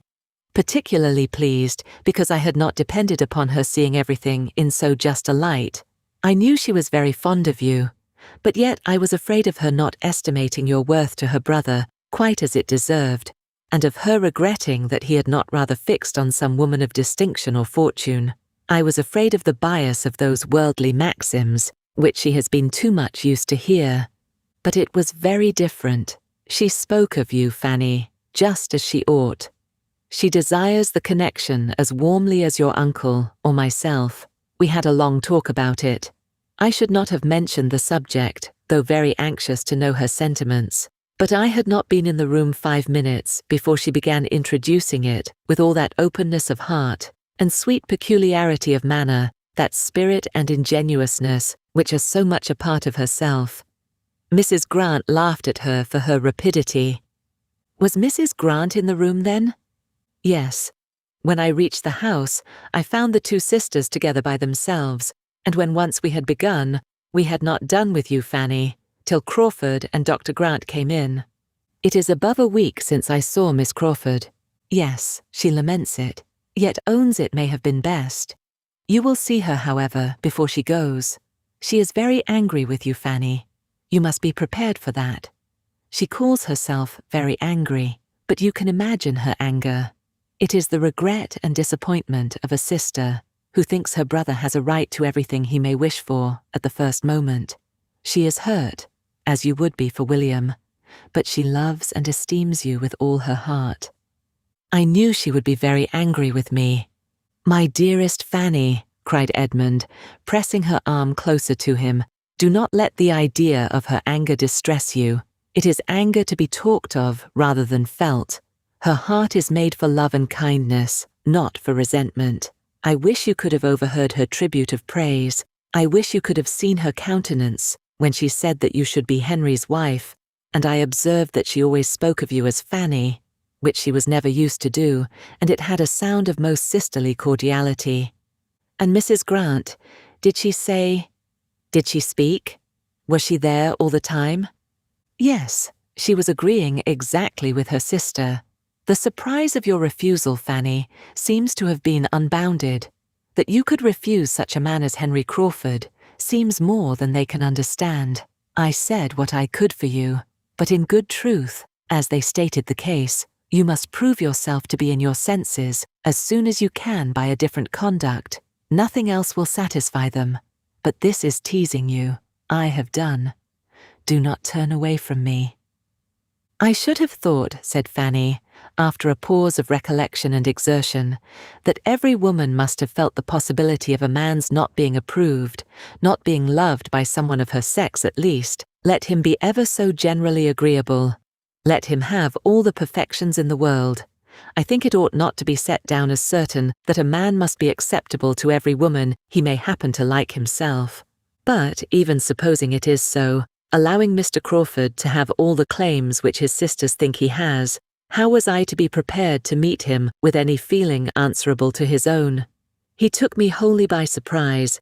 I had not an idea that his behaviour to me before had any meaning, and surely I was not to be teaching myself to like him only because he was taking what seemed very idle notice of me. In my situation, it would have been the extreme of vanity to be forming expectations on Mr. Crawford. I am sure his sisters, rating him as they do, must have thought it so, supposing he had meant nothing. How then was I to be in love with him the moment he said he was with me? How was I to have an attachment at his service, as soon as it was asked for? His sisters should consider me as well as him. The higher his deserts, the more improper for me ever to have thought of him.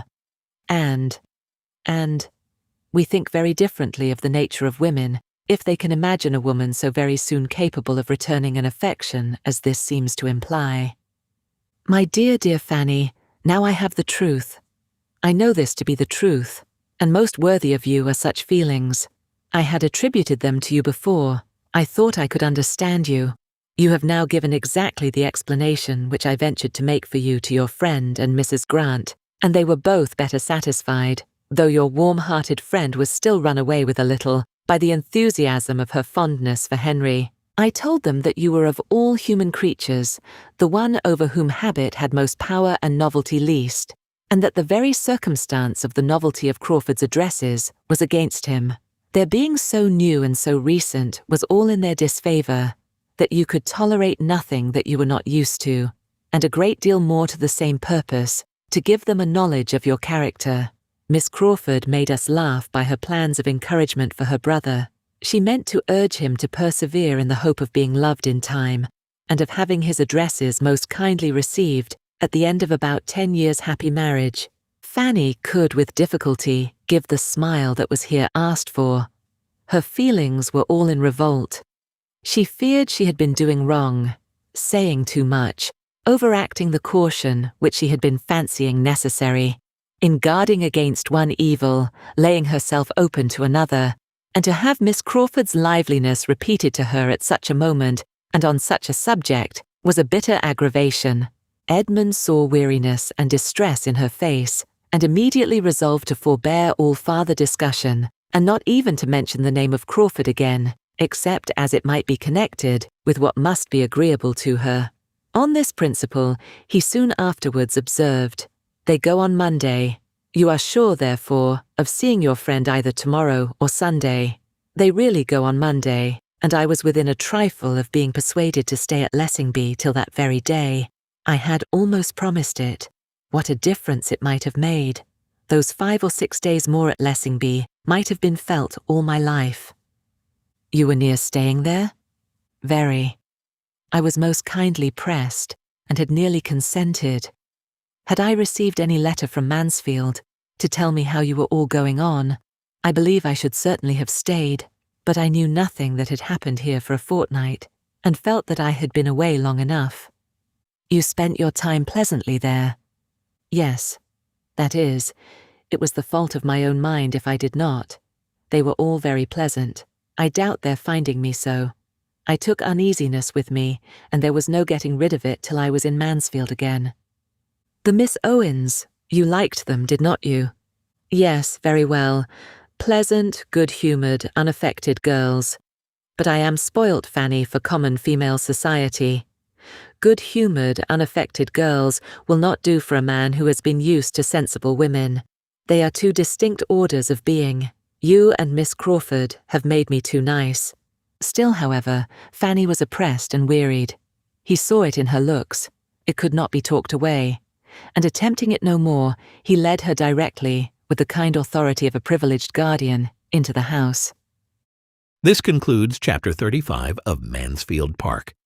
Please like this video and subscribe to our channel. Your support is appreciated. Chapter 36.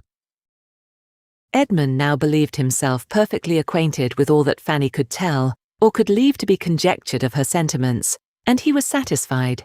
It had been, as he before presumed, too hasty a measure on Crawford's side, and time must be given to make the idea first familiar and then agreeable to her. She must be used to the consideration of his being in love with her, and then a return of affection might not be very distant. He gave this opinion as the result of the conversation to his father, and recommended there being nothing more said to her, no farther attempts to influence or persuade, but that everything should be left to Crawford's assiduities and the natural workings of her own mind. Sir Thomas promised that it should be so, Edmund's account of Fanny's disposition he could believe to be just. He supposed she had all those feelings, but he must consider it as very unfortunate that she had, for, less willing than his son to trust to the future, he could not help fearing that if such very long allowances of time and habit were necessary for her, she might not have persuaded herself into receiving his addresses properly before the young man's inclination for paying them were over. There was nothing to be done, however, but to submit quietly and hope the best. The promised visit from her friend, as Edmund called Miss Crawford, was a formidable threat to Fanny, and she lived in continual terror of it. As a sister, so partial and so angry, and so little scrupulous of what she said, and in another light so triumphant and secure, she was in every way an object of painful alarm. Her displeasure, her penetration, and her happiness were all fearful to encounter, and the dependence of having others present when they met was Fanny's only support in looking forward to it. She absented herself as little as possible from Lady Bertram, kept away from the East Room, and took no solitary walk in the shrubbery, in her caution to avoid any sudden attack. She succeeded. She was safe in the breakfast room, with her aunt, when Miss Crawford did come, and the first misery over, and Miss Crawford looking and speaking with much less particularity of expression than she had anticipated, Fanny began to hope there would be nothing worse to be endured than a half-hour of moderate agitation. But here she hoped too much. Miss Crawford was not the slave of opportunity. She was determined to see Fanny alone, and therefore said to her tolerably soon, in a low voice, "I must speak to you for a few minutes somewhere." Words that Fanny felt all over her, in all her pulses and all her nerves. Denial was impossible. Her habits of ready submission, on the contrary, made her almost instantly rise and lead the way out of the room. She did it with wretched feelings, but it was inevitable. They were no sooner in the hall than all restraint of countenance was over on Miss Crawford's side. She immediately shook her head at Fanny with arch, yet affectionate reproach, and taking her hand, seemed hardly able to help beginning directly. She said nothing, however, but, "Sad, sad girl, I do not know when I shall have done scolding you," and had discretion enough to reserve the rest till they might be secure of having four walls to themselves. Fanny naturally turned upstairs, and took her guest to the apartment, which was now always fit for comfortable use, opening the door, however, with a most aching heart, and feeling that she had a more distressing scene before her than ever that spot had yet witnessed. But the evil ready to burst on her was at least delayed by the sudden change in Miss Crawford's ideas, by the strong effect on her mind which the finding herself in the East Room again produced. "Ha!" she cried with instant animation. "Am I here again? The East Room. Once only was I in this room before." And after stopping to look about her, and seemingly to retrace all that had then passed, she added, "Once only before. Do you remember it? I came to rehearse. Your cousin came too, and we had a rehearsal. You were our audience and prompter, a delightful rehearsal. I shall never forget it. Here we were, just in this part of the room. Here was your cousin. Here was I. Here were the chairs. Oh, why will such things ever pass away?" Happily for her companion, she wanted no answer. Her mind was entirely self-engrossed. She was in a reverie of sweet remembrances. The scene we were rehearsing was so very remarkable. The subject of it so very, what shall I say? He was to be describing and recommending matrimony to me. I think I see him now, trying to be as demure and composed as Anhalt ought, through the two long speeches. When two sympathetic hearts meet in the marriage state, matrimony may be called a happy life. I suppose no time can ever wear out the impression I have of his looks and voice as he said those words. It was curious, very curious, that we should have such a scene to play. If I had the power of recalling any one week of my existence, it should be that week, that acting week. Say what you would, Fanny, it should be that. For I never knew such exquisite happiness in any other. His sturdy spirit to bend as it did. Oh, it was sweet beyond expression. But alas, that very evening destroyed it all. That very evening brought your most unwelcome uncle. Poor Sir Thomas, who was glad to see you. Yet, Fanny, do not imagine I would now speak disrespectfully of Sir Thomas, though I certainly did hate him for many a week. No, I do him justice now. He is just what the head of such a family should be. Nay, in sober sadness, I believe I now love you all. And having said so, with a degree of tenderness and consciousness which Fanny had never seen in her before, and now thought only too becoming, she turned away for a moment to recover herself. I have had a little fit since I came into this room, as you may perceive, said she presently, with a playful smile. But it is over now, so let us sit down and be comfortable. For as to scolding you, Fanny, which I came fully intending to do, I have not the heart for it when it comes to the point. And embracing her very affectionately, good gentle Fanny, when I think of this being the last time of seeing you, for I do not know how long, I feel it quite impossible to do anything but love you. Fanny was affected. She had not foreseen anything of this, and her feelings could seldom withstand the melancholy influence of the word last. She cried as if she had loved Miss Crawford more than she possibly could, and Miss Crawford, yet farther softened by the sight of such emotion, hung about her with fondness, and said, I hate to leave you. I shall see no one half so amiable where I am going. Who says we shall not be sisters? I know we shall. I feel that we are born to be connected, and those tears convince me that you feel it too, dear Fanny. Fanny roused herself, and replying only in part, said, But you are only going from one set of friends to another. You are going to a very particular friend. Yes, very true. Mrs. Fraser has been my intimate friend for years, but I have not the least inclination to go near her. I can think only of the friends I am leaving. My excellent sister, yourself, and the Bertrams in general. You have all so much more heart among you than one finds in the world at large. You all give me a feeling of being able to trust and confide in you, which in common intercourse one knows nothing of.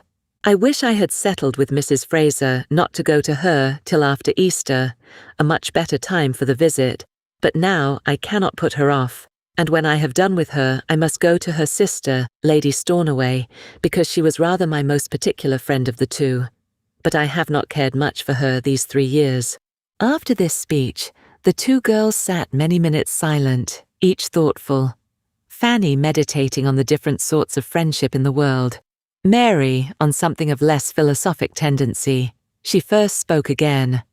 How perfectly I remember my resolving to look for you upstairs and setting off to find my way to the east room, without having an idea whereabouts it was. How well I remember what I was thinking of as I came along, and my looking in and seeing you here sitting at this table at work, and then your cousin's astonishment, when he opened the door, at seeing me here. To be sure, your uncle's returning that very evening. There never was anything quite like it. Another short fit of abstraction followed, when, shaking it off, she thus attacked her companion. Why, Fanny, you are absolutely in a reverie. Thinking, I hope, of one who is always thinking of you. Oh, that I could transport you for a short time into our circle in town, that you might understand how your power over Henry is thought of there. Oh, the envyings and heartburnings of dozens and dozens, the wonder, the incredulity that will be felt at hearing what you have done. For as to secrecy, Henry is quite the hero of an old romance, and glories in his chains. You should come to London to know how to estimate your conquest, if you were to see how he is courted, and how I am courted for his sake. Now, I am well aware that I shall not be half so welcome to Mrs. Fraser in consequence of his situation with you. When she comes to know the truth, she will very likely wish me in Northamptonshire again, for there is a daughter of Mr. Fraser, by a first wife, whom she is wild to get married, and wants Henry to take. Oh, she has been trying for him to such a degree. Innocent and quiet as you sit here, you cannot have an idea of the sensation that you will be occasioning, of the curiosity there will be to see you, of the endless questions I shall have to answer. Poor Margaret Fraser will be at me forever about your eyes and your teeth, and how you do your hair, and who makes your shoes. I wish Margaret were married, for my poor friend's sake, for I look upon the Frasers to be about as unhappy as most other married people, and yet it was a most desirable match for Janet at the time. We were all delighted. She could not do otherwise than accept him, for he was rich, and she had nothing. But he turns out ill-tempered and exigent, and wants a young woman, a beautiful young woman of 25, to be as steady as himself, and my friend does not manage him well. She does not seem to know how to make the best of it. There is a spirit of irritation, which, to say nothing worse, is certainly very ill-bred. In their house I shall call to mind the conjugal manners of Mansfield parsonage with respect. Even Dr. Grant does show a thorough confidence in my sister, and a certain consideration for her judgment, which makes one feel there is attachment, but of that I shall see nothing with the Frasers. I shall be at Mansfield forever, Fanny. My own sister as a wife, Sir Thomas Bertram as a husband, are my standards of perfection. Poor Janet has been sadly taken in, and yet there was nothing improper on her side. She did not run into the match inconsiderately. There was no want of foresight. She took 3 days to consider of his proposals, and during those 3 days asked the advice of everybody connected with her whose opinion was worth having, and especially applied to my late dear aunt, whose knowledge of the world made her judgment very generally and deservedly looked up to by all the young people of her acquaintance, and she was decidedly in favour of Mr. Fraser. This seems as if nothing were a security for matrimonial comfort. I have not so much to say for my friend Flora, who jilted a very nice young man in the Blues for the sake of that horrid Lord Stornoway, who has about as much sense, Fanny, as Mr. Rushworth, but much worse looking, and with a blackguard character. I had my doubts at the time about her being right, for he has not even the air of a gentleman, and now I am sure she was wrong. By the by, Flora Ross was dying for Henry the first winter she came out. But were I to attempt to tell you of all the women whom I have known to be in love with him, I should never have done. It is you, only you, insensible Fanny, who can think of him with anything like indifference. But are you so insensible as you profess yourself? No, I see you are not. There was indeed so deep a blush over Fanny's face at that moment, as might warrant strong suspicion in a predisposed mind. Excellent creature! I will not tease you. Everything shall take its course. But dear Fanny, you must allow that you were not so absolutely unprepared to have the question asked as your cousin fancies. It is not possible but that you must have had some thoughts on the subject, some surmises as to what might be. You must have seen that he was trying to please you by every attention in his power. Was not he devoted to you at the ball? And then before the ball, the necklace. Oh, you received it just as it was meant. You were as conscious as heart could desire. I remember it perfectly. Do you mean then that your brother knew of the necklace beforehand? Oh, Miss Crawford, that was not fair. Knew of it. It was his own doing entirely, his own thought. I am ashamed to say that it had never entered my head, but I was delighted to act on his proposal for both your sakes. I will not say, replied Fanny, that I was not half afraid at the time of its being so, for there was something in your look that frightened me, but not at first. I was as unsuspicious of it at first. Indeed I was. It is as true as that I sit here, and had I had an idea of it, nothing should have induced me to accept the necklace. As to your brother's behaviour, certainly I was sensible of a particularity. I had been sensible of it some little time, perhaps 2 or 3 weeks. But then I considered it as meaning nothing. I put it down as simply being his way, and was as far from supposing as from wishing him to have any serious thoughts of me. I had not, Miss Crawford, been an inattentive observer of what was passing between him and some part of this family in the summer and autumn. I was quiet, but I was not blind. I could not but see that Mr. Crawford amused himself in gallantries which did me nothing. I cannot deny it. He has now and then been a sad flirt, and cared very little for the havoc he might be making in young ladies' affections. I have often scolded him for it. But it is his only fault, and there is this to be said, that very few young ladies have any affections worth caring for. And then, Fanny, the glory of fixing one who has been shot at by so many, of having it in one's power to pay off the debts of one's sex. Oh, I am sure it is not in woman's nature to refuse such a triumph. Fanny shook her head. I cannot think well of a man who sports with any woman's feelings, and there may often be a great deal more suffered than a stander-by can judge of. I do not defend him. I leave him entirely to your mercy, and when he has got you at Everingham, I do not care how much you lecture him. But this I will say, that his fault, the liking to make girls a little in love with him, is not half so dangerous to a wife's happiness as a tendency to fall in love himself, which he has never been addicted to. And I do seriously and truly believe that he is attached to you in a way that he never was to any woman before. That he loves you with all his heart, and will love you as nearly forever as possible. If any man ever loved a woman forever, I think Henry will do as much for you. Fanny could not avoid a faint smile, but had nothing to say.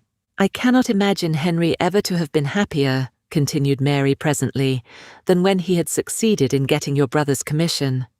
She had made a sure push at Fanny's feelings here.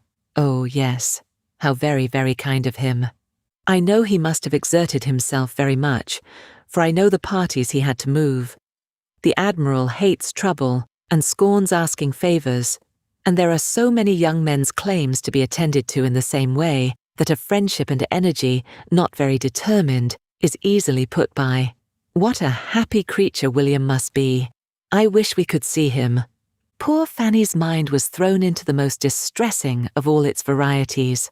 The recollection of what had been done for William was always the most powerful disturber of every decision against Mr. Crawford, and she sat thinking deeply of it, till Mary, who had been first watching her complacently and then musing on something else, suddenly called her attention by saying, "I should like to sit talking with you here all day, but we must not forget the ladies below, and so goodbye, my dear, my amiable, my excellent Fanny. For though we shall nominally part in the breakfast parlour, I must take leave of you here, and I do take leave, longing for a happy reunion, and trusting that when we meet again, it will be under circumstances which may open our hearts to each other without any remnant or shadow of reserve." A very, very kind embrace and some agitation of manner accompanied these words. "I shall see your cousin in town soon. He talks of being there tolerably soon. And Sir Thomas, I dare say, in the course of the spring, and your eldest cousin, and the Rushworths, and Julia, I am sure of meeting again and again, and all but you. I have 2 favours to ask, Fanny. One is your correspondence. You must write to me, and the other that you will often call on Mrs. Grant and make her amends for my being gone."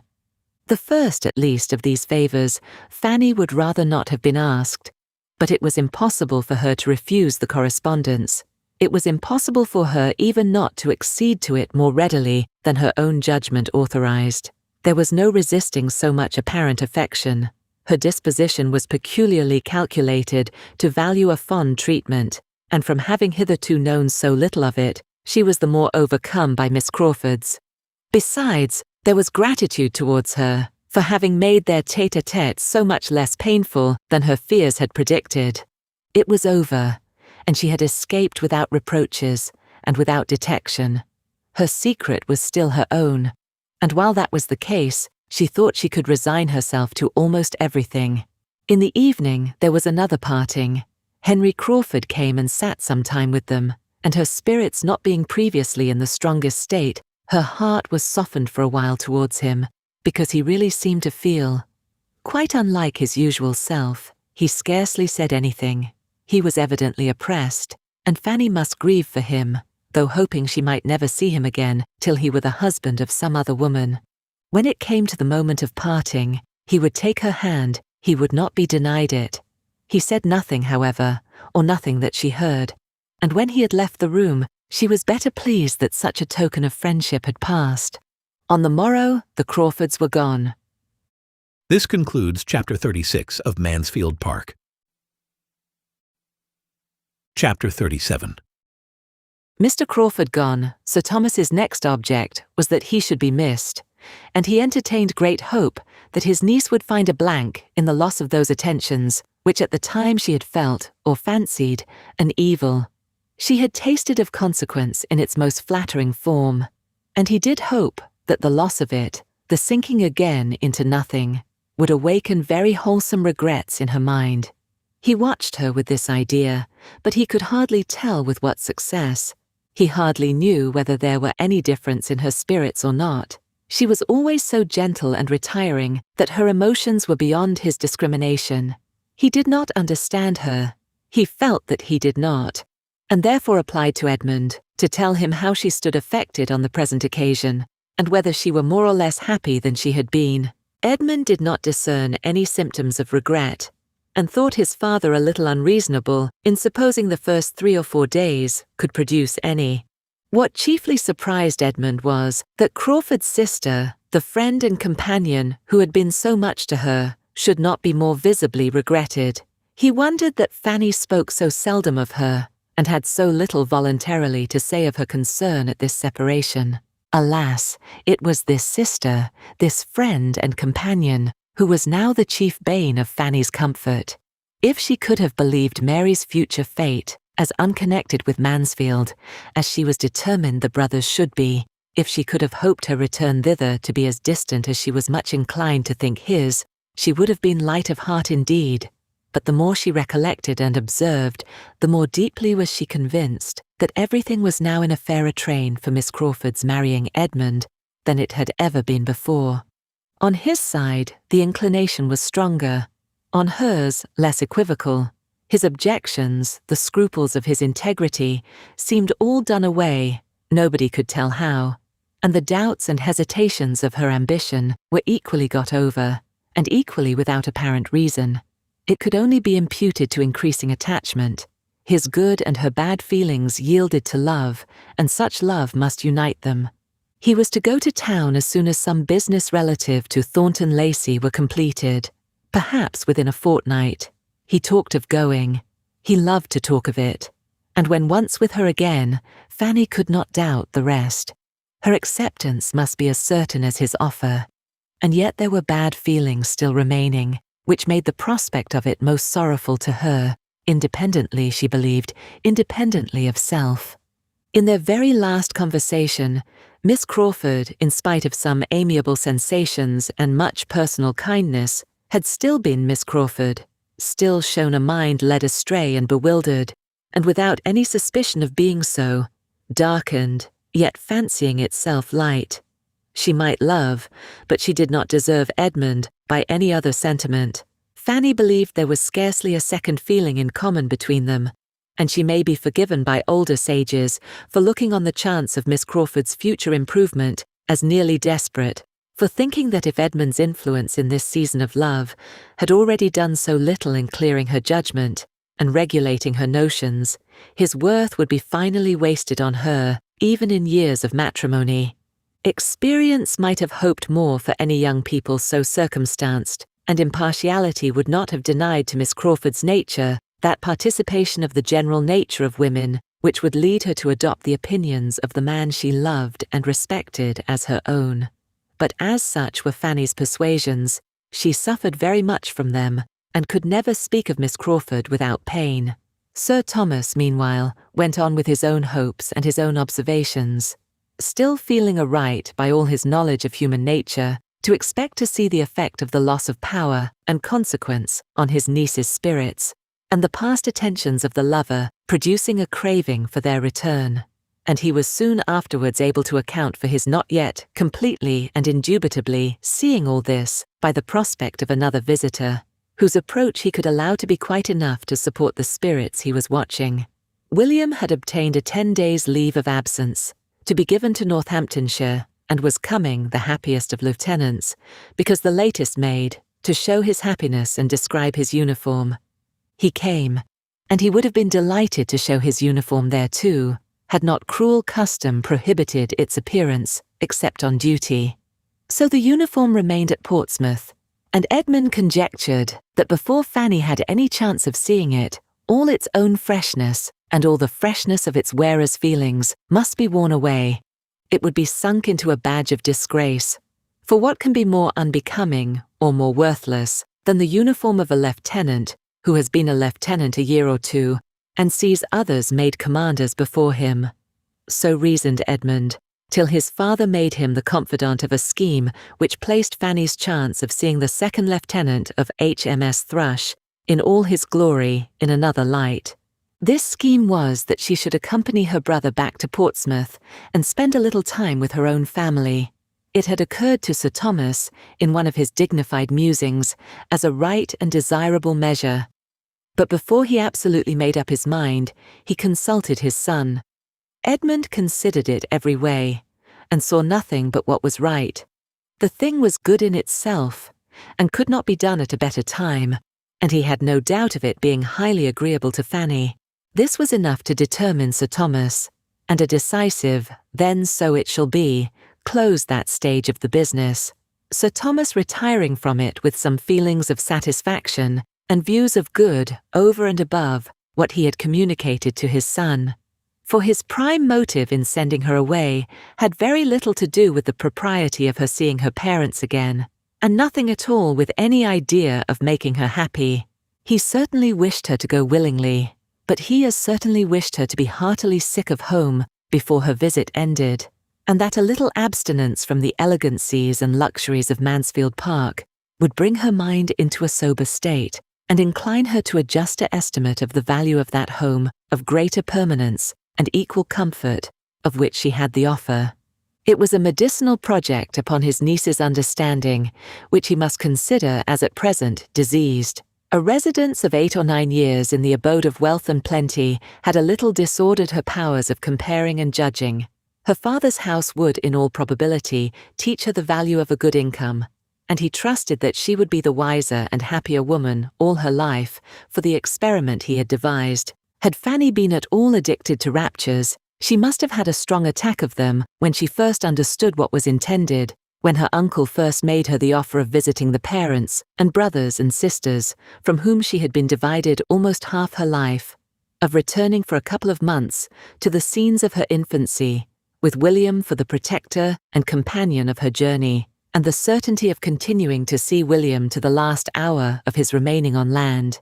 Had she ever given way to bursts of delight, it must have been then, for she was delighted, but her happiness was of a quiet, deep, heart-swelling sort, and though never a great talker, she was always more inclined to silence when feeling most strongly. At the moment, she could only thank and accept.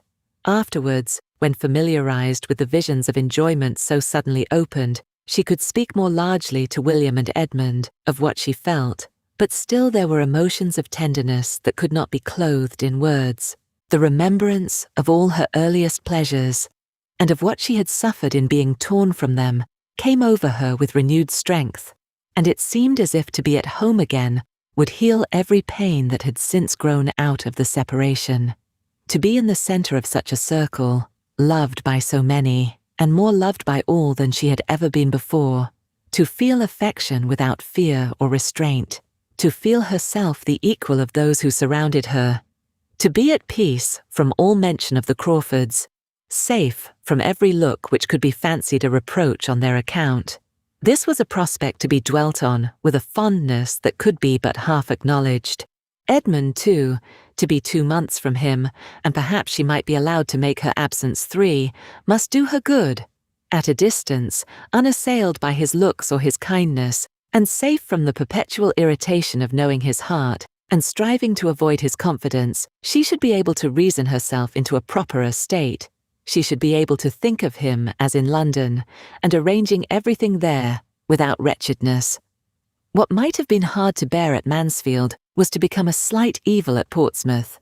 The only drawback was the doubt of her Aunt Bertram's being comfortable without her. She was of use to no one else, but there she might be missed to a degree that she did not like to think of, and that part of the arrangement was, indeed, the hardest for Sir Thomas to accomplish, and what only he could have accomplished at all. But he was master at Mansfield Park. When he had really resolved on any measure, he could always carry it through, and now by dint of long talking on the subject, explaining and dwelling on the duty of Fanny's sometimes seeing her family, he did induce his wife to let her go, obtaining it rather from submission, however, than conviction, for Lady Bertram was convinced of very little more than that Sir Thomas thought Fanny ought to go, and therefore that she must. In the calmness of her own dressing-room, in the impartial flow of her own meditations, unbiased by his bewildering statements, She could not acknowledge any necessity for Fanny's ever going near a father and mother who had done without her so long, while she was so useful to herself. And as to the not missing her, which under Mrs. Norris's discussion was the point attempted to be proved, she set herself very steadily against admitting any such thing. Sir Thomas had appealed to her reason, conscience, and dignity. He called it a sacrifice and demanded it of her goodness and self-command as such. But Mrs. Norris wanted to persuade her that Fanny could be very well spared, she being ready to give up all her own time to her as requested, and, in short, could not really be wanted or missed.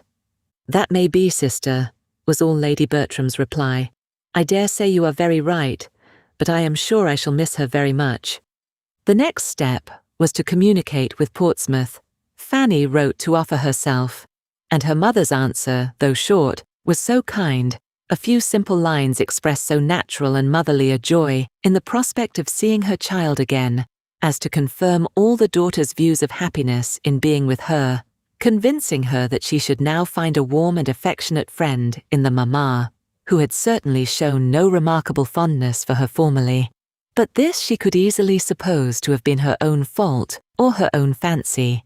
She had probably alienated love by the helplessness and fretfulness of a fearful temper, or been unreasonable in wanting a larger share than anyone among so many could deserve. Now, when she knew better how to be useful, and how to forbear, and when her mother could be no longer occupied by the incessant demands of a house full of little children, there would be leisure and inclination for every comfort, and they should soon be what mother and daughter ought to be to each other. William was almost as happy in the plan as his sister. It would be the greatest pleasure to him to have her there to the last moment before he sailed, and perhaps find her there still when he came in from his first cruise. And besides, he wanted her so very much to see the Thrush before she went out of harbour. The Thrush was certainly the finest sloop in the service, and there were several improvements in the dockyard too which he quite longed to show her. He did not scruple to add that her being at home for a while would be a great advantage to everybody. "I do not know how it is," said he, "but we seem to want some of your nice ways and orderliness at my father's. The house is always in confusion. You will set things going in a better way, I am sure. You will tell my mother how it all ought to be. And you will be so useful to Susan, and you will teach Betsy, and make the boys love and mind you. How right and comfortable it will all be." By the time Mrs. Price's answer arrived, there remained but a very few days more to be spent at Mansfield, and for part of one of those days the young travellers were in a good deal of alarm on the subject of their journey, for when the mode of it came to be talked of, and Mrs. Norris found that all her anxiety to save her brother-in-law's money was vain, and that in spite of her wishes and hints for a less expensive conveyance of Fanny, they were to travel post. When she saw Sir Thomas actually give William notes for the purpose, she was struck with the idea of there being room for a third in the carriage, and suddenly seized with a strong inclination to go with them, to go and see her poor dear sister Price. She proclaimed her thoughts. She must say that she had more than half a mind to go with the young people. It would be such an indulgence to her. She had not seen her poor dear sister Price for more than 20 years, and it would be a help to the young people in their journey to have her older head to manage for them, and she could not help thinking her poor dear sister Price would feel it very unkind of her not to come by such an opportunity. William and Fanny were horror-struck at the idea. All the comfort of their comfortable journey would be destroyed at once. With woeful countenances they looked at each other. Their suspense lasted an hour or two. No one interfered to encourage or dissuade. Mrs. Norris was left to settle the matter by herself, and it ended, to the infinite joy of her nephew and niece, in the recollection that she could not possibly be spared from Mansfield Park at present, that she was a great deal too necessary to Sir Thomas and Lady Bertram for her to be able to answer it to herself, to leave them even for a week, and therefore must certainly sacrifice every other pleasure to that of being useful to them. It had, in fact, occurred to her that though taken to Portsmouth for nothing, it would be hardly possible for her to avoid paying her own expenses back again, so her poor dear sister Price was left to all the disappointment of her missing such an opportunity, and another 20 years' absence, perhaps, begun. Edmund's plans were affected by this Portsmouth journey, this absence of Fanny's. He too had a sacrifice to make to Mansfield Park, as well as his aunt. He had intended, about this time, to be going to London, but he could not leave his father and mother just when everybody else of most importance to their comfort was leaving them, and with an effort, felt but not boasted of, he delayed for a week or two longer, a journey which he was looking forward to with the hope of its fixing his happiness forever. He told Fanny of it. She knew so much already that she must know everything.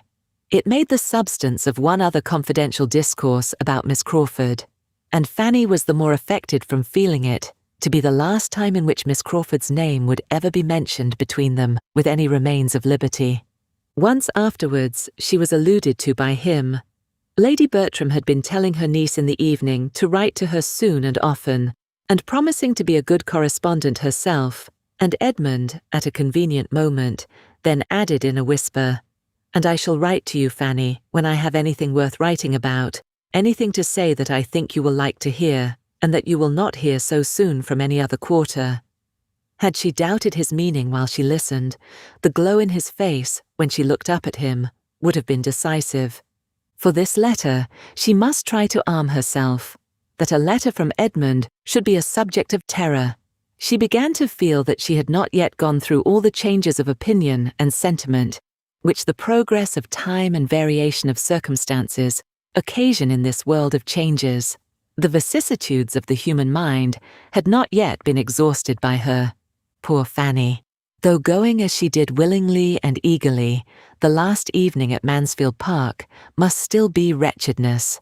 Her heart was completely sad at parting. She had tears for every room in the house, much more for every beloved inhabitant. She clung to her aunt because she would miss her. She kissed the hand of her uncle with struggling sobs because she had displeased him. And as for Edmund, she could neither speak, nor look, nor think when the last moment came with him, and it was not till it was over that she knew he was giving her the affectionate farewell of a brother. All this passed overnight, for the journey was to begin very early in the morning, and when the small diminished party met at breakfast, William and Fanny were talked of as already advanced one stage. This concludes Chapter 37 of Mansfield Park. Chapter 38. The novelty of travelling and the happiness of being with William soon produced their natural effect on Fanny's spirits when Mansfield Park was fairly left behind, and by the time their first stage was ended, and they were to quit Sir Thomas's carriage, she was able to take leave of the old coachman and send back proper messages, with cheerful looks.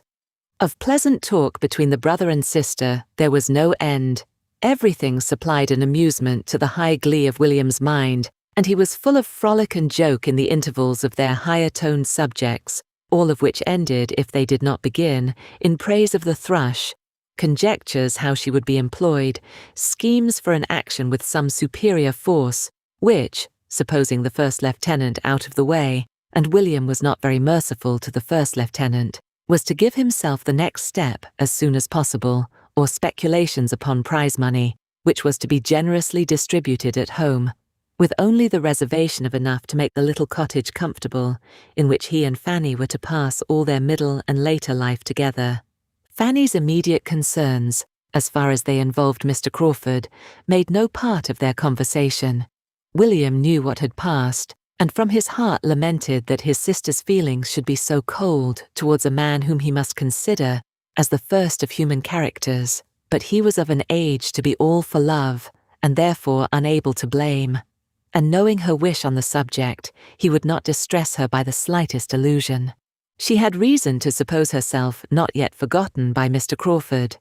She had heard repeatedly from his sister within the 3 weeks which had passed since their leaving Mansfield, and in each letter there had been a few lines from himself, warm and determined like his speeches. It was a correspondence which Fanny found quite as unpleasant as she had feared. Miss Crawford's style of writing, lively and affectionate, was itself an evil independent of what she was thus forced into reading from the brother's pen, for Edmund would never rest till she had read the chief of the letter to him, and then she had to listen to his admiration of her language and the warmth of her attachments. There had, in fact, been so much of message, of allusion, of recollection, so much of Mansfield in every letter that Fanny could not but suppose it meant for him to hear and to find herself forced into a purpose of that kind, compelled into a correspondence which was bringing her the addresses of the man she did not love and obliging her to administer to the adverse passion of the man she did, was cruelly mortifying. Here, too, her present removal promised advantage. When no longer under the same roof with Edmund, she trusted that Miss Crawford would have no motive for writing strong enough to overcome the trouble, and that at Portsmouth their correspondence would dwindle into nothing. With such thoughts as these, among 100 others, Fanny proceeded in her journey safely and cheerfully, and as expeditiously as could rationally be hoped in the dirty month of February. They entered Oxford, but she could take only a hasty glimpse of Edmund's College as they passed along, and made no stop anywhere till they reached Newbury, where a comfortable meal, uniting dinner and supper, wound up the enjoyments and fatigues of the day. The next morning saw them off again at an early hour, and with no events and no delays, they regularly advanced, and were in the environs of Portsmouth, while there was yet daylight for Fanny to look around her and wonder at the new buildings. They passed the drawbridge and entered the town, and the light was only beginning to fail, as guided by William's powerful voice, they were rattled into a narrow street, leading from the High Street, and drawn up before the door of a small house now inhabited by Mr. Price. Fanny was all agitation and flutter, all hope and apprehension. The moment they stopped, a trollopy-looking maidservant, seemingly in waiting for them at the door, stepped forward, and more intent on telling the news than giving them any help, immediately began with, "The Thrush is gone out of harbour, please, sir, and one of the officers has been here to—" She was interrupted by a fine tall boy of 11 years old, who, rushing out of the house, pushed the maid aside, and while William was opening the chaise door himself, called out, "You are just in time. We have been looking for you this half-hour. The Thrush went out of harbour this morning. I saw her. It was a beautiful sight, and they think she will have her orders in a day or two. And Mr. Campbell was here at 4 o'clock to ask for you. He has got one of the Thrush's boats, and is going off to her at 6, and hoped you would be here in time to go with him." A stare or two at Fanny, as William helped her out of the carriage, was all the voluntary notice which this brother bestowed, but he made no objection to her kissing him, though still entirely engaged in detailing farther particulars of the Thrush's going out of harbour, in which he had a strong right of interest, being to commence his career of seamanship in her at this very time. Another moment, and Fanny was in the narrow entrance passage of the house, and in her mother's arms, who met her there with looks of true kindness, and with features which Fanny loved the more, because they brought her Aunt Bertram's before her, and there were her 2 sisters, Susan, a well-grown fine girl of 14, and Betsy, the youngest of the family, about 5, both glad to see her in their way, though with no advantage of manner in receiving her. But manner Fanny did not want. Would they but love her, she should be satisfied. She was then taken into a parlour, so small that her first conviction was of its being only a passage-room to something better, and she stood for a moment, expecting to be invited on. But when she saw there was no other door, and that there were signs of habitation before her, she called back her thoughts, reproved herself, and grieved lest they should have been suspected. Her mother, however, could not stay long enough to suspect anything. She was gone again to the street door, to welcome William. "Oh, my dear William, how glad I am to see you. But have you heard about the Thrush? She has gone out of harbour already, 3 days before we had any thought of it, and I do not know what I am to do about Sam's things. They will never be ready in time, for she may have her orders tomorrow perhaps. It takes me quite unawares, and now you must be off for Spithead too. Campbell has been here, quite in a worry about you. And now what shall we do? I thought to have had such a comfortable evening with you, and here everything comes upon me at once." Her son answered cheerfully, telling her that everything was always for the best, and making light of his own inconvenience in being obliged to hurry away so soon. "To be sure, I had much rather she had stayed in harbour, that I might have sat a few hours with you in comfort, but as there is a boat ashore, I had better go off at once, and there is no help for it. Whereabouts does the thrush lay at Spithead? Near the canopus? But no matter, here's Fanny in the parlour, and why should we stay in the passage? Come, mother, you have hardly looked at your own dear Fanny yet. In they both came, and Mrs. Price, having kindly kissed her daughter again, and commented a little on her growth, began with very natural solicitude to feel for their fatigues and wants as travellers. Poor dears, how tired you must both be. And now, what will you have? I began to think you would never come. Betsy and I have been watching for you this half hour. And when did you get anything to eat? And what would you like to have now? I could not tell whether you would be for some meat, or only a dish of tea after your journey, or else I would have got something ready. And now I am afraid Campbell will be here before there is time to dress a steak, and we have no butcher at hand. It is very inconvenient to have no butcher in the street. We were better off in our last house. Perhaps you would like some tea as soon as it can be got. They both declared they should prefer it to anything. Then, Betsy, my dear, run into the kitchen and see if Rebecca has put the water on, and tell her to bring in the tea things as soon as she can. I wish we could get the bell mended, but Betsy is a very handy little messenger. Betsy went with alacrity, proud to show her abilities before her fine new sister. Dear me, continued the anxious mother, what a sad fire we have got, and I dare say you are both starved with cold. Draw your chair nearer, my dear. I cannot think what Rebecca has been about. I am sure I told her to bring some coals half an hour ago. Susan, you should have taken care of the fire. I was upstairs, Mamma, moving my things, said Susan, in a fearless, self-defending tone, which startled Fanny. You know you had but just settled that my sister Fanny and I should have the other room, and I could not get Rebecca to give me any help. Farther discussion was prevented by various bustles. First, the driver came to be paid. Then there was a squabble between Sam and Rebecca about the manner of carrying up his sister's trunk, which he would manage all his own way. And lastly, in walked Mr. Price himself, his own loud voice preceding him. As with something of the oath kind, he kicked away his son's portmanteau and his daughter's bandbox in the passage, and called out for a candle. No candle was brought, however, and he walked into the room. Fanny, with doubting feelings, had risen to meet him, but sank down again on finding herself undistinguished in the dusk and unthought of. With a friendly shake of his son's hand and an eager voice, he instantly began, Welcome back, my boy. Glad to see you. Have you heard the news? The thrush went out of harbour this morning. Sharp is the word, you see. By G, you are just in time. The doctor has been here inquiring for you. He has got one of the boats, and is to be off for Spithead by 6, so you had better go with him. I have been to Turner's about your mess. It is all in a way to be done.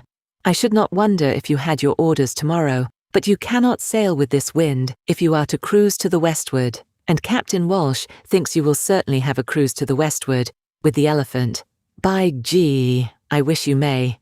But old Sholey was saying just now that he thought you would be sent first to the Texel. Well, we are ready, whatever happens.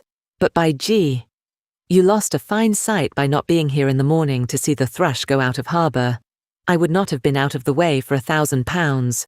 Old Sholey ran in at breakfast time to say she had slipped her moorings and was coming out. I jumped up and made but 2 steps to the platform. If ever there was a perfect beauty afloat, she is one. And there she lays at Spithead, and anybody in England would take her for an 8 and 20. I was upon the platform 2 hours this afternoon looking at her. She lays close to the Endymion, between her and the Cleopatra, just to the eastward of the sheer hulk. Cried William. That's just where I should have put her myself. It's the best berth at Spithead. But here is my sister, sir. Here is Fanny. Turning and leading her forward. It is so dark you do not see her. With an acknowledgement that he had quite forgot her, Mr. Price now received his daughter, and having given her a cordial hug, and observed that she was grown into a woman, and he supposed would be wanting a husband soon, seemed very much inclined to forget her again. Fanny shrunk back to her seat, with feelings sadly pained by his language and his smell of spirits, and he talked on only to his son, and only of the thrush. though William, warmly interested as he was in that subject, more than once tried to make his father think of Fanny, and her long absence and long journey. After sitting some time longer, a candle was obtained, but as there was still no appearance of tea, nor, from Betsy's reports from the kitchen, much hope of any under a considerable period, William determined to go and change his dress and make the necessary preparations for his removal on board directly, that he might have his tea in comfort afterwards. As he left the room, 2 rosy-faced boys, ragged and dirty, about 8 and 9 years old, rushed into it, just released from school, and coming eagerly to see their sister and tell that the thrush was gone out of harbour, Tom and Charles. Charles had been born since Fanny's going away, but Tom she had often helped to nurse, and now felt a particular pleasure in seeing again. Both were kissed very tenderly, but Tom she wanted to keep by her, to try to trace the features of the baby she had loved and talk to of his infant preference of herself. Tom, however, had no mind for such treatment. He came home not to stand and be talked to, but to run about and make a noise, and both boys had soon burst from her and slammed the parlour door till her temples ached. She had now seen all that were at home. There remained only 2 brothers between herself and Susan, one of whom was a clerk in a public office in London, and the other midshipman on board an Indiaman. But though she had seen all the members of the family, she had not yet heard all the noise they could make. Another quarter of an hour brought her a great deal more. William was soon calling out from the landing place of the 2nd story for his mother and for Rebecca. He was in distress for something that he had left there and did not find again.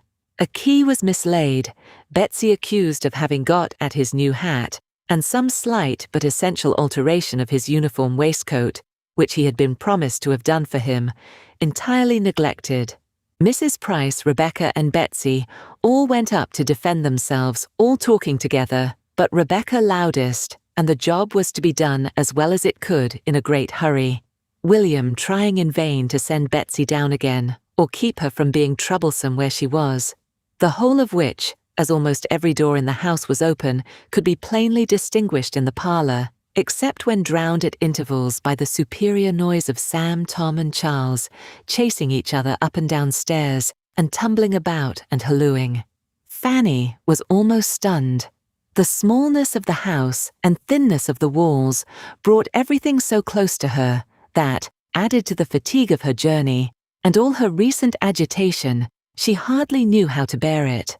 Within the room all was tranquil enough, for Susan having disappeared with the others, there were soon only her father and herself remaining, and he, taking out a newspaper, the customary loan of a neighbour, applied himself to studying it, without seeming to recollect her existence.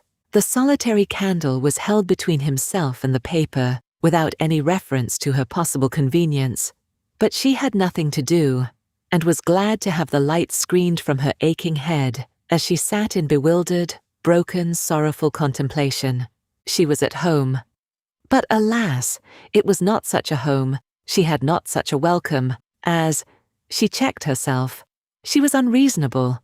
What right had she to be of importance to her family?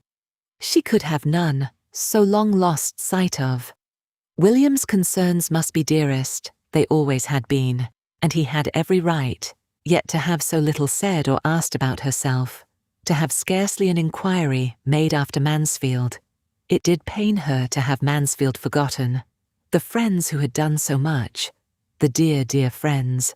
But here one subject swallowed up all the rest. Perhaps it must be so.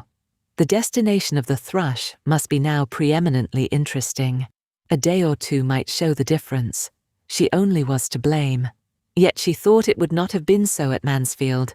No, in her uncle's house there would have been a consideration of times and seasons, a regulation of subject, a propriety, an attention towards everybody, which there was not here.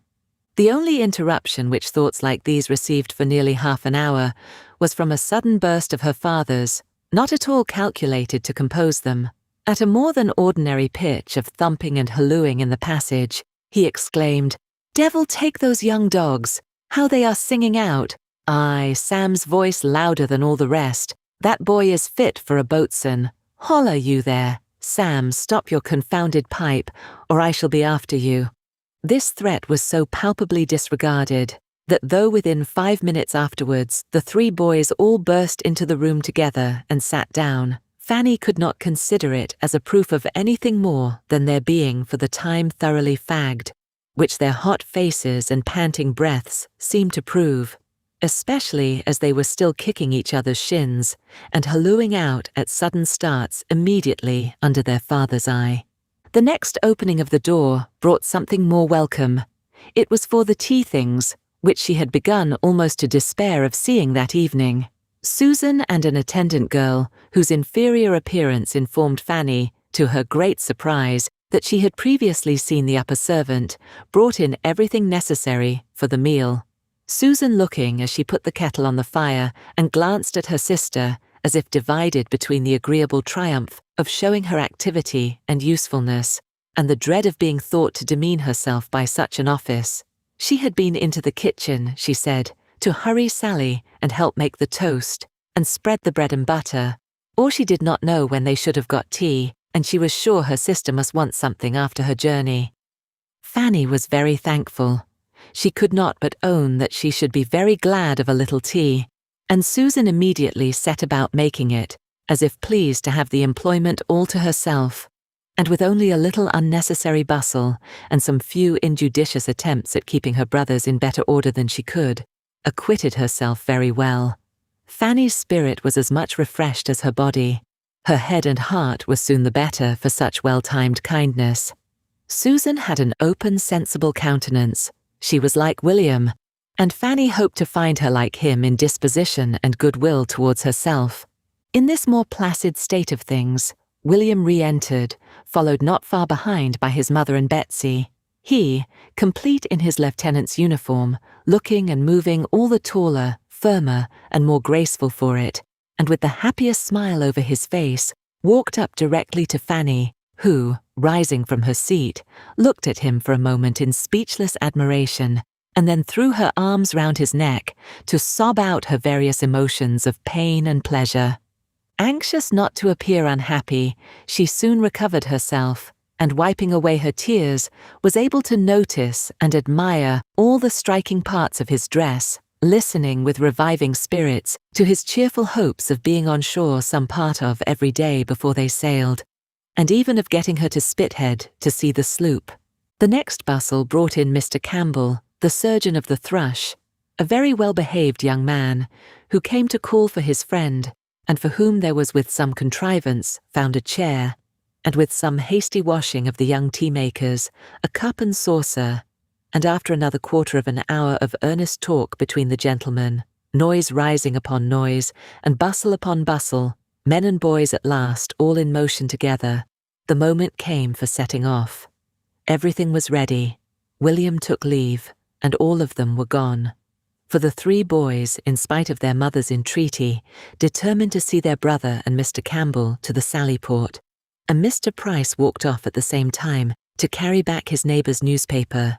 Something like tranquillity might now be hoped for, and accordingly, when Rebecca had been prevailed on to carry away the tea things, and Mrs. Price had walked about the room some time looking for a shirt-sleeve, which Betsy at last hunted out from a drawer in the kitchen, the small party of females were pretty well composed, and the mother, having lamented again over the impossibility of getting Sam ready in time, was at leisure to think of her eldest daughter and the friends she had come from.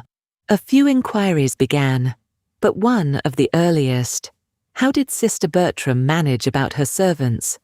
Was she as much plagued as herself to get tolerable servants? Soon led her mind away from Northamptonshire, and fixed it on her own domestic grievances, and the shocking character of all the Portsmouth servants, of whom she believed her own 2 were the very worst, engrossed her completely. The Bertrams were all forgotten in detailing the faults of Rebecca, against whom Susan had also much to depose, and little Betsy a great deal more, and who did seem so thoroughly without a single recommendation that Fanny could not help modestly presuming that her mother meant to part with her when her year was up. "Her year!" cried Mrs. Price. I hope I shall be rid of her before she has stayed a year, for that will not be up till November, Servants are come to such a pass, my dear, in Portsmouth, that it is quite a miracle if one keeps them more than half a year. I have no hope of ever being settled, and if I was to part with Rebecca, I should only get something worse. And yet I do not think I am a very difficult mistress to please, and I am sure the place is easy enough, for there is always a girl under her, and I often do half the work myself." Fanny was silent, but not from being convinced that there might not be a remedy found for some of these evils. As she now sat looking at Betsy, she could not but think particularly of another sister, a very pretty little girl, whom she had left there not much younger when she went into Northamptonshire, who had died a few years afterwards. There had been something remarkably amiable about her.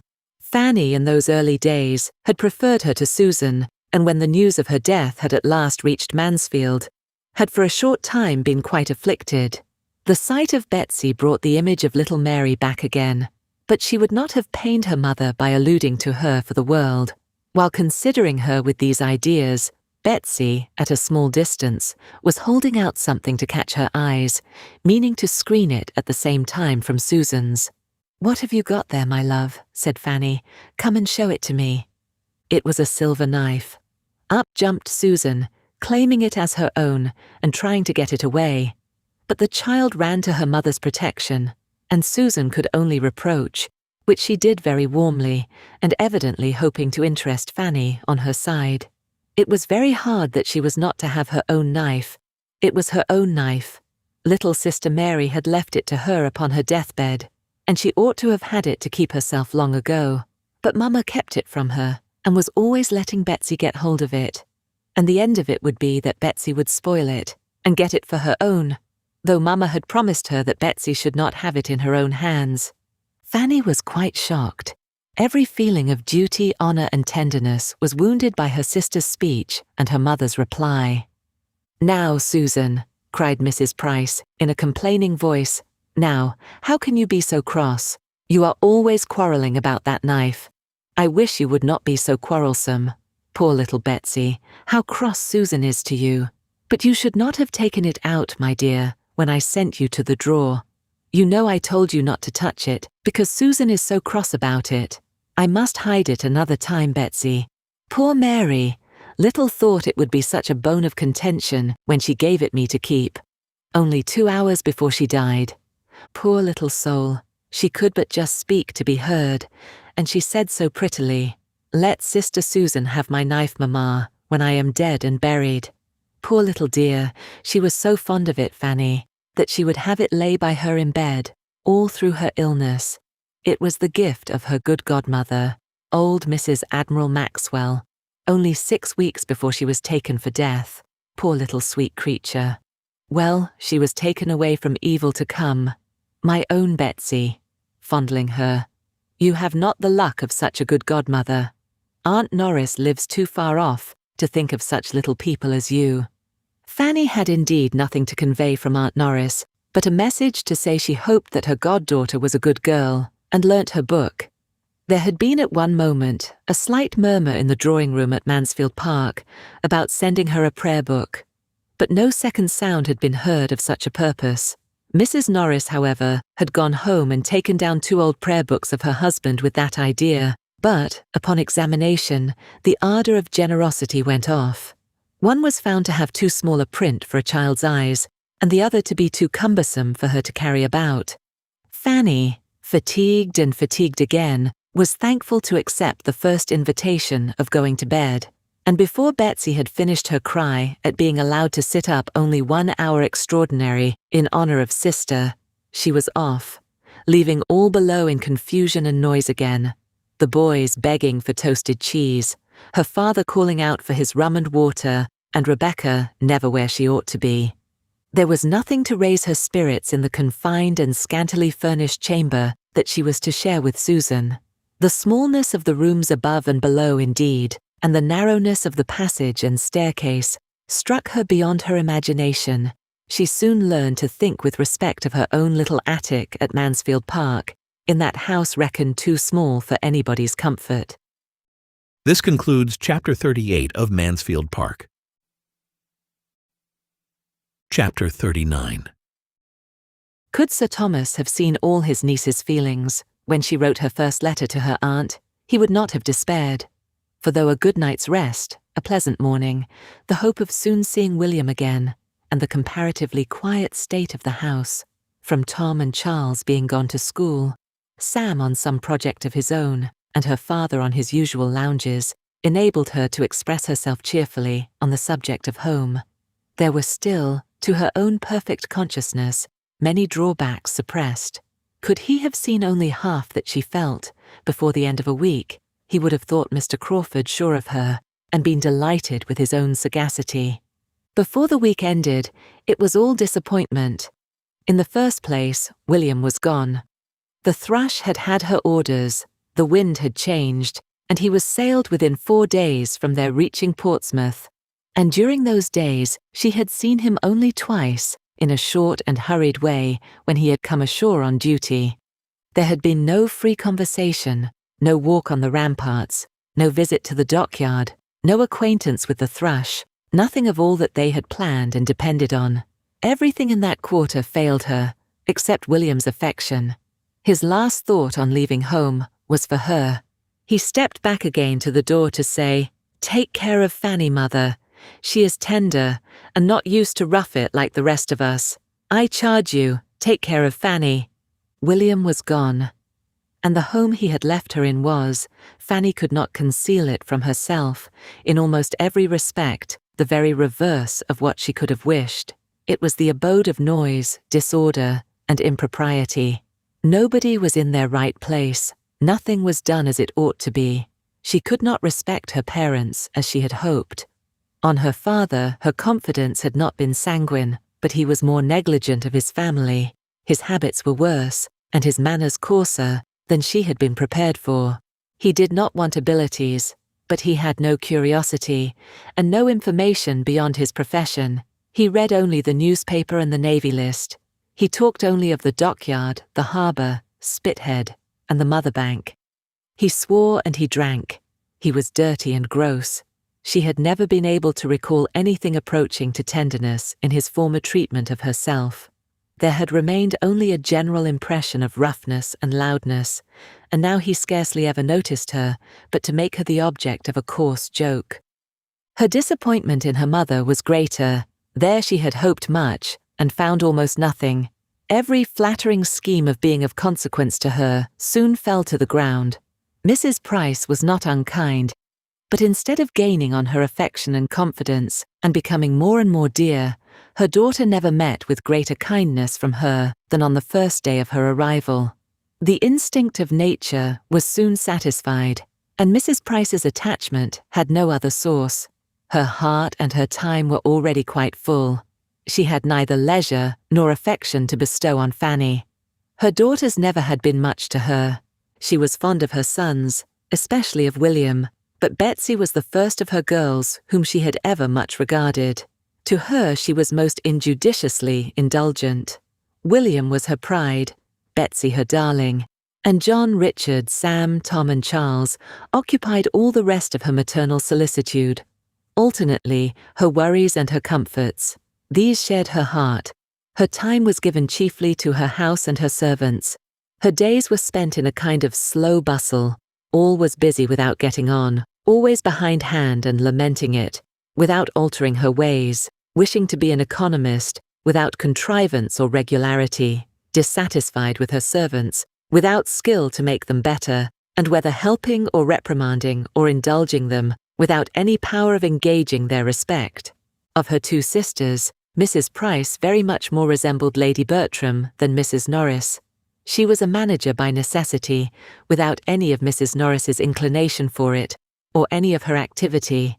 Her disposition was naturally easy and indolent, like Lady Bertram's, and a situation of similar affluence and do-nothingness would have been much more suited to her capacity than the exertions and self-denials of the one which her imprudent marriage had placed her in. She might have made just as good a woman of consequence as Lady Bertram, but Mrs. Norris would have been a more respectable mother of 9 children on a small income. Much of all this Fanny could not but be sensible of. She might scruple to make use of the words, but she must and did feel that her mother was a partial, ill-judging parent, a dawdle, a slattern, who neither taught nor restrained her children, whose house was the scene of mismanagement and discomfort from beginning to end, and who had no talent, no conversation, no affection towards herself, no curiosity to know her better, no desire of her friendship, and no inclination for her company that could lessen her sense of such feelings. Fanny was very anxious to be useful, and not to appear above her home, or in any way disqualified or disinclined by her foreign education from contributing her help to its comforts, and therefore set about working for Sam immediately, and by working early and late, with perseverance and great dispatch, did so much that the boy was shipped off at last, with more than half his linen ready. She had great pleasure in feeling her usefulness, but could not conceive how they would have managed without her. Sam, loud and overbearing as he was, she rather regretted when he went, for he was clever and intelligent, and glad to be employed in any errand in the town. And though spurning the remonstrances of Susan, given as they were, though very reasonable in themselves, with ill-timed and powerless warmth, was beginning to be influenced by Fanny's services and gentle persuasions, and she found that the best of the three younger ones was gone in him. Tom and Charles being at least as many years as they were, his juniors, distant from that age of feeling and reason, which might suggest the expediency of making friends and of endeavouring to be less disagreeable. Their sister soon despaired of making the smallest impression on them. They were quite untamable by any means of address which she had spirits or time to attempt. Every afternoon brought a return of their riotous games all over the house, and she very early learned to sigh at the approach of Saturday's constant half-holiday. Betsy, too, a spoiled child, trained up to think the alphabet her greatest enemy, left to be with the servants at her pleasure, and then encouraged to report any evil of them, she was almost as ready to despair of being able to love or assist. And of Susan's temper she had many doubts. Her continual disagreements with her mother, her rash squabbles with Tom and Charles, and petulance with Betsy, were at least so distressing to Fanny, that though admitting they were by no means without provocation, she feared the disposition that could push them to such length must be far from amiable, and from affording any repose to herself. Such was the home which was to put Mansfield out of her head, and teach her to think of her cousin Edmund with moderated feelings. On the contrary, she could think of nothing but Mansfield, its beloved inmates, its happy ways. Everything where she now was, in full contrast to it. The elegance, propriety, regularity, harmony, and perhaps, above all, the peace and tranquillity of Mansfield were brought to her remembrance every hour of the day by the prevalence of everything opposite to them here. The living in incessant noise was, to a frame and temper delicate and nervous like Fanny's, an evil which no superadded elegance or harmony could have entirely atoned for. It was the greatest misery of all. At Mansfield, no sounds of contention, no raised voice, no abrupt bursts, no tread of violence was ever heard. All proceeded in a regular course of cheerful orderliness. Everybody had their due importance. Everybody's feelings were consulted. If tenderness could be ever supposed wanting, good sense and good breeding supplied its place.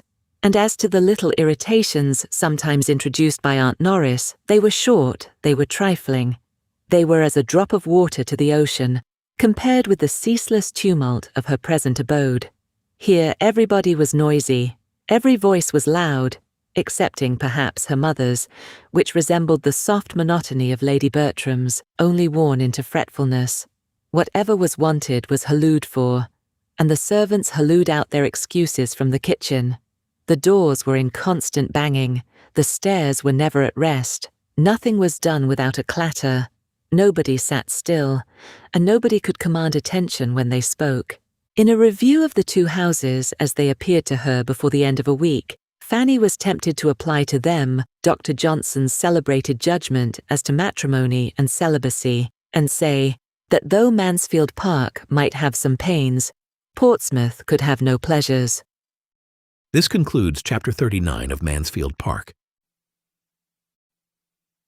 Chapter 40. Fanny was right enough in not expecting to hear from Miss Crawford now at the rapid rate in which their correspondence had begun. Mary's next letter was after a decidedly longer interval than the last, but she was not right in supposing that such an interval would be felt a great relief to herself. Here was another strange revolution of mind. She was really glad to receive the letter when it did come. In her present exile from good society and distance from everything that had been wont to interest her, a letter from one belonging to the set where her heart lived, written with affection and some degree of elegance, was thoroughly acceptable.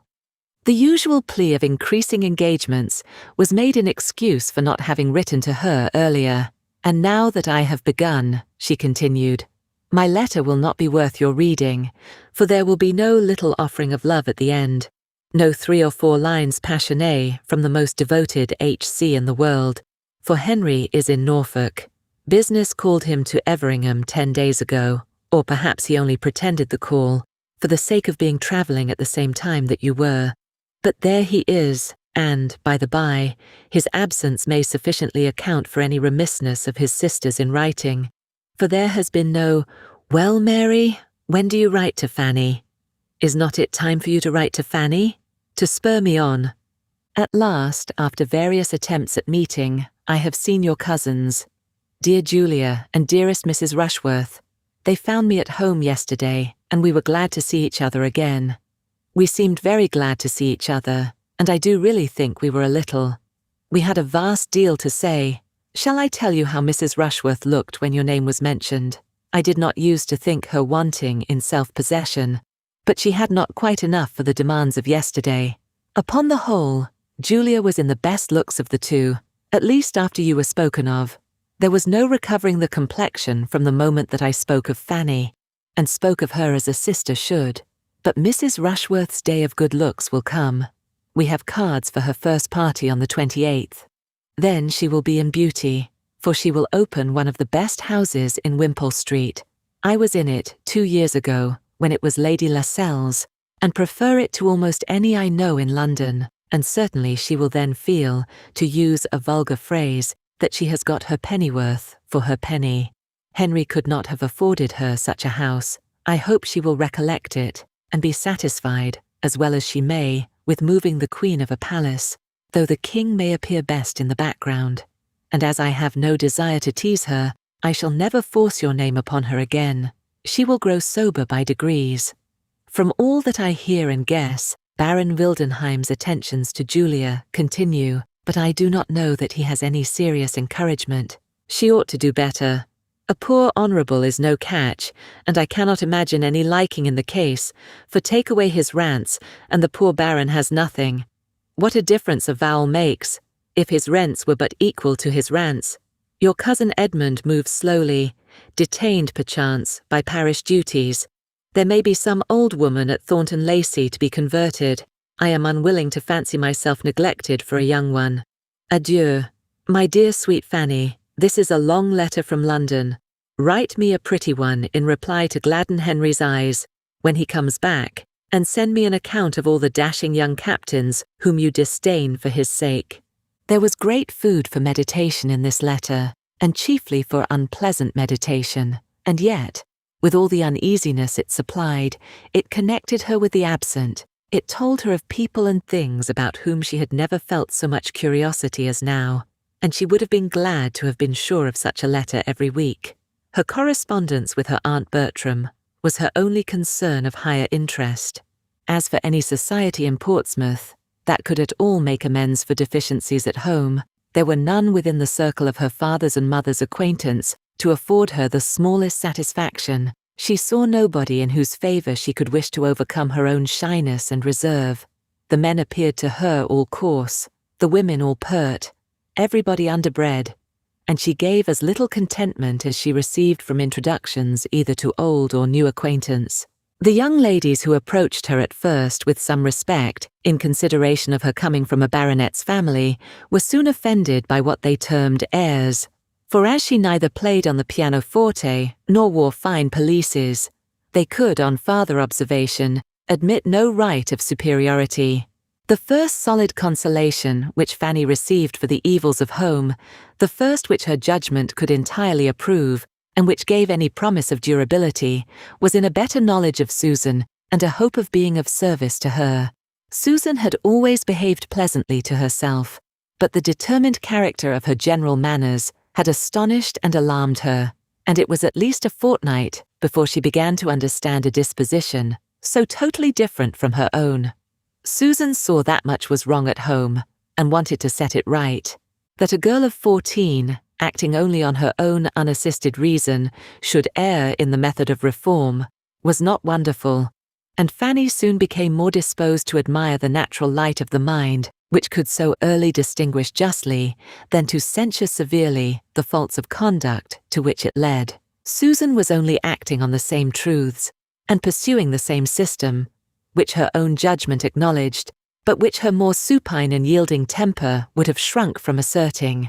Susan tried to be useful where she could only have gone away and cried, and that Susan was useful she could perceive, that things, bad as they were, would have been worse but for such interposition, and that both her mother and Betsy were restrained from some excesses of very offensive indulgence and vulgarity. In every argument with her mother, Susan had in point of reason the advantage, and never was there any maternal tenderness to buy her off. The blind fondness which was forever producing evil around her, she had never known. There was no gratitude for affection, past or present, to make her better bear with its excesses to the others. All this became gradually evident, and gradually placed Susan before her sister as an object of mingled compassion and respect. That her manner was wrong, however, at times very wrong, her measures often ill-chosen and ill-timed, and her looks and language very often indefensible, Fanny could not cease to feel, but she began to hope they might be rectified. Susan, she found, looked up to her and wished for her good opinion, and knew as anything like an office of authority was to Fanny, knew as it was to imagine herself capable of guiding or informing anyone. She did resolve to give occasional hints to Susan, and endeavour to exercise for her advantage the juster notions of what was due to everybody, and what would be wisest for herself, which her own more favoured education had fixed in her. Her influence, or at least the consciousness and use of it, originated in an act of kindness by Susan, which, after many hesitations of delicacy, she at last worked herself up to. It had very early occurred to her that a small sum of money might, perhaps, restore peace forever on the sore subject of the silver knife, canvassed as it now was continually, and the riches which she was in possession of herself, her uncle having given her £10 at parting, made her as able as she was willing to be generous. But she was so wholly unused to confer favours, except on the very poor, so unpractised in removing evils, or bestowing kindnesses among her equals, and so fearful of appearing to elevate herself as a great lady at home, that it took some time to determine that it would not be unbecoming in her to make such a present. It was made, however, at last. A silver knife was bought for Betsy, and accepted with great delight, its newness giving it every advantage over the other that could be desired. Susan was established in the full possession of her own, Betsy handsomely declaring that now she had got one so much prettier herself, she should never want that again, and no reproach seemed conveyed to the equally satisfied mother, which Fanny had almost feared to be impossible. The deed thoroughly answered. A source of domestic altercation was entirely done away, and it was the means of opening Susan's heart to her and giving her something more to love and be interested in. Susan showed that she had delicacy. Pleased as she was to be mistress of property, which she had been struggling for at least 2 years, she yet feared that her sister's judgment had been against her, and that a reproof was designed her for having so struggled as to make the purchase necessary for the tranquillity of the house. Her temper was open. She acknowledged her fears, blamed herself for having contended so warmly, and from that hour, Fanny, understanding the worth of her disposition, and perceiving how fully she was inclined to seek her good opinion and refer to her judgment, began to feel again the blessing of affection, and to entertain the hope of being useful to a mind so much in need of help, and so much deserving it. She gave advice too sound to be resisted by a good understanding, and given so mildly and considerately as not to irritate an imperfect temper, and she had the happiness of observing its good effects not unfrequently. More was not expected by one who, while seeing all the obligation and expediency of submission and forbearance, saw also with sympathetic acuteness of feeling all that must be hourly grating to a girl like Susan. Her greatest wonder on the subject soon became, not that Susan should have been provoked into disrespect and impatience against her better knowledge, but that so much better knowledge, so many good notions should have been hers at all, and that, brought up in the midst of negligence and error, she should have formed such proper opinions of what ought to be, she, who had had no cousin Edmund to direct her thoughts or fix her principles. The intimacy thus begun between them was a material advantage to each. By sitting together upstairs, they avoided a great deal of the disturbance of the house. Fanny had peace, and Susan learned to think it no misfortune to be quietly employed. They sat without a fire, but that was a privation familiar even to Fanny, and she suffered the less because reminded by it of the East Room. It was the only point of resemblance. In space, light, furniture, and prospect, there was nothing alike in the two apartments, and she often heaved a sigh at the remembrance of all her books and boxes and various comforts there. By degrees the girls came to spend the chief of the morning upstairs, at first only in working and talking. But after a few days, the remembrance of the said books grew so potent and stimulative that Fanny found it impossible not to try for books again. There were none in her father's house. But wealth is luxurious and daring, and some of hers found its way to a circulating library. She became a subscriber, amazed at being anything in propria persona, amazed at her own doings in every way, to be a renter, a chooser of books, and to be having anyone's improvement in view in her choice. But so it was. Susan had read nothing, and Fanny longed to give her a share in her own first pleasures, and inspire a taste for the biography and poetry which she delighted in herself. In this occupation, she hoped, moreover, to bury some of the recollections of Mansfield, which were too apt to seize her mind if her fingers only were busy, and, especially at this time, hoped it might be useful in diverting her thoughts from pursuing Edmund to London, whither, on the authority of her aunt's last letter, she knew he was gone. She had no doubt of what would ensue. The promised notification was hanging over her head.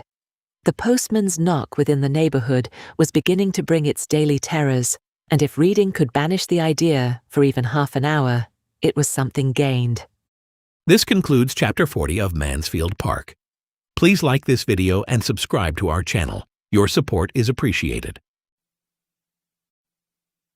Chapter 41. A week was gone since Edmund might be supposed in town, and Fanny had heard nothing of him. There were 3 different conclusions to be drawn from his silence, between which her mind was in fluctuation, each of them at times being held the most probable. Either his going had been again delayed, or he had yet procured no opportunity of seeing Miss Crawford alone, or he was too happy for letter writing. One morning, about this time, Fanny having now been nearly 4 weeks from Mansfield, a point which she never failed to think over and calculate every day, as she and Susan were preparing to remove, as usual, upstairs, they were stopped by the knock of a visitor, whom they felt they could not avoid, from Rebecca's alertness in going to the door, a duty which always interested her beyond any other. It was a gentleman's voice. It was a voice that Fanny was just turning pale about when Mr. Crawford walked into the room. Good sense, like hers, will always act when really called upon, and she found that she had been able to name him to her mother and recall her remembrance of the name as that of William's friend, though she could not previously have believed herself capable of uttering a syllable at such a moment. The consciousness of his being known there only as William's friend was some support. Having introduced him, however, and being all reseated, the terrors that occurred of what this visit might lead to were overpowering, and she fancied herself on the point of fainting away. While trying to keep herself alive, their visitor, who had at first approached her with as animated a countenance as ever, was wisely and kindly keeping his eyes away and giving her time to recover, while he devoted himself entirely to her mother, addressing her and attending to her with the utmost politeness and propriety, at the same time with a degree of friendliness, of interest at least, which was making his manner perfect. Mrs. Price's manners were also at their best. Warmed by the sight of such a friend to her son, and regulated by the wish of appearing to advantage before him, she was overflowing with gratitude, artless, maternal gratitude, which could not be unpleasing. Mr. Price was out, which she regretted very much. Fanny was just recovered enough to feel that she could not regret it, for to her many other sources of uneasiness was added the severe one of shame for the home in which he found her. She might scold herself for the weakness, but there was no scolding it away. She was ashamed, and she would have been yet more ashamed of her father than of all the rest. They talked of William, a subject on which Mrs. Price could never tire, and Mr. Crawford was as warm in his commendation as even her heart could wish. She felt that she had never seen so agreeable a man in her life, and was only astonished to find that, so great and so agreeable as he was, he should be come down to Portsmouth, neither on a visit to the Port Admiral, nor the Commissioner, nor yet with the intention of going over to the island, nor of seeing the dockyard. Nothing of all that she had been used to think of as the proof of importance or the employment of wealth had brought him to Portsmouth.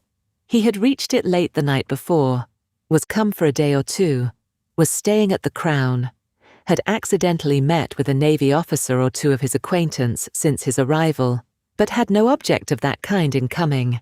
By the time he had given all this information, it was not unreasonable to suppose that Fanny might be looked at and spoken to, and she was tolerably able to bear his eye and hear that he had spent half an hour with his sister the evening before his leaving London, that she had sent her best and kindest love, but had had no time for writing, that he thought himself lucky in seeing Mary for even half an hour, having spent scarcely 24 hours in London, after his return from Norfolk, before he set off again, that her cousin Edmund was in town, had been in town he understood a few days, that he had not seen him himself, but that he was well, had left them all well at Mansfield, and was to dine, as yesterday, with the Frasers.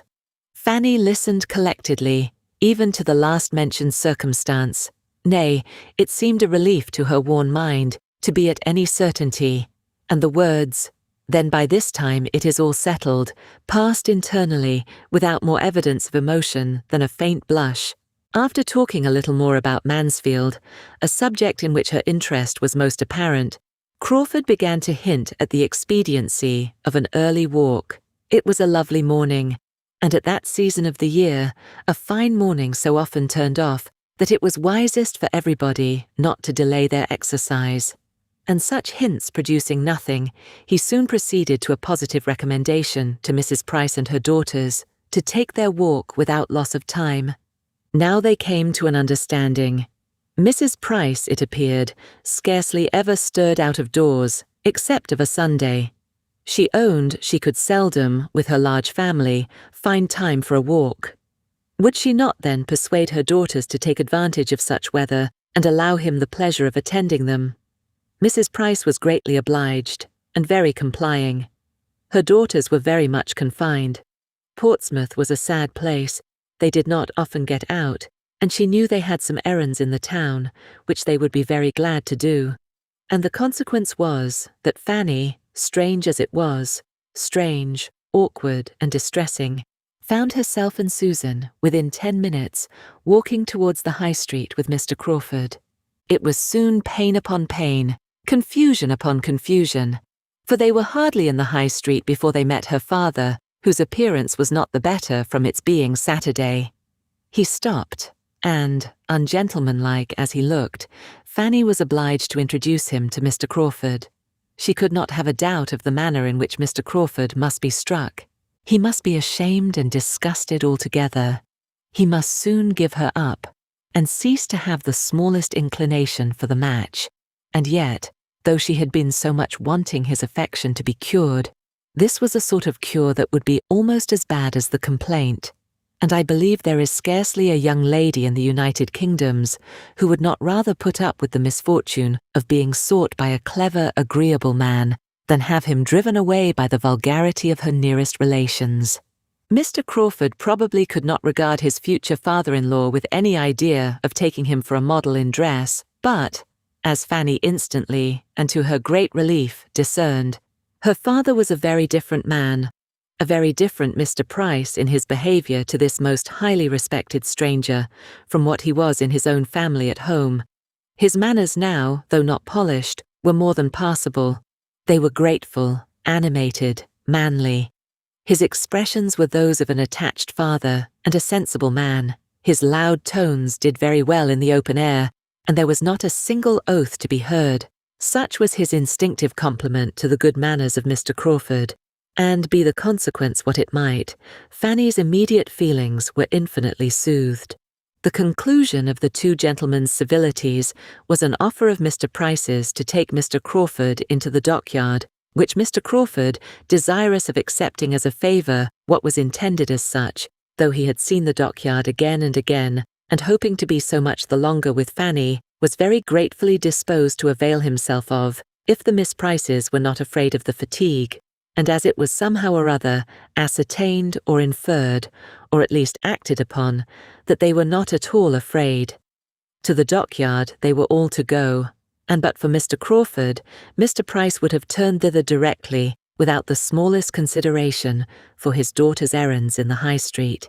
He took care, however, that they should be allowed to go to the shops they came out expressly to visit, and it did not delay them long, for Fanny could so little bear to excite impatience or be waited for, that before the gentlemen, as they stood at the door, could do more than begin upon the last naval regulations or settle the number of 3-deckers now in commission, their companions were ready to proceed.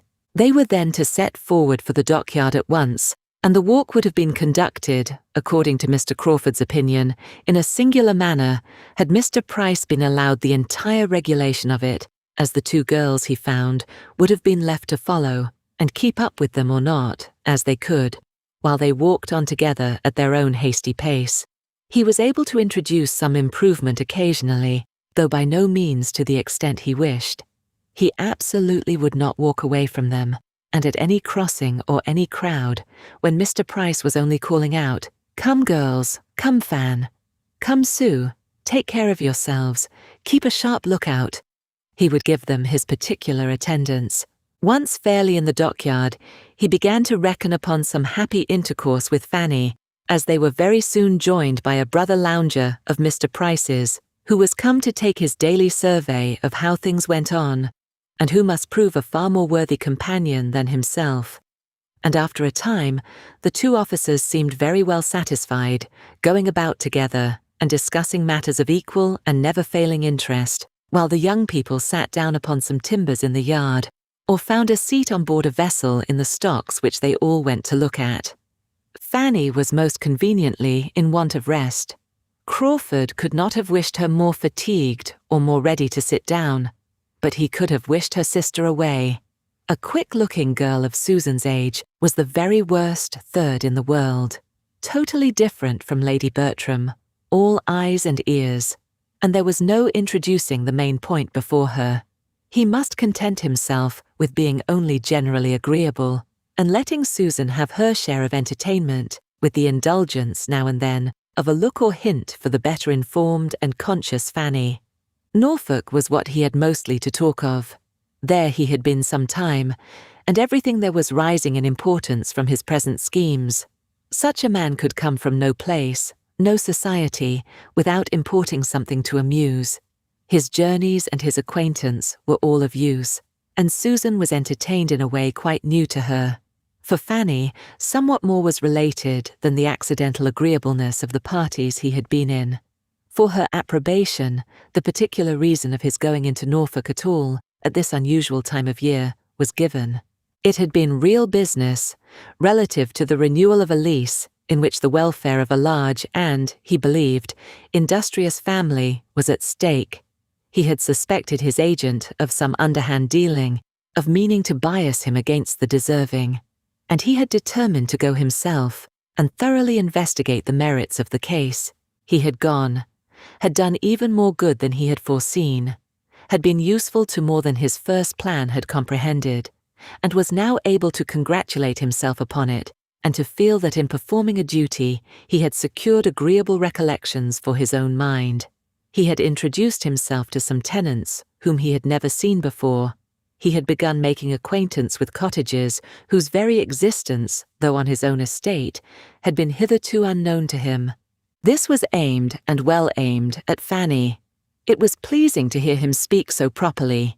Here he had been acting as he ought to do, to be the friend of the poor and the oppressed.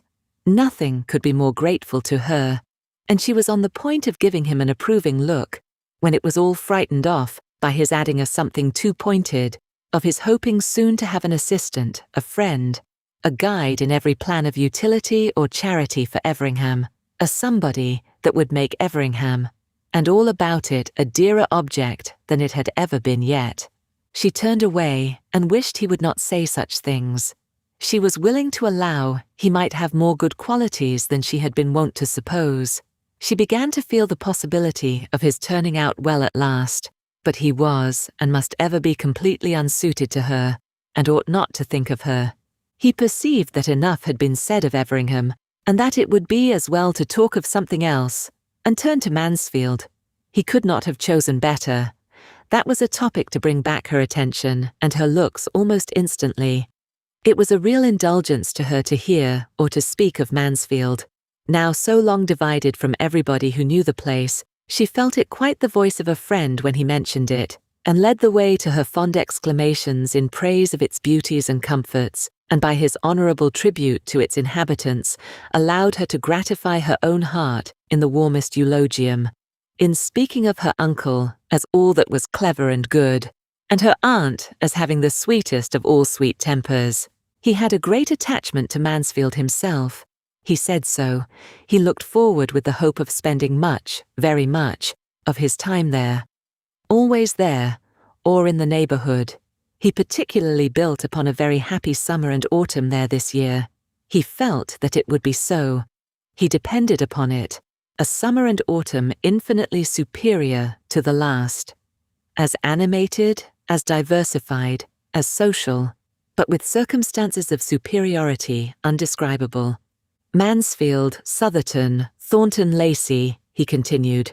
What a society will be comprised in those houses, and at Michaelmas, perhaps, a fourth may be added, some small hunting box in the vicinity of everything so dear, for as to any partnership in Thornton Lacey, as Edmund Bertram once good-humouredly proposed, I hope I foresee two objections, two fair, excellent, irresistible objections to that plan.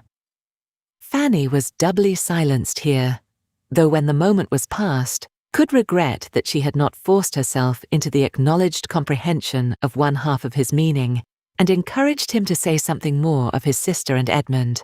It was a subject which she must learn to speak of, and the weakness that shrunk from it would soon be quite unpardonable.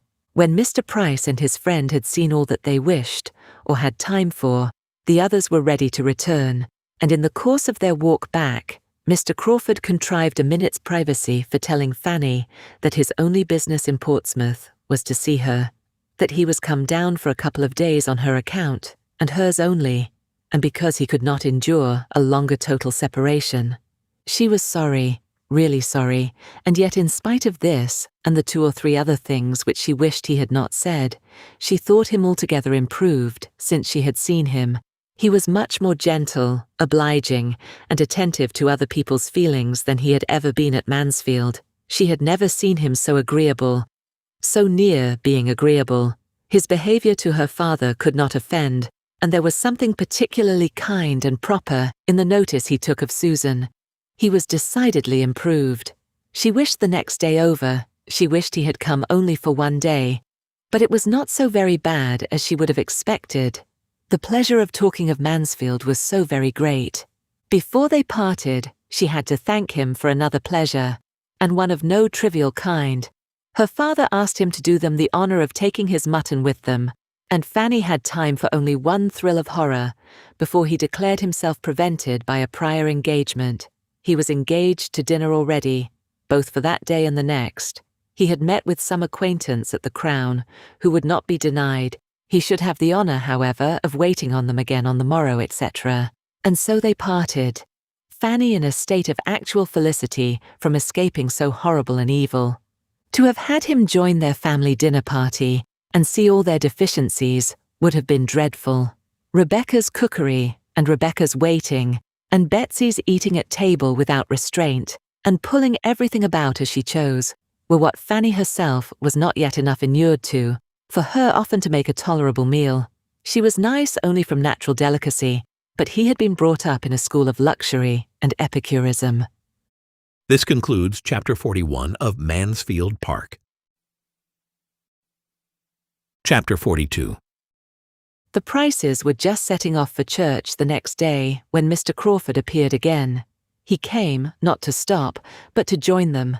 He was asked to go with them to the garrison chapel, which was exactly what he had intended, and they all walked thither together. The family were now seen to advantage. Nature had given them no inconsiderable share of beauty, and every Sunday dressed them in their cleanest skins and best attire. Sunday always brought this comfort to Fanny, and on this Sunday she felt it more than ever. Her poor mother now did not look so very unworthy of being Lady Bertram's sister, as she was but too apt to look. It often grieved her to the heart to think of the contrast between them, to think that where nature had made so little difference, circumstances should have made so much, and that her mother, as handsome as Lady Bertram, and some years her junior, should have an appearance so much more worn and faded, so comfortless, so slatternly, so shabby.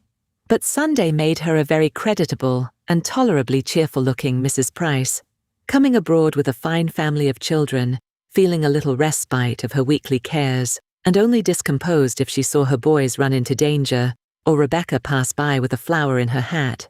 In chapel they were obliged to divide, but Mr. Crawford took care not to be divided from the female branch, and after chapel he still continued with them, and made one in the family party on the ramparts. Mrs. Price took her weekly walk on the ramparts every fine Sunday throughout the year, always going directly after morning service and staying till dinner time. It was her public place. There she met her acquaintance, heard a little news, talked over the badness of the Portsmouth servants, and wound up her spirits for the 6 days ensuing. Thither they now went, Mr. Crawford most happy to consider the Miss Prices as his peculiar charge, and before they had been there long, somehow or other, there was no saying how. Fanny could not have believed it, but he was walking between them with an arm of each under his, and she did not know how to prevent or put an end to it. It made her uncomfortable for a time, but yet there were enjoyments in the day, and in the view which would be felt. The day was uncommonly lovely.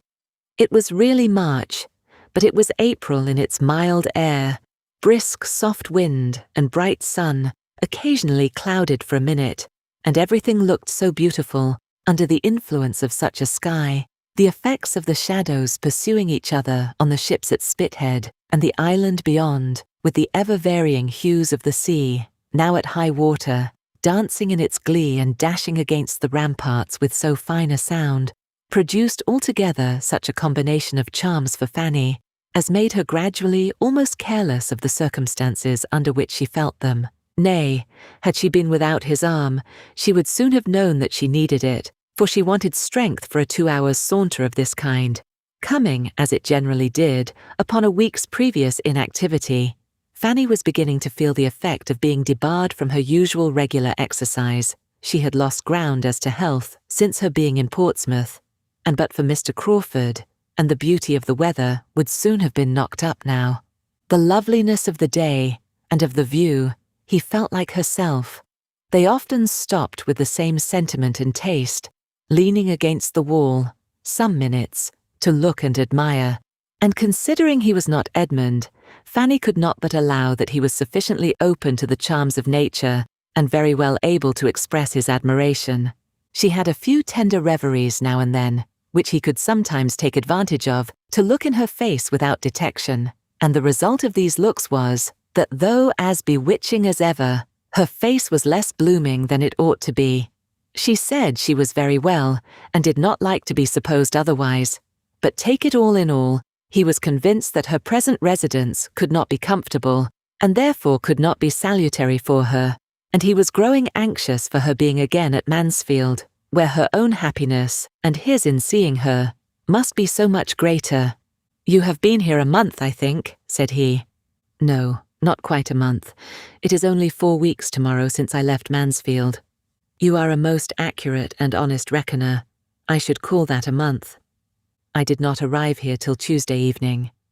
And it is to be a 2 months' visit, is not? Yes. My uncle talked of 2 months. I suppose it will not be less.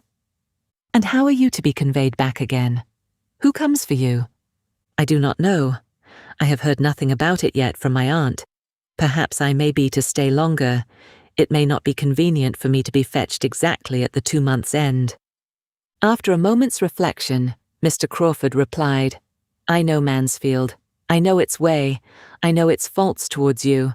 I know the danger of your being so far forgotten as to have your comforts give way to the imaginary convenience of any single being in the family. I am aware that you may be left here week after week, if Sir Thomas cannot settle everything for coming himself, or sending your aunt's maid for you, without involving the slightest alteration of the arrangements which he may have laid down for the next quarter of a year. This will not do. 2 months is an ample allowance. I should think 6 weeks quite enough. I am considering your sister's health, said he, addressing himself to Susan, which I think the confinement of Portsmouth unfavourable to. She requires constant air and exercise. When you know her as well as I do, I am sure you will agree that she does, and that she ought never to be long banished from the free air and liberty of the country. If, therefore, turning again to Fanny, you find yourself growing unwell, and any difficulties arise about your returning to Mansfield, without waiting for the 2 months to be ended, that must not be regarded as of any consequence if you feel yourself at all less strong or comfortable than usual, and will only let my sister know it. Give her only the slightest hint. She and I will immediately come down and take you back to Mansfield. You know the ease and the pleasure with which this would be done. You know all that would be felt on the occasion. Fanny thanked him, but tried to laugh it off. I am perfectly serious, he replied, as you perfectly know, and I hope you will not be cruelly concealing any tendency to indisposition. Indeed, you shall not. It shall not be in your power, for so long only as you positively say, in every letter to Mary, I am well, and I know you cannot speak or write a falsehood, so long only shall you be considered as well. Fanny thanked him again, but was affected and distressed to a degree that made it impossible for her to say much, or even to be certain of what she ought to say. This was towards the close of their walk. He attended them to the last, and left them only at the door of their own house, when he knew them to be going to dinner, and therefore pretended to be waited for elsewhere. I wish you were not so tired, said he, still detaining Fanny after all the others were in the house. I wish I left you in stronger health. Is there anything I can do for you in town? I have half an idea of going into Norfolk again soon. I am not satisfied about Madison. I am sure he still means to impose on me if possible, and get a cousin of his own into a certain mill, which I design for somebody else. I must come to an understanding with him. I must make him know that I will not be tricked on the south side of Everingham, any more than on the north, that I will be master of my own property. I was not explicit enough with him before. The mischief such a man does on an estate, both as to the credit of his employer and the welfare of the poor, is inconceivable. I have a great mind to go back into Norfolk directly, and put everything at once on such a footing as cannot be afterwards swerved from. Madison is a clever fellow. I do not wish to displace him, provided he does not try to displace me, but it would be simple to be duped by a man who has no right of creditor to dupe me, and worse than simple to let him give me a hard-hearted, griping fellow for a tenant, instead of an honest man, to whom I have given half a promise already. Would it not be worse than simple? Shall I go? Do you advise it? I advise. You know very well what is right. Yes. When you give me your opinion, I always know what is right. Your judgment is my rule of right. Oh no, do not say so. We have all a better guide in ourselves, if we would attend to it, than any other person can be. Goodbye. I wish you a pleasant journey tomorrow. Is there nothing I can do for you in town? Nothing. I am much obliged to you. Have you no message for anybody? My love to your sister, if you please, and when you see my cousin Edmund, I wish you would be so good as to say that I suppose I shall soon hear from him.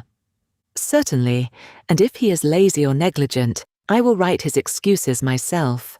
He could say no more, for Fanny would be no longer detained. He pressed her hand, looked at her, and was gone. He went to while away the next 3 hours as he could, with his other acquaintance, till the best dinner that a capital inn afforded was ready for their enjoyment, and she turned into her more simple one immediately. Their general fare bore a very different character, and could he have suspected how many privations, besides that of exercise, she endured in her father's house, he would have wondered that her looks were not much more affected than he found them. She was so little equal to Rebecca's puddings and Rebecca's hashes, brought to table as they all were, with such accompaniments of half-cleaned plates and not half-cleaned knives and forks, that she was very often constrained to defer her heartiest meal till she could send her brothers in the evening for biscuits and buns. After being nursed up at Mansfield, it was too late in the day to be hardened at Portsmouth, and though Sir Thomas, had he known all, might have thought his niece in the most promising way of being starved, both mind and body, into a much juster value for Mr. Crawford's good company and good fortune, he would probably have feared to push his experiment farther, lest she might die under the cure. Fanny was out of spirits all the rest of the day. Though tolerably secure of not seeing Mr. Crawford again, she could not help being low. It was parting with somebody of the nature of a friend, and though, in one light, glad to have him gone, it seemed as if she was now deserted by everybody. It was a sort of renewed separation from Mansfield, and she could not think of his returning to town and being frequently with Mary and Edmund, without feelings so near akin to envy as made her hate herself for having them. Her dejection had no abatement from anything passing around her. A friend or two of her father's, as always happened if he was not with them, spent the long evening there, and from 6 o'clock till 9:30 there was little intermission of noise or grog. She was very low. The wonderful improvement which she still fancied in Mr. Crawford was the nearest to administering comfort of anything within the current of her thoughts. Not considering in how different a circle she had been just seeing him, nor how much might be owing to contrast, she was quite persuaded of his being astonishingly more gentle and regardful of others than formerly. And if in little things, must it not be so in great? So anxious for her health and comfort, so very feeling as he now expressed himself, and really seemed, might not it be fairly supposed that he would not much longer persevere in a suit so distressing to her? This concludes Chapter 42 of Mansfield Park. Chapter 43. It was presumed that Mr. Crawford was travelling back to London on the morrow, for nothing more was seen of him at Mr. Price's, and 2 days afterwards it was a fact ascertained to Fanny by the following letter from his sister, opened and read by her on another account with the most anxious curiosity. I have to inform you, my dearest Fanny, that Henry has been down to Portsmouth to see you, that he had a delightful walk with you to the dockyard last Saturday, and one still more to be dwelt on the next day, on the ramparts, when the balmy air, the sparkling sea, and your sweet looks and conversation were altogether in the most delicious harmony, and afforded sensations which are to raise ecstasy, even in retrospect. This, as well as I understand, is to be the substance of my information. He makes me write, but I do not know what else is to be communicated, except this said visit to Portsmouth, and these 2 said walks, and his introduction to your family, especially to a fair sister of yours, a fine girl of 15, who was of the party on the ramparts, taking her first lesson, I presume, in love. I have not time for writing much, but it would be out of place if I had, for this is to be a mere letter of business, penned for the purpose of conveying necessary information, which could not be delayed without risk of evil. My dear Fanny, if I had you here, how I would talk to you. You should listen to me till you were tired, and advise me till you were still tired more. But it is impossible to put 100th part of my great mind on paper, so I will abstain altogether, and leave you to guess what you like. I have no news for you. You have politics, of course, and it would be too bad to plague you with the names of people and parties that fill up my time.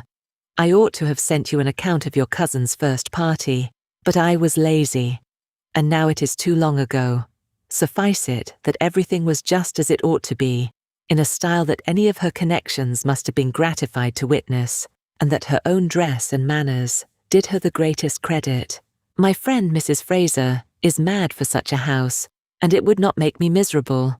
I go to Lady Stornoway after Easter. She seems in high spirits and very happy. I fancy Lord S. is very good-humoured and pleasant in his own family, and I do not think him so very ill-looking as I did.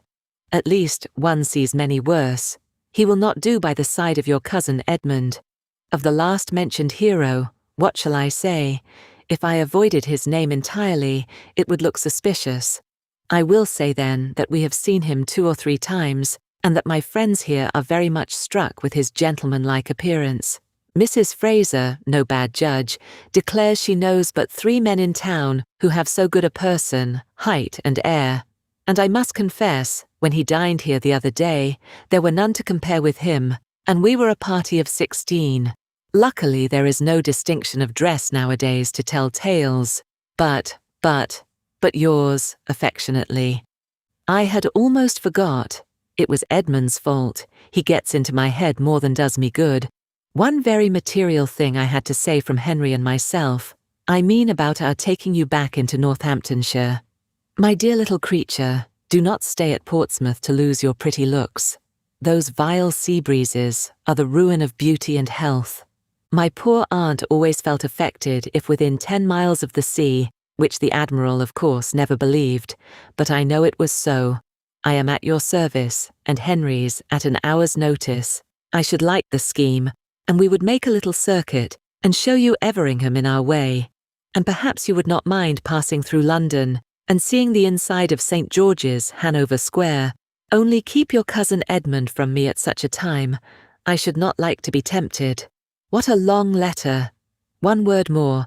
Henry, I find, has some idea of going into Norfolk again upon some business that you approve, but this cannot possibly be permitted before the middle of next week. That is, he cannot anyhow be spared till after the 14th, for we have a party that evening.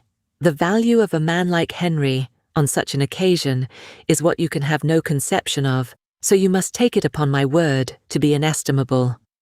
He will see the Rushworths, which I own I am not sorry for, having a little curiosity, and so I think has he, though he will not acknowledge it. This was a letter to be run through eagerly, to be read deliberately, to supply matter for much reflection, and to leave everything in greater suspense than ever. The only certainty to be drawn from it was that nothing decisive had yet taken place. Edmund had not yet spoken. How Miss Crawford really felt, how she meant to act, or might act without or against her meaning, whether his importance to her were quite what it had been before the last separation, whether, if lessened, it were likely to lessen more, or to recover itself, were subjects for endless conjecture, and to be thought of on that day and many days to come, without producing any conclusion. The idea that returned the oftenest was that Miss Crawford, after proving herself cooled and staggered by a return to London habits, would yet prove herself in the end too much attached to him to give him up. She would try to be more ambitious than her heart would allow. She would hesitate, she would tease, she would condition, she would require a great deal, but she would finally accept. This was Fanny's most frequent expectation. A house in town, that, she thought, must be impossible. Yet there was no saying what Miss Crawford might not ask. The prospect for her cousin grew worse and worse. The woman who could speak of him, and speak only of his appearance, what an unworthy attachment. To be deriving support from the commendations of Mrs. Fraser, she who had known him intimately half a year. Fanny was ashamed of her. Those parts of the letter which related only to Mr. Crawford and herself touched her, in comparison, slightly. Whether Mr. Crawford went into Norfolk before or after the 14th was certainly no concern of hers, though, everything considered, she thought he would go without delay. That Miss Crawford should endeavour to secure a meeting between him and Mrs. Rushworth was all in her worst line of conduct, and grossly unkind and ill-judged, but she hoped he would not be actuated by any such degrading curiosity. He acknowledged no such inducement, and his sister ought to have given him credit for better feelings than her own. She was yet more impatient for another letter from town after receiving this than she had been before, and for a few days was so unsettled by it altogether, by what had come and what might come, that her usual readings and conversation with Susan were much suspended. She could not command her attention as she wished. If Mr. Crawford remembered her message to her cousin, she thought it very likely, most likely, that he would write to her at all events. It would be most consistent with his usual kindness, until she got rid of this idea, till it gradually wore off. By no letters appearing in the course of 3 or 4 days more, she was in a most restless, anxious state. At length, a something like composure succeeded. Suspense must be submitted to, and must not be allowed to wear her out and make her useless. Time did something, her own exertions something more, and she resumed her attentions to Susan, and again awakened the same interest in them. Susan was growing very fond of her, and though without any of the early delight in books which had been so strong in Fanny, with a disposition much less inclined to sedentary pursuits, or to information for information's sake, she had so strong a desire of not appearing ignorant, as, with a good clear understanding, made her a most attentive, profitable, thankful pupil. Fanny was her oracle. Fanny's explanations and remarks were a most important addition to every essay, or every chapter of history. What Fanny told her of former times dwelt more on her mind than the pages of Goldsmith, and she paid her sister the compliment of preferring her style to that of any printed author. The early habit of reading was wanting. Their conversations, however, were not always on subjects so high as history or morals. Others had their hour, and of lesser matters none returned so often or remained so long between them as Mansfield Park, a description of the people, the manners, the amusements, the ways of Mansfield Park.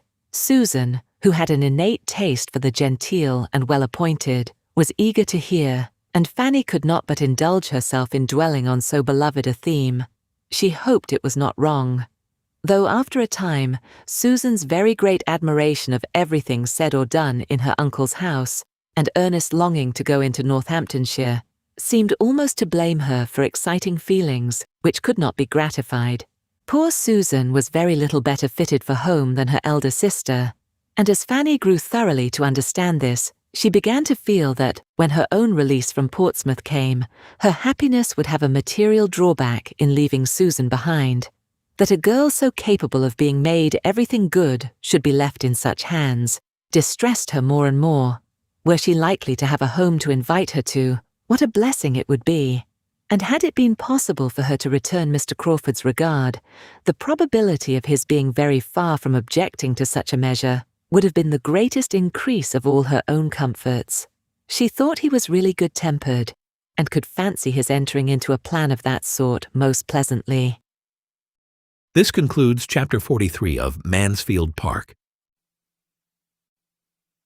Chapter 44.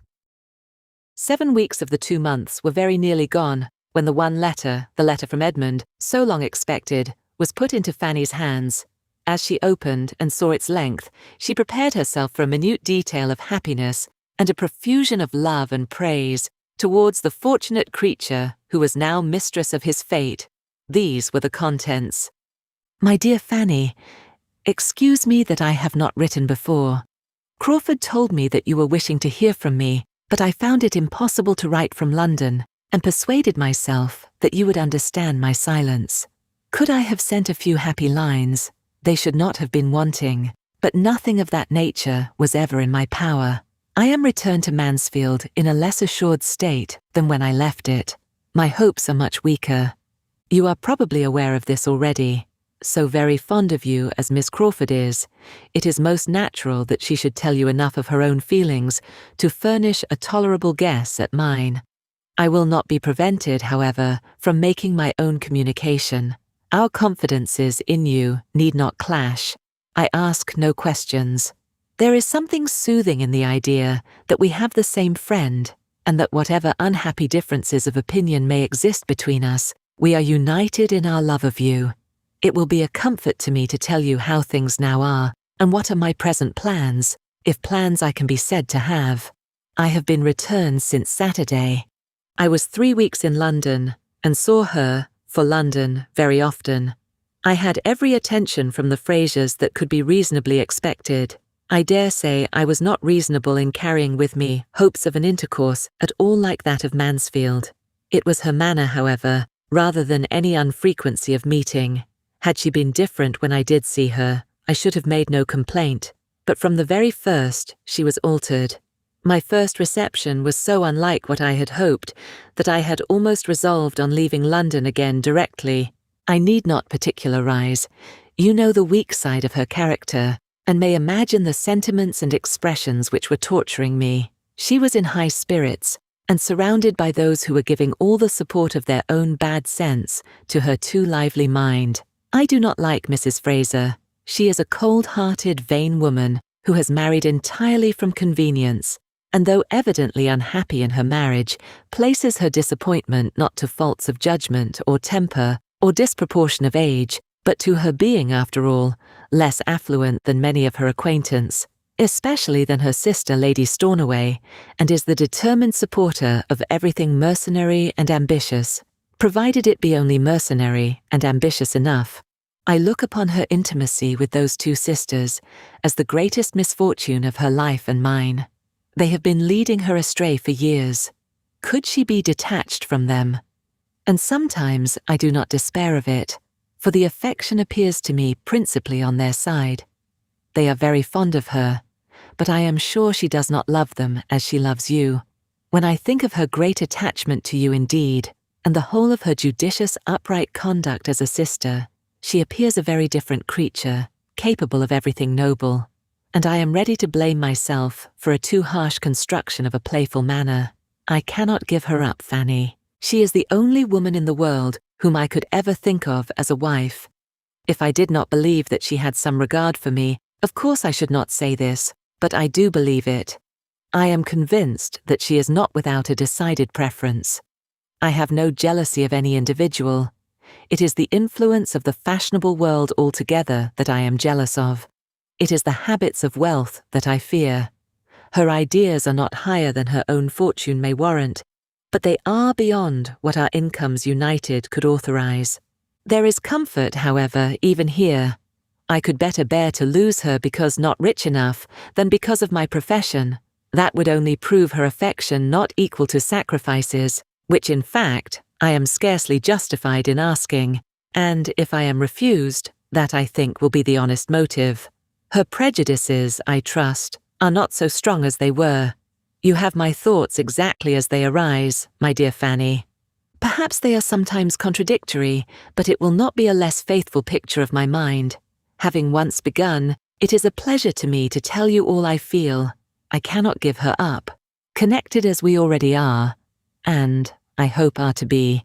To give up Mary Crawford would be to give up the society of some of those most dear to me, to banish myself from the very houses and friends whom, under any other distress, I should turn to for consolation. The loss of Mary I must consider as comprehending the loss of Crawford and of Fanny. Were it a decided thing, an actual refusal, I hope I should know how to bear it, and how to endeavour to weaken her hold on my heart, and in the course of a few years, but I am writing nonsense. Were I refused, I must bear it. Until I am, I can never cease to try for her. This is the truth. The only question is how. What may be the likeliest means? I have sometimes thought of going to London again after Easter, and sometimes resolved on doing nothing till she returns to Mansfield. Even now she speaks with pleasure of being in Mansfield in June.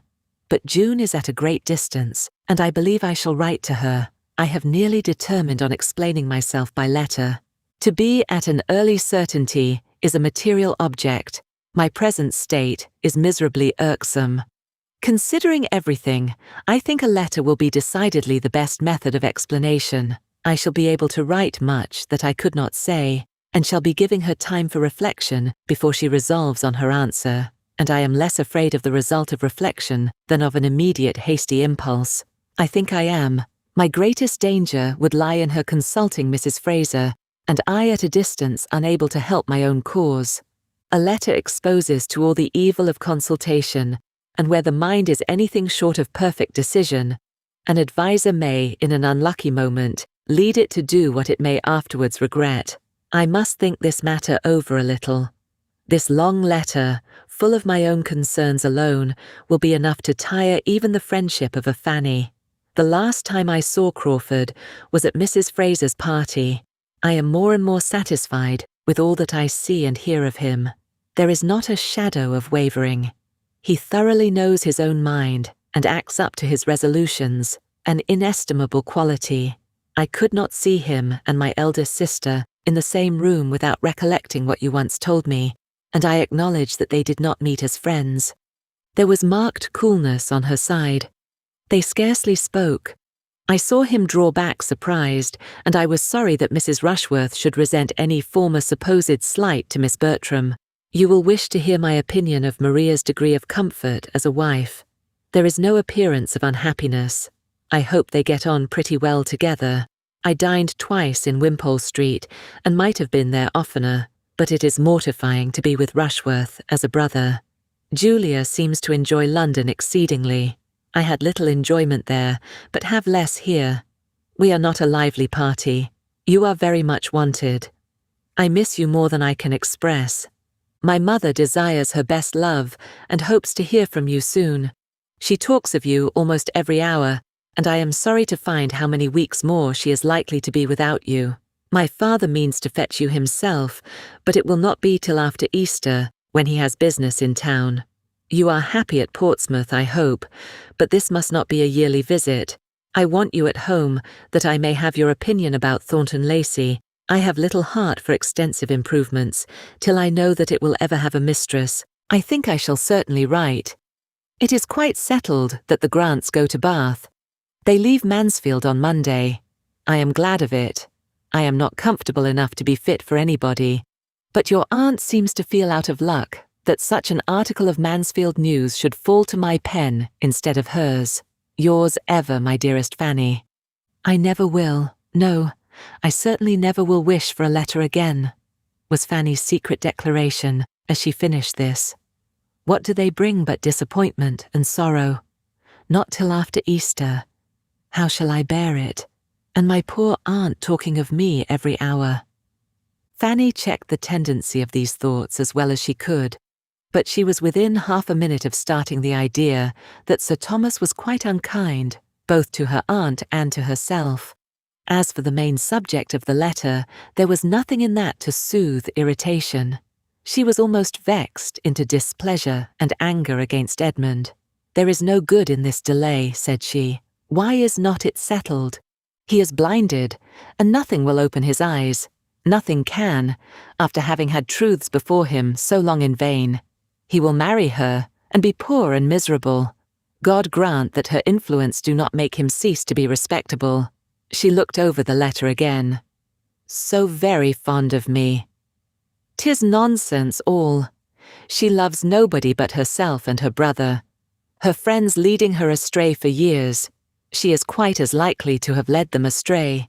They have all perhaps been corrupting one another, but if they are so much fonder of her than she is of them, she is the less likely to have been hurt, except by their flattery. The only woman in the world whom he could ever think of as a wife. I firmly believe it. It is an attachment to govern his whole life. Accepted or refused, his heart is wedded to her forever. The loss of Mary I must consider as comprehending the loss of Crawford and Fanny. Edmund, you do not know me. The families would never be connected if you did not connect them. Oh, right. Finish it at once. Let there be an end of this suspense. Fix, commit, condemn yourself. Such sensations, however, were too near akin to resentment to be long guiding Fanny's soliloquies. She was soon more softened and sorrowful. His warm regard, his kind expressions, his confidential treatment touched her strongly. He was only too good to everybody. It was a letter, in short, which she would not but have had for the world, and which could never be valued enough. This was the end of it. Everybody at all addicted to letter writing, without having much to say, which will include a large proportion of the female world at least, must feel with Lady Bertram that she was out of luck in having such a capital piece of Mansfield news as the certainty of the Grants going to Bath occur at a time when she could make no advantage of it, and will admit that it must have been very mortifying to her to see it fall to the share of her thankless son, and treat it as concisely as possible at the end of a long letter, instead of having it to spread over the largest part of a page of her own.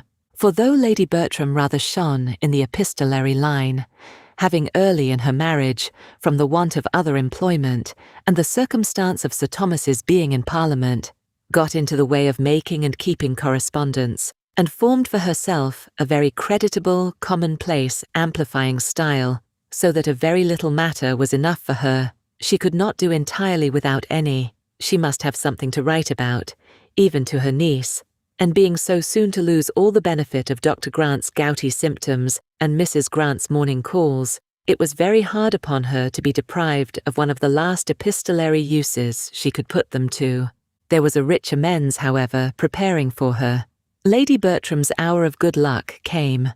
Within a few days from the receipt of Edmund's letter, Fanny had one from her aunt, beginning thus: "My dear Fanny, I take up my pen to communicate some very alarming intelligence, which I make no doubt will give you much concern."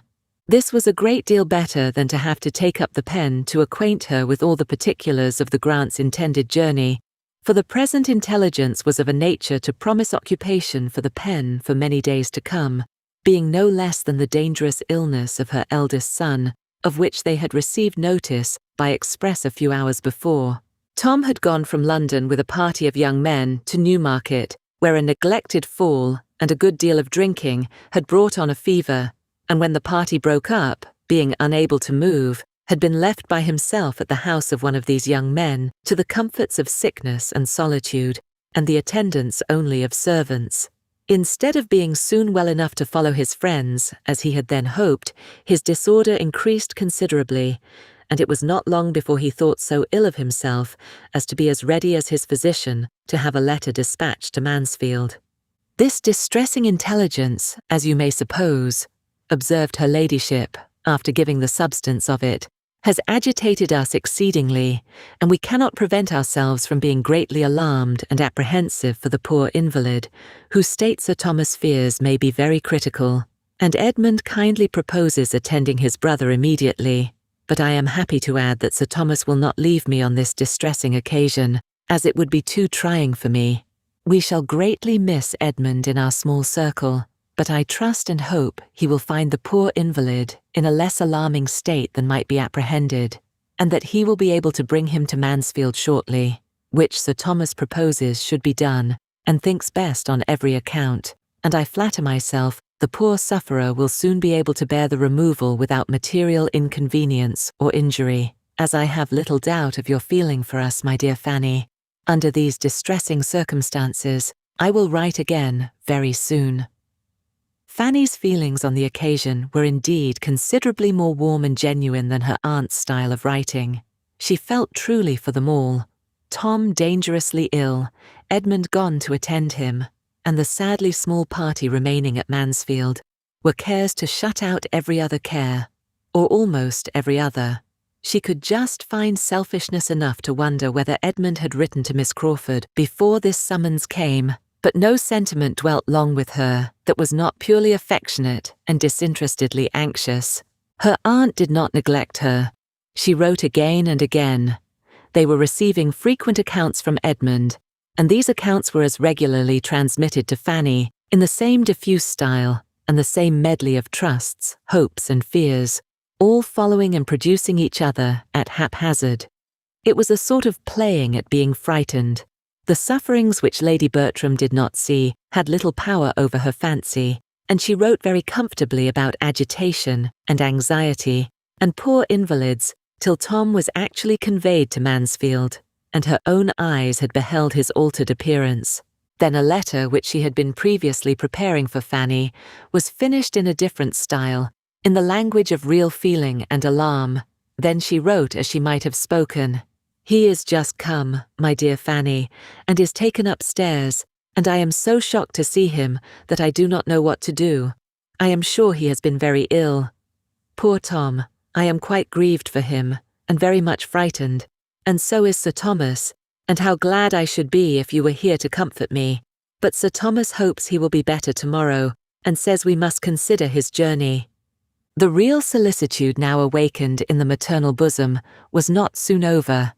Tom's extreme impatience to be removed to Mansfield and experience those comforts of home and family which had been little thought of in uninterrupted health had probably induced his being conveyed thither too early, as a return of fever came on, and for a week he was in a more alarming state than ever. They were all very seriously frightened. Lady Bertram wrote her daily terrors to her niece, who might now be said to live upon letters and pass all her time between suffering from that of today and looking forward to tomorrow's. Without any particular affection for her eldest cousin, her tenderness of heart made her feel that she could not spare him, and the purity of her principles added yet a keener solicitude when she considered how little useful, how little self-denying his life had, apparently, been. Susan was her only companion and listener on this, as on more common occasions. Susan was always ready to hear and to sympathize. Nobody else could be interested in so remote an evil as illness in a family above 100 miles off. Not even Mrs. Price, beyond a brief question or two, if she saw her daughter with a letter in her hand, and now and then the quiet observation of, "My poor sister Bertram must be in a great deal of trouble." So long divided and so differently situated, the ties of blood were little more than nothing.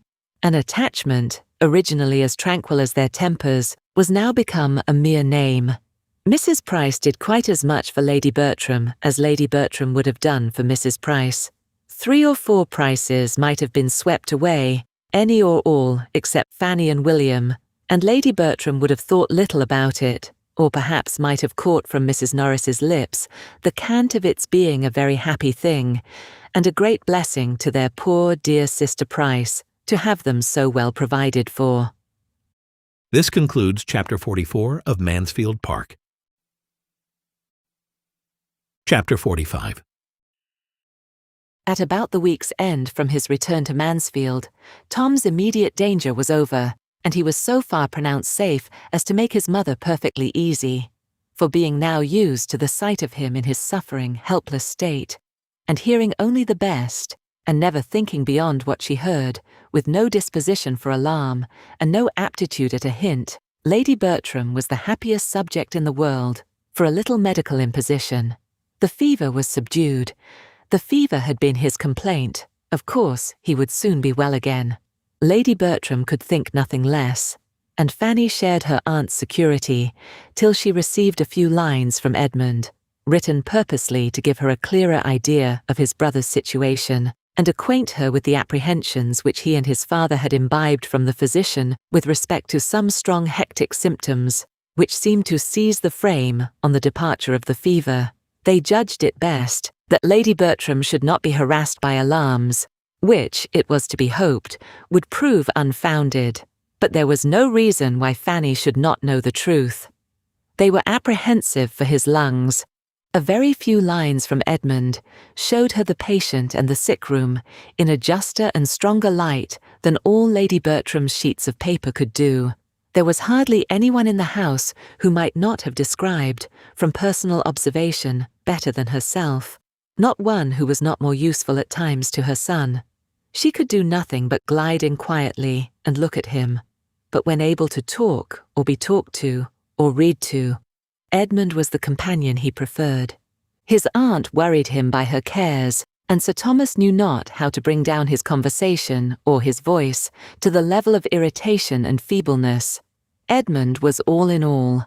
Fanny would certainly believe him so at least, and must find that her estimation of him was higher than ever when he appeared as the attendant, supporter, cheerer of a suffering brother. There was not only the debility of recent illness to assist, there was also, as she now learnt, nerves much affected, spirits much depressed to calm and raise, and her own imagination added that there must be a mind to be properly guided. The family were not consumptive, and she was more inclined to hope than fear for her cousin, except when she thought of Miss Crawford. But Miss Crawford gave her the idea of being the child of good luck, and to her selfishness and vanity it would be good luck to have Edmund the only son. Even in the sick chamber, the fortunate Mary was not forgotten. Edmund's letter had this postscript. On the subject of my last, I had actually begun a letter when called away by Tom's illness, but I have now changed my mind and fear to trust the influence of friends. When Tom is better, I shall go. Such was the state of Mansfield, and so it continued, with scarcely any change, till Easter. A line occasionally added by Edmund to his mother's letter was enough for Fanny's information. Tom's amendment was alarmingly slow. Easter came particularly late this year, as Fanny had most sorrowfully considered, on first learning that she had no chance of leaving Portsmouth till after it. It came, and she had yet heard nothing of her return, nothing even of the going to London, which was to precede her return. Her aunt often expressed a wish for her, but there was no notice, no message from the uncle, on whom all depended. She supposed he could not yet leave his son, but it was a cruel, a terrible delay to her. The end of April was coming on. It would soon be almost 3 months, instead of 2, that she had been absent from them all, and that her days had been passing in a state of penance, which she loved them too well to hope they would thoroughly understand, and who could yet say when there might be leisure to think of or fetch her? Her eagerness, her impatience, her longings to be with them, were such as to bring a line or two of Cowper's Tirocinium for ever before her. With what intense desire she wants her home, was continually on her tongue, as the truest description of a yearning which she could not suppose any schoolboy's bosom to feel more keenly. When she had been coming to Portsmouth, she had loved to call it her home, had been fond of saying that she was going home. The word had been very dear to her, and so it still was, but it must be applied to Mansfield. That was now the home. Portsmouth was Portsmouth. Mansfield was home. They had been long so arranged in the indulgence of her secret meditations, and nothing was more consolatory to her than to find her aunt using the same language. I cannot but say I much regret your being from home at this distressing time, so very trying to my spirits. I trust and hope, and sincerely wish you may never be absent from home so long again, were most delightful sentences to her. Still, however, it was her private regale. Delicacy to her parents made her careful not to betray such a preference of her uncle's house. It was always, when I go back into Northamptonshire, or when I return to Mansfield, I shall do so and so. For a great while it was so, but at last the longing grew stronger.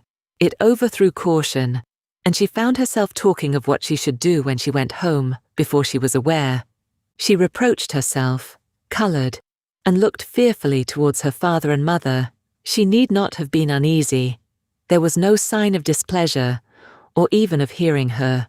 They were perfectly free from any jealousy of Mansfield. She was as welcome to wish herself there as to be there. It was sad to Fanny to lose all the pleasures of spring. She had not known before what pleasures she had to lose in passing March and April in a town. She had not known before how much the beginnings and progress of vegetation had delighted her.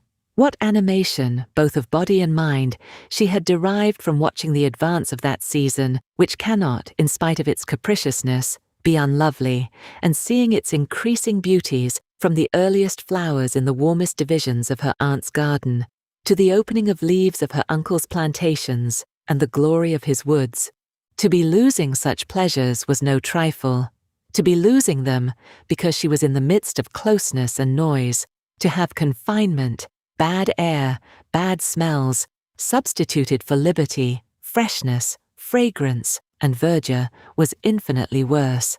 But even these incitements to regret were feeble, compared with what arose from the conviction of being missed by her best friends, and the longing to be useful to those who were wanting her. Could she have been at home, she might have been of service to every creature in the house. She felt that she must have been of use to all.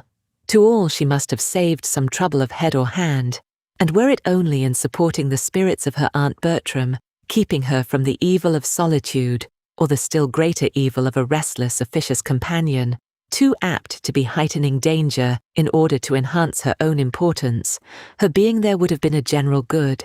She loved to fancy how she could have read to her aunt, how she could have talked to her, and tried at once to make her feel the blessing of what was and prepare her mind for what might be, and how many walks up and down stairs she might have saved her, and how many messages she might have carried. It astonished her that Tom's sisters could be satisfied with remaining in London at such a time, through an illness which had now, under different degrees of danger, lasted several weeks. They might return to Mansfield when they chose.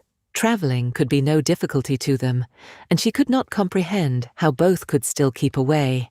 If Mrs. Rushworth could imagine any interfering obligations, Julia was certainly able to quit London whenever she chose. It appeared from one of her aunt's letters that Julia had offered to return if wanted, but this was all. It was evident that she would rather remain where she was. Fanny was disposed to think the influence of London very much at war with all respectable attachments.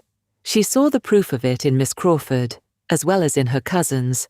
Her attachment to Edmund had been respectable, the most respectable part of her character. Her friendship for herself had at least been blameless. Where was either sentiment now?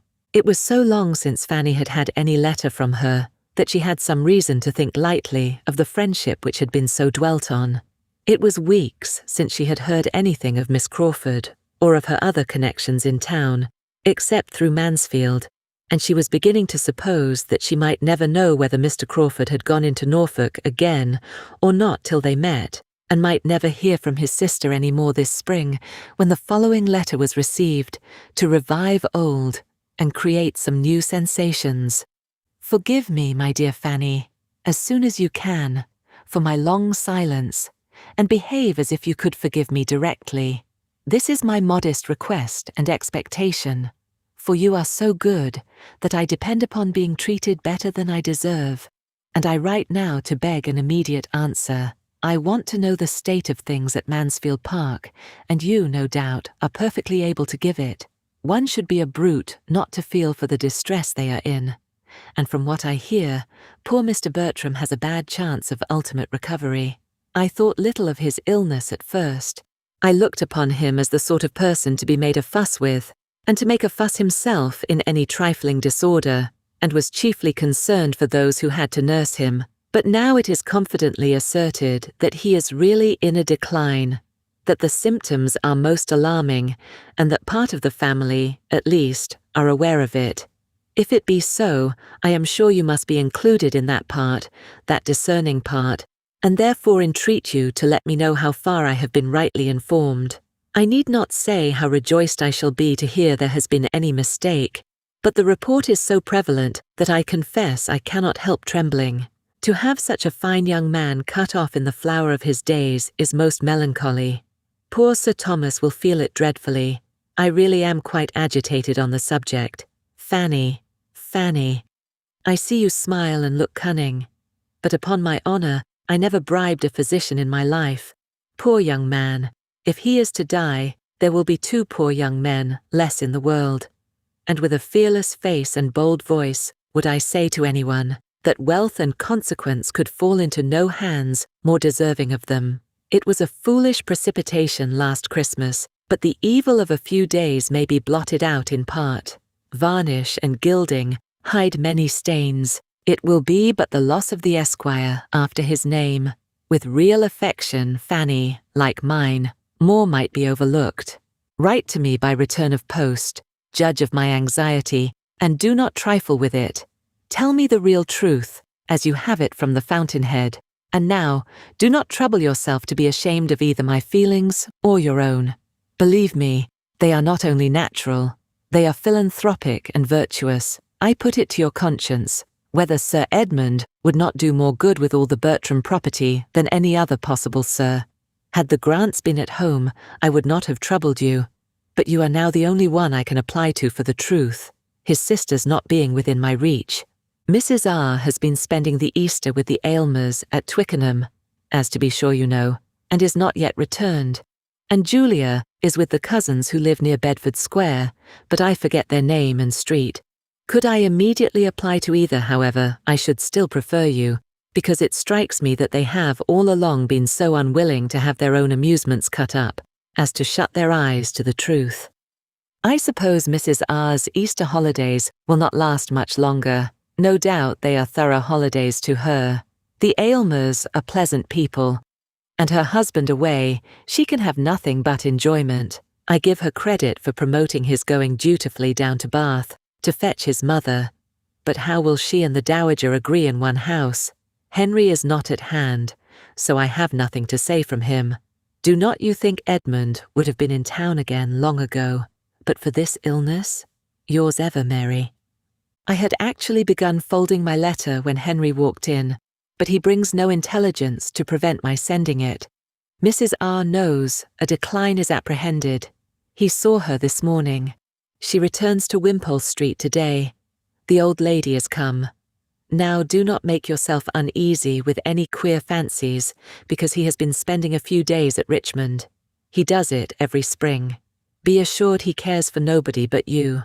At this very moment he is wild to see you, and occupied only in contriving the means for doing so, and for making his pleasure conduce to yours. In proof, he repeats, and more eagerly, what he said at Portsmouth about our conveying you home, and I join him in it with all my soul. Dear Fanny, write directly and tell us to come. It will do us all good. He and I can go to the parsonage, you know, and be no trouble to our friends at Mansfield Park. It would really be gratifying to see them all again, and a little addition of society might be of infinite use to them. And as to yourself, you must feel yourself to be so wanted there that you cannot in conscience, conscientious as you are, keep away when you have the means of returning. I have not time or patience to give half Henry's messages. Be satisfied that the spirit of each and every one is unalterable affection. Fanny's disgust at the greater part of this letter, with her extreme reluctance to bring the writer of it and her cousin Edmund together, would have made her, as she felt, incapable of judging impartially whether the concluding offer might be accepted or not. To herself, individually, it was most tempting. To be finding herself, perhaps within 3 days, transported to Mansfield was an image of the greatest felicity, but it would have been a material drawback to be owing such felicity to persons in whose feelings and conduct, at the present moment, she saw so much to condemn. The sister's feelings, the brother's conduct, her cold-hearted ambition, his thoughtless vanity. To have him still the acquaintance, the flirt, perhaps, of Mrs. Rushworth. She was mortified. She had thought better of him. Happily, however, she was not left to weigh and decide between opposite inclinations and doubtful notions of right. There was no occasion to determine whether she ought to keep Edmund and Mary asunder or not. She had a rule to apply to, which settled everything. Her awe of her uncle, and her dread of taking a liberty with him, made it instantly plain to her what she had to do. She must absolutely decline the proposal. If he wanted, he would send for her, and even to offer an early return was a presumption which hardly anything would have seemed to justify. She thanked Miss Crawford, but gave a decided negative. Her uncle, she understood, meant to fetch her, and as her cousin's illness had continued so many weeks without her being thought at all necessary, she must suppose her return would be unwelcome at present, and that she should be felt an encumbrance. Her representation of her cousin's state at this time was exactly according to her own belief of it, and such as she supposed would convey to the sanguine mind of her correspondent the hope of everything she was wishing for. Edmund would be forgiven for being a clergyman, it seemed, under certain conditions of wealth, and this, she suspected, was all the conquest of prejudice which he was so ready to congratulate himself upon. She had only learnt to think nothing of consequence but money.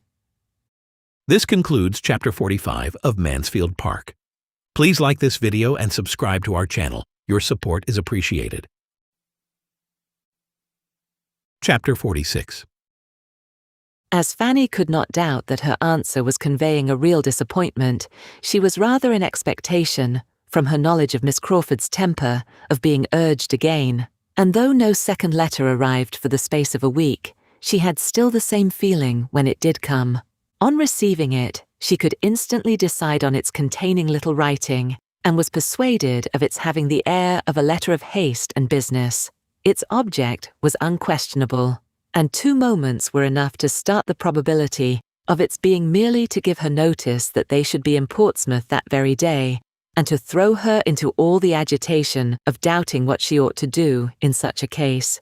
If 2 moments, however, can surround with difficulties, a third can disperse them, and before she had opened the letter, the possibility of Mr. and Miss Crawford's having applied to her uncle and obtained his permission was giving her ease. This was the letter. A most scandalous, ill-natured rumour has just reached me, and I write, dear Fanny, to warn you against giving the least credit to it, should it spread into the country. Depend upon it, there is some mistake, and that a day or 2 will clear it up. At any rate, that Henry is blameless, and in spite of a moment's étourderie, thinks of nobody but you. Say not a word of it, hear nothing, surmise nothing, whisper nothing till I write again. I am sure it will be all hushed up, and nothing proved but Rushworth's folly. If they are gone, I would lay my life, they are only gone to Mansfield Park, and Julia with them.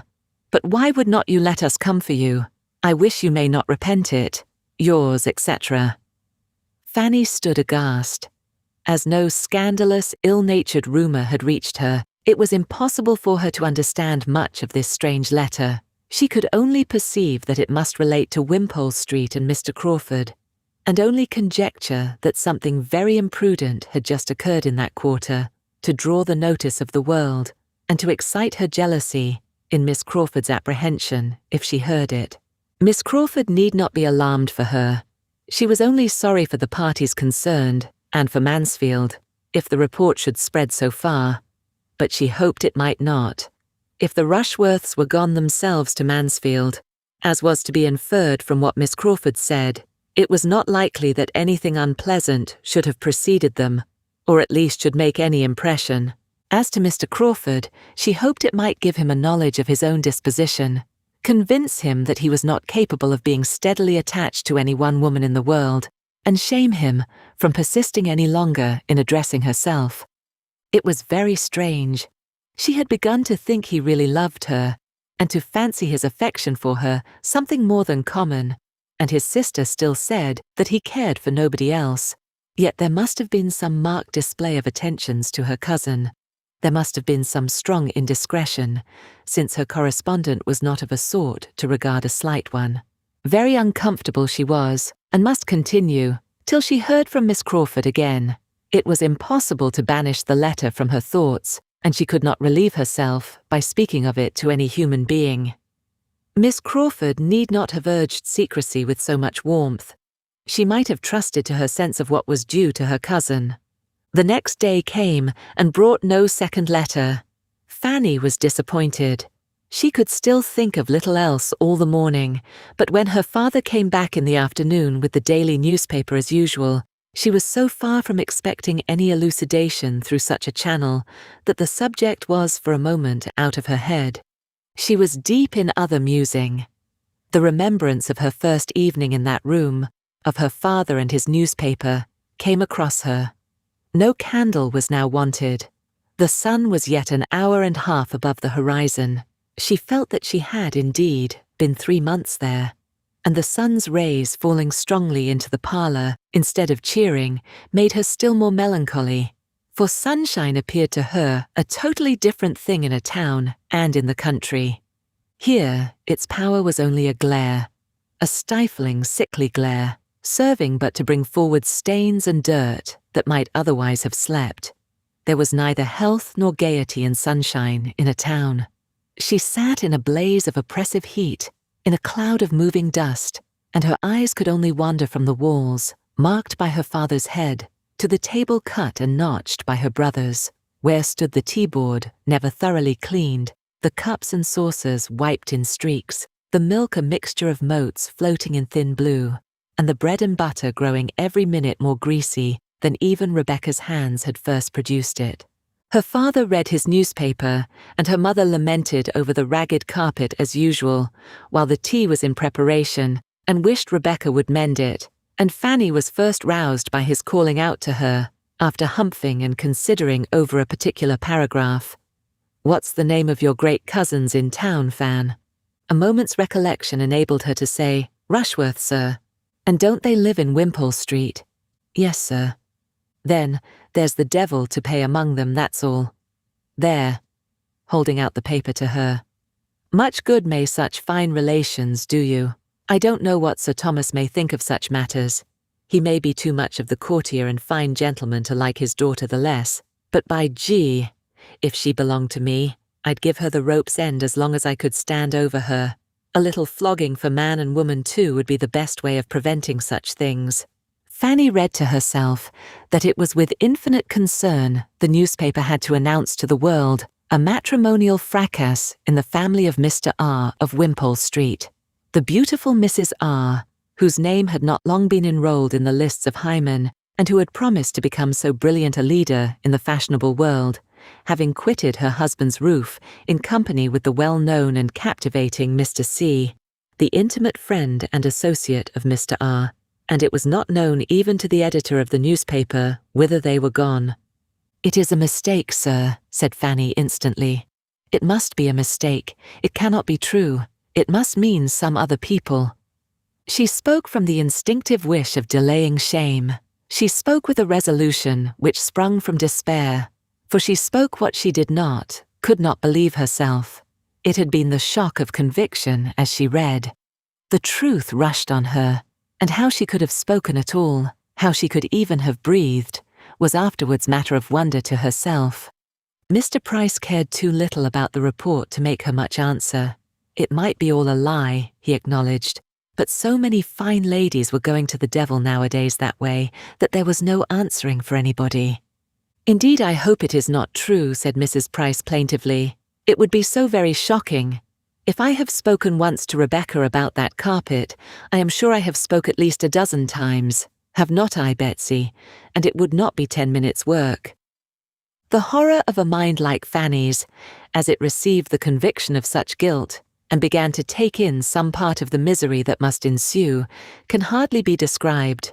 At first it was a sort of stupefaction, but every moment was quickening her perception of the horrible evil. She could not doubt, she dared not indulge a hope, of the paragraph being false. Miss Crawford's letter, which she had read so often as to make every line her own, was in frightful conformity with it. Her eager defence of her brother, her hope of its being hushed up, her evident agitation, were all of a piece with something very bad. And if there was a woman of character in existence who could treat as a trifle this sin of the first magnitude, who would try to gloss it over and desire to have it unpunished, she could believe Miss Crawford to be the woman. Now she could see her own mistake as to who were gone, or said to be gone. It was not Mr. and Mrs. Rushworth.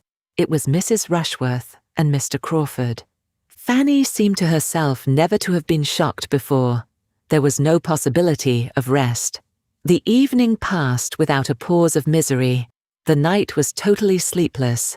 She passed only from feelings of sickness to shudderings of horror, and from hot fits of fever to cold.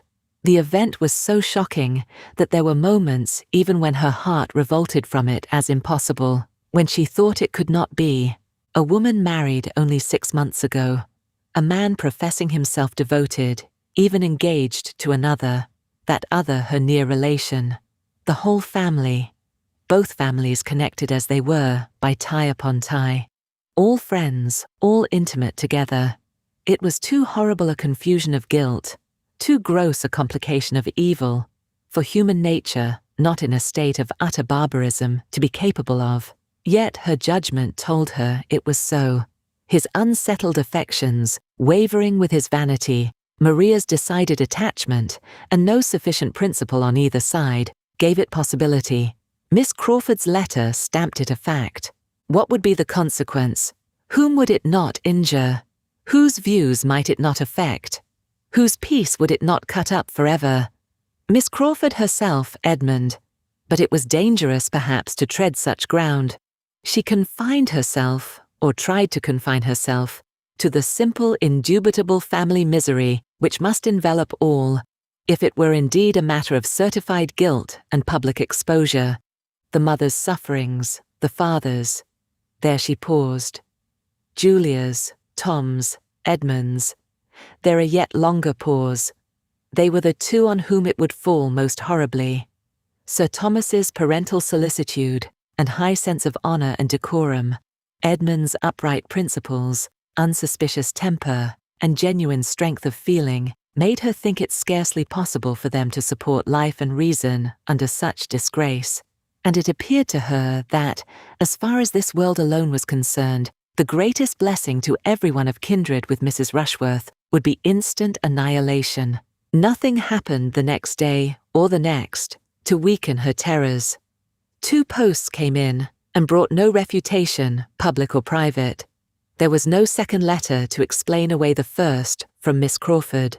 There was no intelligence from Mansfield, though it was now full time for her to hear again from her aunt. This was an evil omen. She had indeed scarcely the shadow of a hope to soothe her mind, and was reduced to so low and wan and trembling a condition as no mother, not unkind, except Mrs. Price could have overlooked when the 3rd day did bring the sickening knock, and a letter was again put into her hands. It bore the London postmark, and came from Edmund. Dear Fanny, you know our present wretchedness. May God support you under your share. We have been here 2 days, but there is nothing to be done. They cannot be traced. You may not have heard of the last blow, Julia's elopement. She has gone to Scotland with Yates. She left London a few hours before we entered it. At any other time, this would have been felt dreadfully. Now it seems nothing. Yet it is an heavy aggravation. My father is not overpowered. More cannot be hoped. He is still able to think and act. And I write, by his desire, to propose your returning home. He is anxious to get you there for my mother's sake. I shall be at Portsmouth the morning after you receive this, and hope to find you ready to set off for Mansfield. My father wishes you to invite Susan to go with you for a few months. Settle it as you like. Say what is proper. I am sure you will feel such an instance of his kindness at such a moment. Do justice to his meaning, however I may confuse it. You may imagine something of my present state. There is no end of the evil let loose upon us.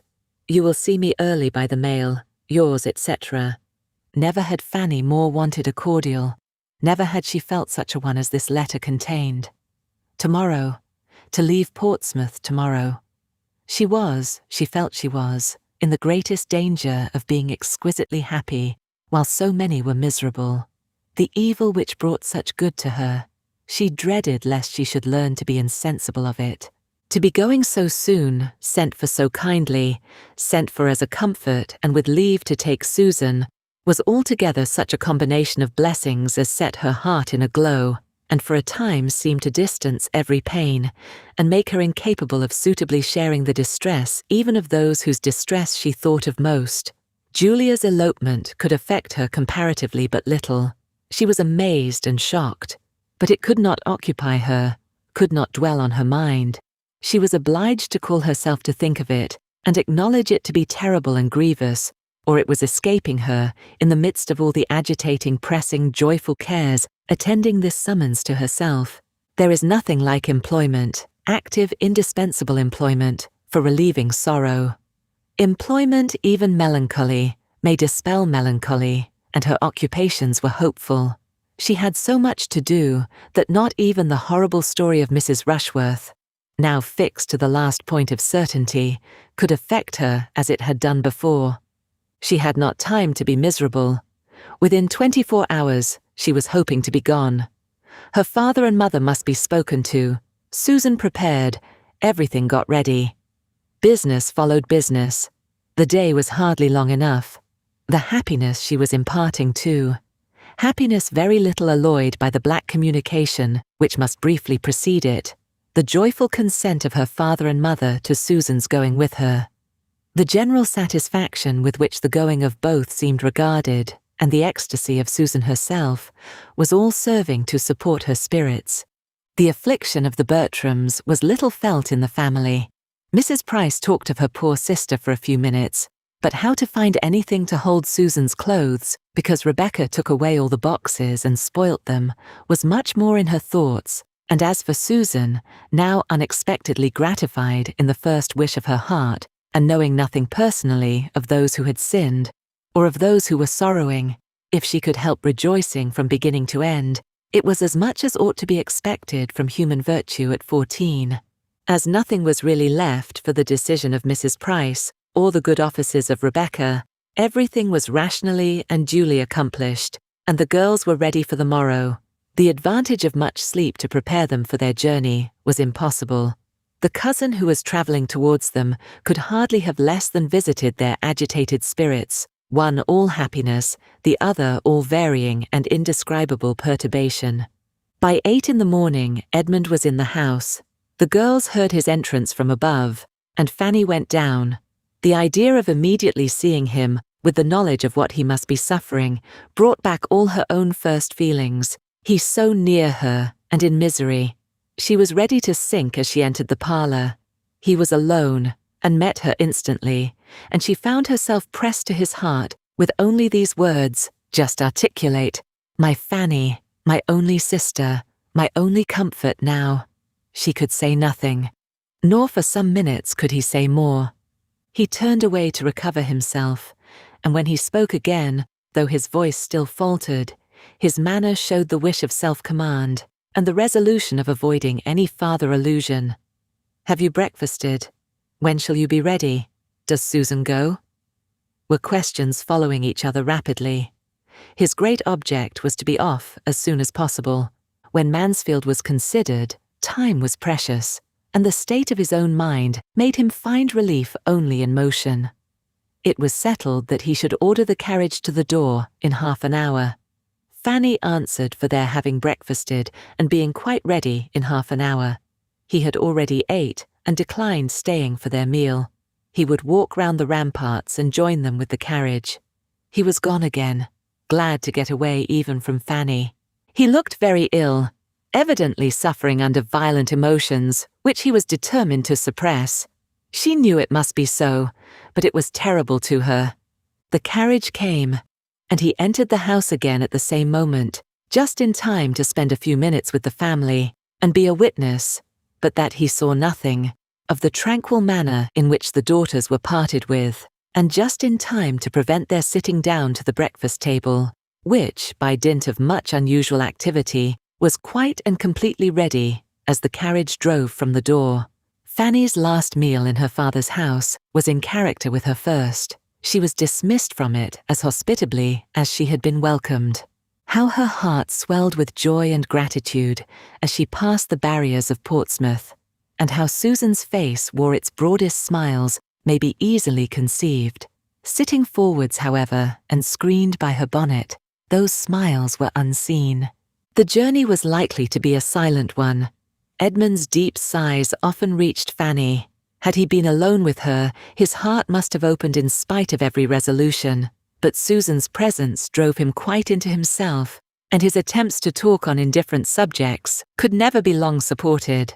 Fanny watched him with never-failing solicitude, and sometimes catching his eye, revived an affectionate smile, which comforted her, but the first day's journey passed without her hearing a word from him on the subjects that were weighing him down. The next morning produced a little more.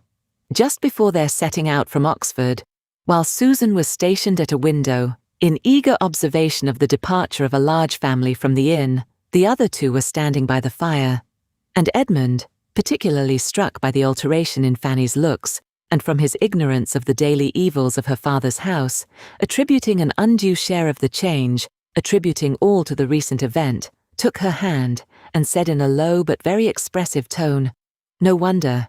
You must feel it. You must suffer. How a man who had once loved could desert you. But your regard was new compared with. Fanny, think of me." The first division of their journey occupied a long day, and brought them, almost knocked up, to Oxford. But the second was over at a much earlier hour. They were in the environs of Mansfield long before the usual dinner time, and as they approached the beloved place, the hearts of both sisters sank a little. Fanny began to dread the meeting with her aunts and Tom, under so dreadful a humiliation, and Susan to feel with some anxiety that all her best manners, all her lately acquired knowledge of what was practised here, was on the point of being called into action. Visions of good and ill breeding, of old vulgarisms and new gentilities, were before her.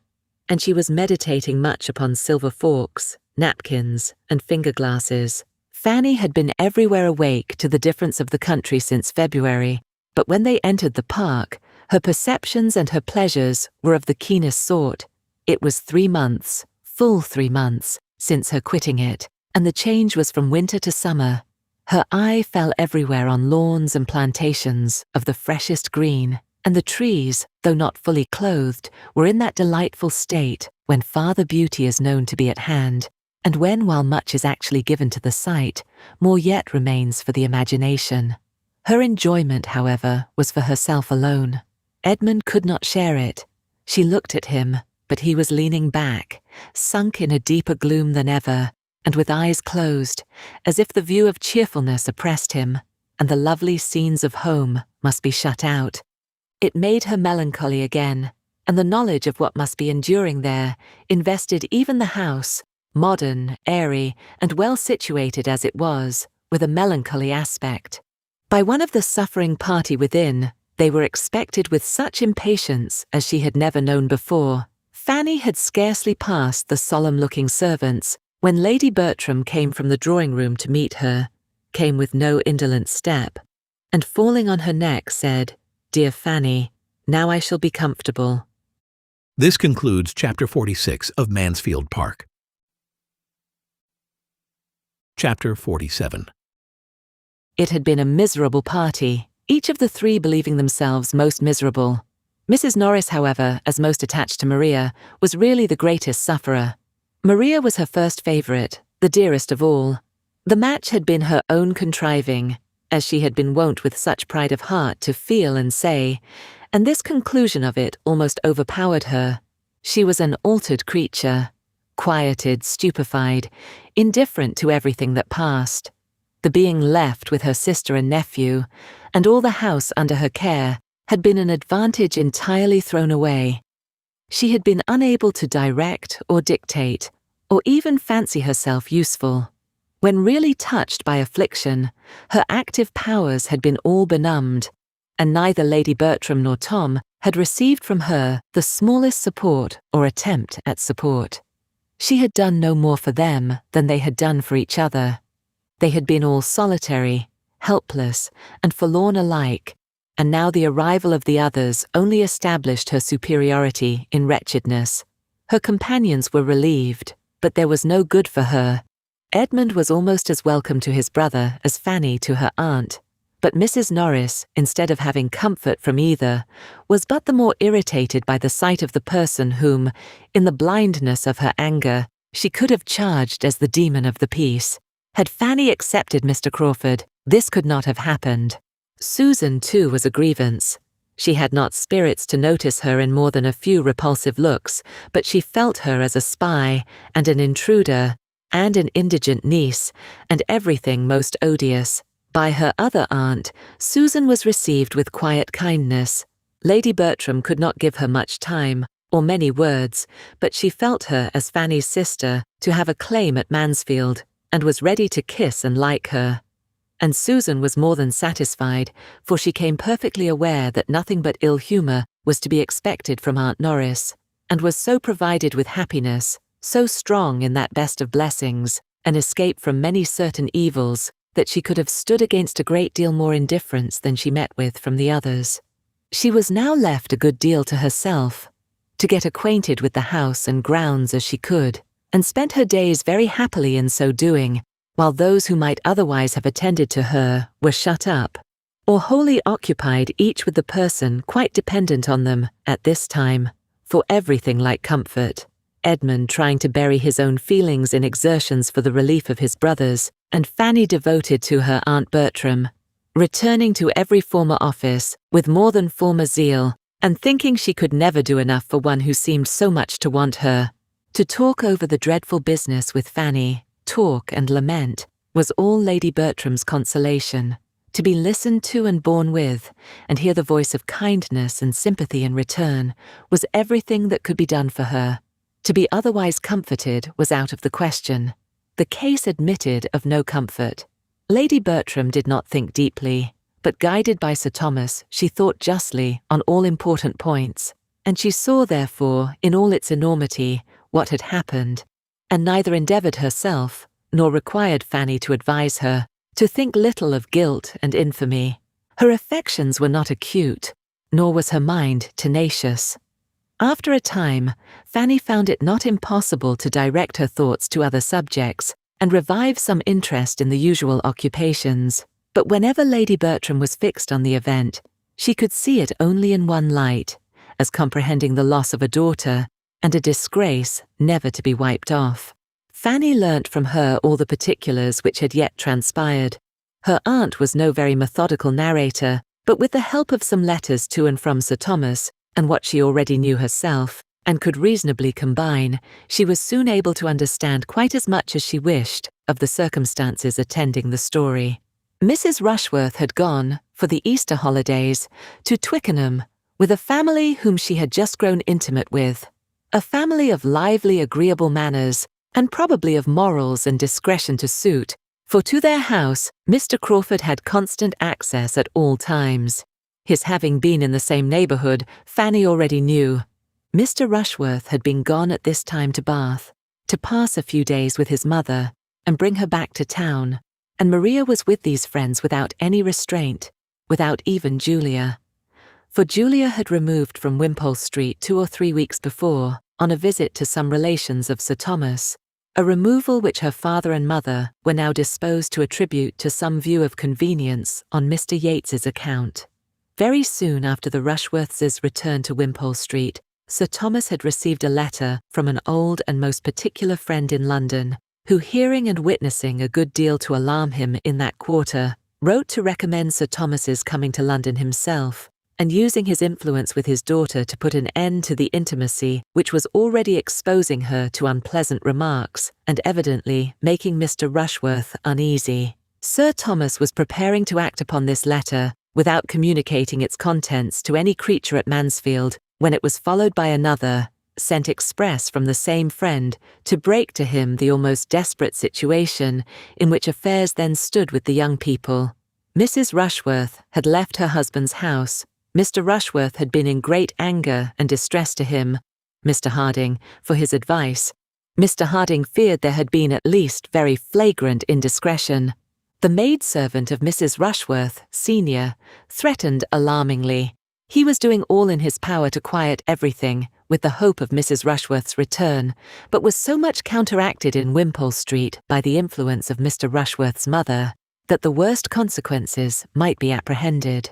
This dreadful communication could not be kept from the rest of the family. Sir Thomas set off. Edmund would go with him, and the others had been left in a state of wretchedness, inferior only to what followed the receipt of the next letters from London. Everything was by that time public beyond a hope.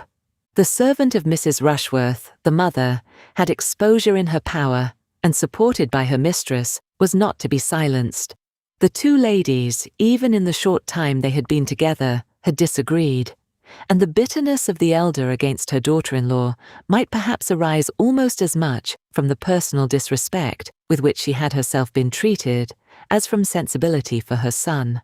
However that might be, she was unmanageable, but had she been less obstinate or of less weight with her son, who was always guided by the last speaker, by the person who could get hold of and shut him up, the case would still have been hopeless, for Mrs. Rushworth did not appear again, and there was every reason to conclude her to be concealed somewhere with Mr. Crawford, who had quitted his uncle's house, as for a journey, on the very day of her absenting herself. Sir Thomas, however, remained yet a little longer in town, in the hope of discovering and snatching her from Father Vice, though all was lost on the side of character. His present state Fanny could hardly bear to think of. There was but one of his children who was not at this time a source of misery to him. Tom's complaints had been greatly heightened by the shock of his sister's conduct, and his recovery so much thrown back by it, that even Lady Bertram had been struck by the difference, and all her alarms were regularly sent off to her husband. And Julia's elopement, the additional blow which had met him on his arrival in London, though its force had been deadened at the moment, must, she knew, be sorely felt. She saw that it was. His letters expressed how much he deplored it. Under any circumstances, it would have been an unwelcome alliance, but to have it so clandestinely formed, and such a period chosen for its completion, placed Julia's feelings in a most unfavourable light, and severely aggravated the folly of her choice. He called it a bad thing, done in the worst manner, and at the worst time. And though Julia was yet as more pardonable than Maria, as folly than vice, he could not but regard the step she had taken as opening the worst probabilities of a conclusion hereafter, like her sister's. Such was his opinion of the set into which she had thrown herself.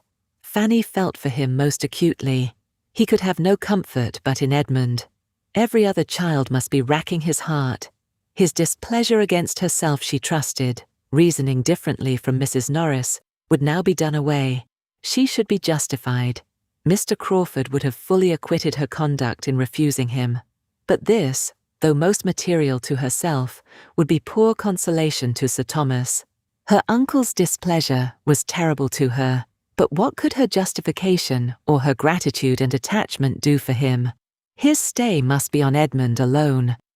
She was mistaken, however, in supposing that Edmund gave his father no present pain.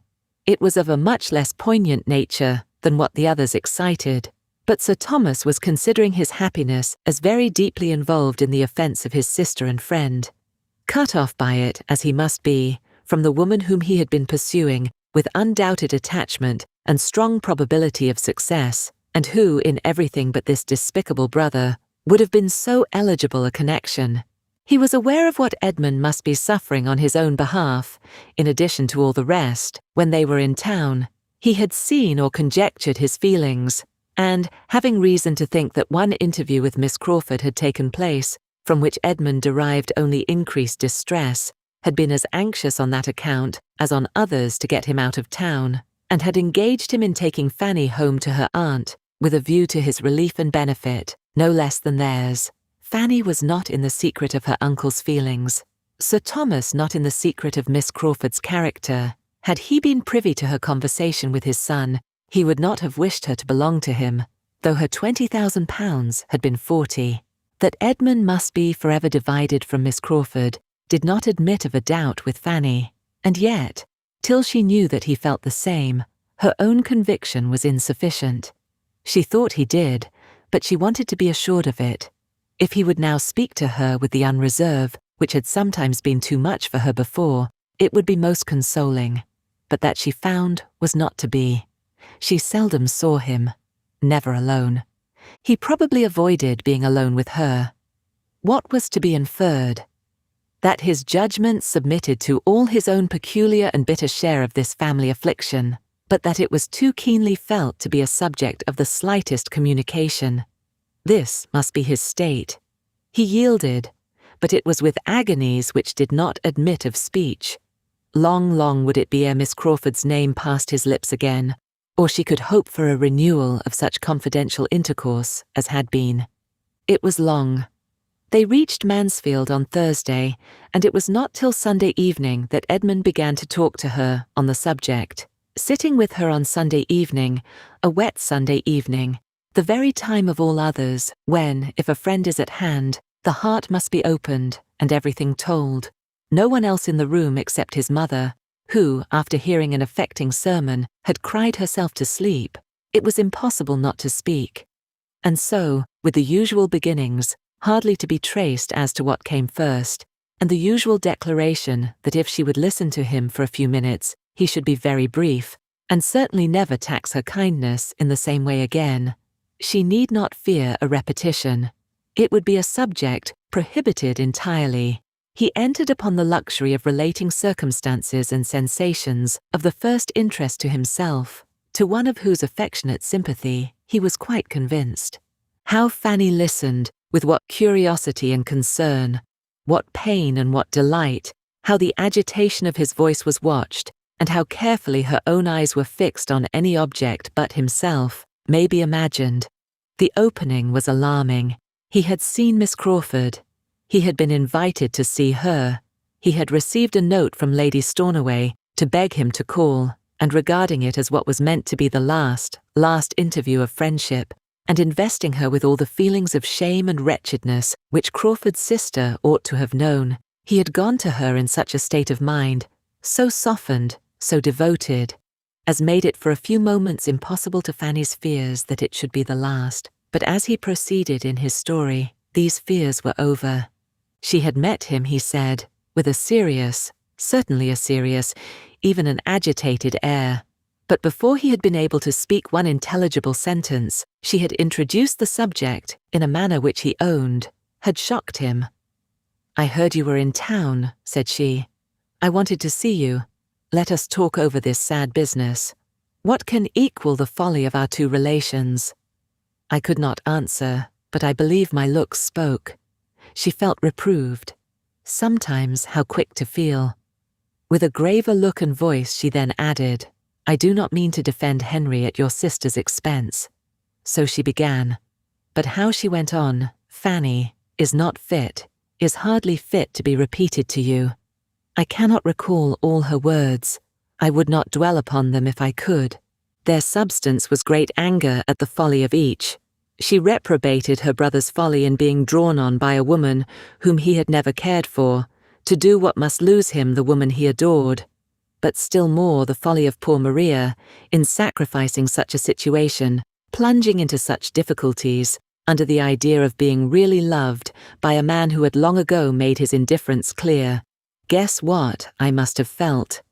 To hear the woman whom, no harsher name than folly given, so voluntarily, so freely, so coolly to canvass it, no reluctance, no horror, no feminine, shall I say, no modest loathings. This is what the world does. For where, Fanny, shall we find a woman whom nature had so richly endowed? Spoilt.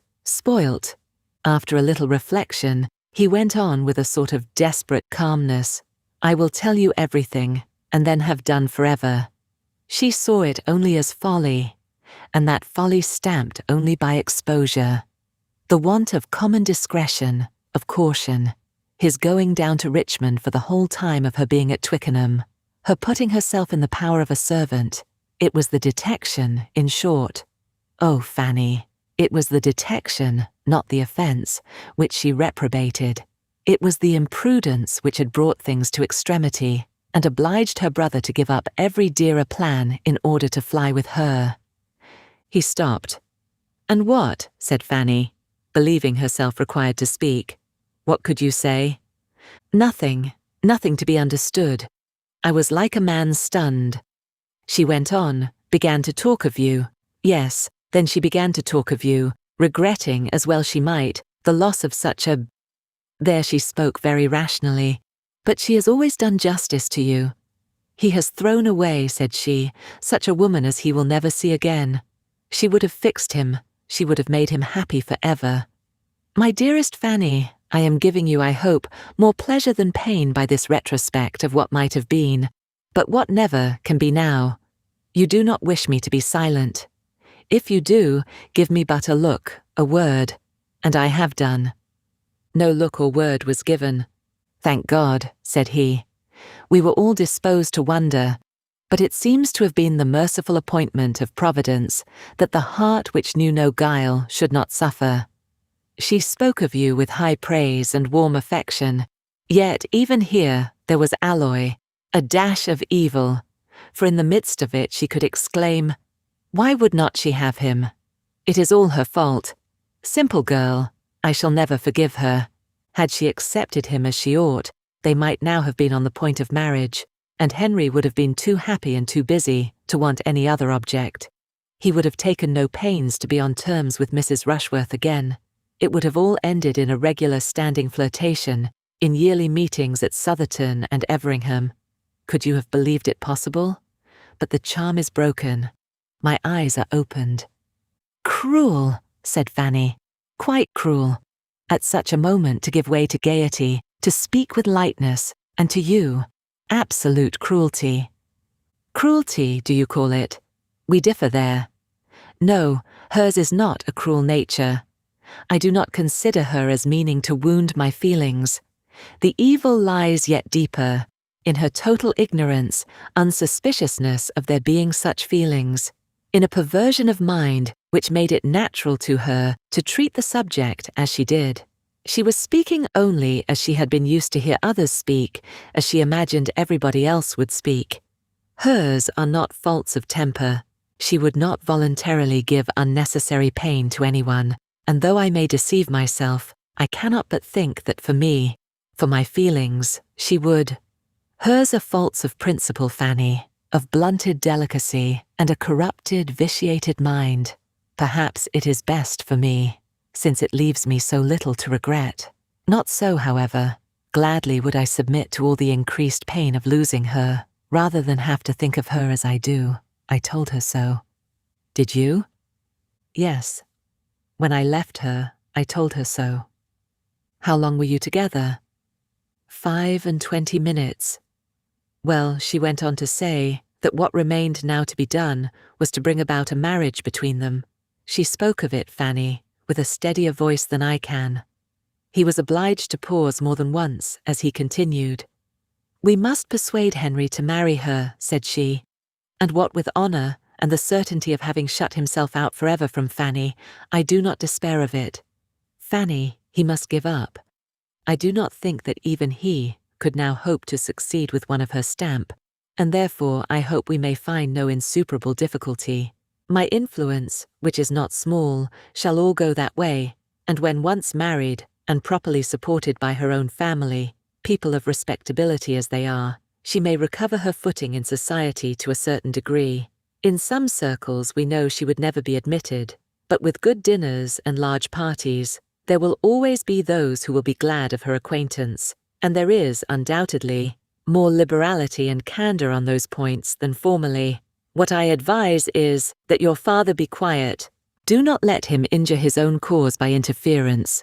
Persuade him to let things take their course. If by any officious exertions of his she is induced to leave Henry's protection, there will be much less chance of his marrying her than if she remain with him. I know how he is likely to be influenced. Let Sir Thomas trust to his honour and compassion, and it may all end well, but if he get his daughter away, it will be destroying the chief hold. After repeating this, Edmund was so much affected that Fanny, watching him with silent but most tender concern, was almost sorry that the subject had been entered on at all. It was long before he could speak again.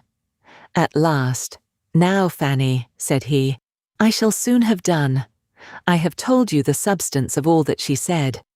As soon as I could speak, I replied that I had not supposed it possible, coming in such a state of mind into that house as I had done, that anything could occur to make me suffer more, but that she had been inflicting deeper wounds in almost every sentence. That though I had, in the course of our acquaintance, been often sensible of some difference in our opinions, on points too of some moment, it had not entered my imagination to conceive the difference could be such as she had now proved it. That the manner in which she treated the dreadful crime committed by her brother and my sister, with whom lay the greater seduction I pretended not to say, but the manner in which she spoke of the crime itself, giving it every reproach but the right, considering its ill consequences only as they were to be braved or overborne by a defiance of decency and impudence in wrong, and last of all, and above all, recommending to us a compliance, a compromise, an acquiescence in the continuance of the sin, on the chance of a marriage, which, thinking as I now thought of her brother, should rather be prevented than sought, all this together most grievously convinced me that I had never understood her before, and that, as far as related to mind, it had been the creature of my own imagination, not Miss Crawford, that I had been too apt to dwell on for many months past, that, perhaps, it was best for me. I had less to regret in sacrificing a friendship, feelings, hopes which must, at any rate, have been torn from me now, and yet that I must and would confess that could I have restored her to what she had appeared to me before, I would infinitely prefer any increase of the pain of parting for the sake of carrying with me the right of tenderness and esteem. This is what I said, the purport of it, but, as you may imagine, not spoken so collectedly or methodically as I have repeated it to you. She was astonished, exceedingly astonished, more than astonished. I saw her change countenance. She turned extremely red. I imagined I saw a mixture of many feelings, a great, though short struggle, half a wish of yielding to truths, half a sense of shame, but habit carried it. She would have laughed if she could. It was a sort of laugh, as she answered, "A pretty good lecture, upon my word. Was it part of your last sermon? At this rate you will soon reform everybody at Mansfield and Thornton Lacey, and when I hear of you next, it may be as a celebrated preacher in some great society of Methodists, or as a missionary into foreign parts." She tried to speak carelessly, but she was not so careless as she wanted to appear. I only said in reply that from my heart I wished her well, and earnestly hoped that she might soon learn to think more justly and not owe the most valuable knowledge we could any of us acquire, the knowledge of ourselves and of our duty, to the lessons of affliction, and immediately left the room. I had gone a few steps, Fanny, when I heard the door open behind me. "Mr. Bertram," said she. I looked back. "Mr. Bertram," said she with a smile. But it was a smile ill-suited to the conversation that had passed, a saucy, playful smile, seeming to invite in order to subdue me. At least it appeared so to me. I resisted. It was the impulse of the moment to resist, and still walked on. I have since, sometimes, for a moment, regretted that I did not go back, but I know I was right, and such has been the end of our acquaintance. And what an acquaintance has it been! How have I been deceived! Equally in brother and sister deceived. I thank you for your patience, Fanny. This has been the greatest relief, and now we will have done. And such was Fanny's dependence on his words, that for 5 minutes she thought they had done. Then, however, it all came on again, or something very like it, and nothing less than Lady Bertram's rousing thoroughly up could really close such a conversation. Till that happened, they continued to talk of Miss Crawford alone, and how she had attached him, and how delightful nature had made her, and how excellent she would have been had she fallen into good hands earlier. Fanny, now at liberty to speak openly, felt more than justified in adding to his knowledge of her real character, by some hint of what share his brother's state of health might be supposed to have in her wish for a complete reconciliation. This was not an agreeable intimation. Nature resisted it for a while. It would have been a vast deal pleasanter to have had her more disinterested in her attachment, but his vanity was not of a strength to fight long against reason. He submitted to believe that Tom's illness had influenced her, only reserving for himself this consoling thought, that considering the many counteractions of opposing habits, she had certainly been more attached to him than could have been expected, and for his sake been more near doing right.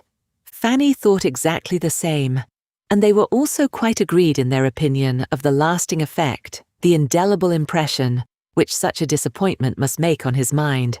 Time would undoubtedly abate somewhat of his sufferings, but still it was a sort of thing which he never could get entirely the better of. And as to his ever meeting with any other woman who could, it was too impossible to be named, but with indignation. Fanny's friendship was all that he had to cling to.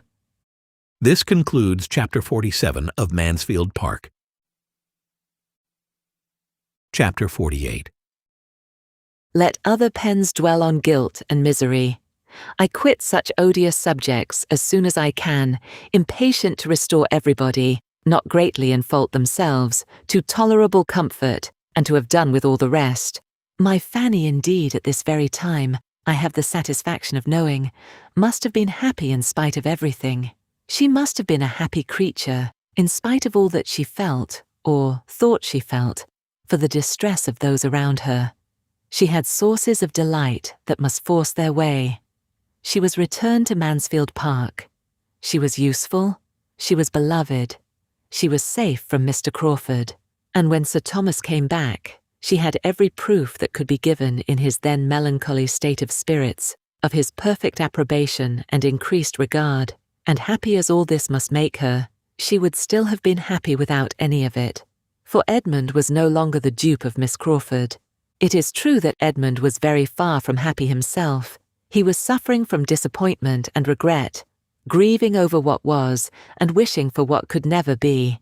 She knew it was so, and was sorry, but it was with a sorrow so founded on satisfaction, so tending to ease, and so much in harmony with every dearest sensation, that there are few who might not have been glad to exchange their greatest gaiety for it.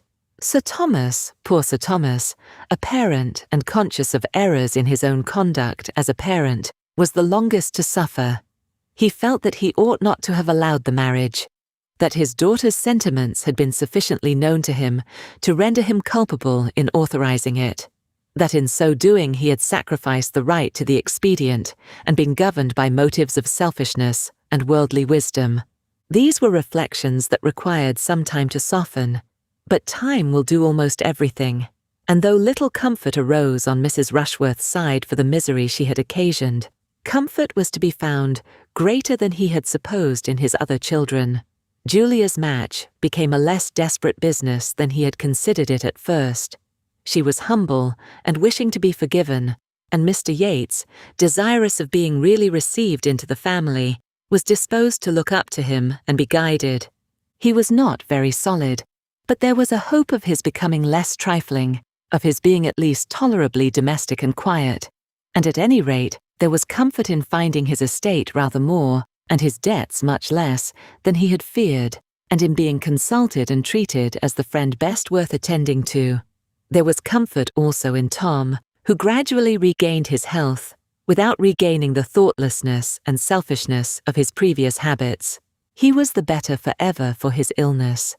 He had suffered, and he had learned to think, two advantages that he had never known before, and the self-reproach arising from the deplorable event in Wimpole Street, to which he felt himself accessory by all the dangerous intimacy of his unjustifiable theatre, made an impression on his mind which at the age of 26, with no want of sense or good companions, was durable in its happy effects.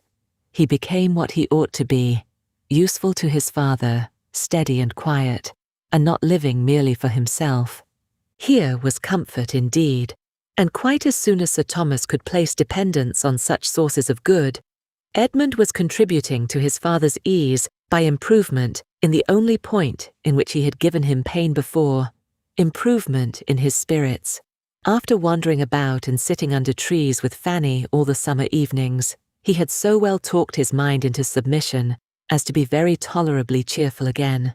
These were the circumstances and the hopes which gradually brought their alleviation to Sir Thomas, deadening his sense of what was lost, and in part reconciling him to himself, though the anguish arising from the conviction of his own errors in the education of his daughters was never to be entirely done away. Too late he became aware how unfavourable to the character of any young people must be the totally opposite treatment which Maria and Julia had been always experiencing at home, where the excessive indulgence and flattery of their aunt had been continually contrasted with his own severity. He saw how ill he had judged in expecting to counteract what was wrong in Mrs. Norris by its reverse in himself, clearly saw that he had but increased the evil by teaching them to repress their spirits in his presence, so as to make their real disposition unknown to him, and sending them for all their indulgences to a person who had been able to attach them only by the blindness of her affection and the excess of her praise. Here had been grievous mismanagement, but, bad as it was, he gradually grew to feel that it had not been the most direful mistake in his plan of education. Something must have been wanting within, or time would have worn away much of its ill effect. He feared that principle, active principle, had been wanting, that they had never been properly taught to govern their inclinations and tempers by that sense of duty which can alone suffice. They had been instructed theoretically in their religion, but never required to bring it into daily practice. To be distinguished for elegance and accomplishments, the authorized object of their youth could have had no useful influence that way, no moral effect on the mind. He had meant them to be good, but his cares had been directed to the understanding and manners, not the disposition, and of the necessity of self-denial and humility he feared they had never heard from any lips that could profit them.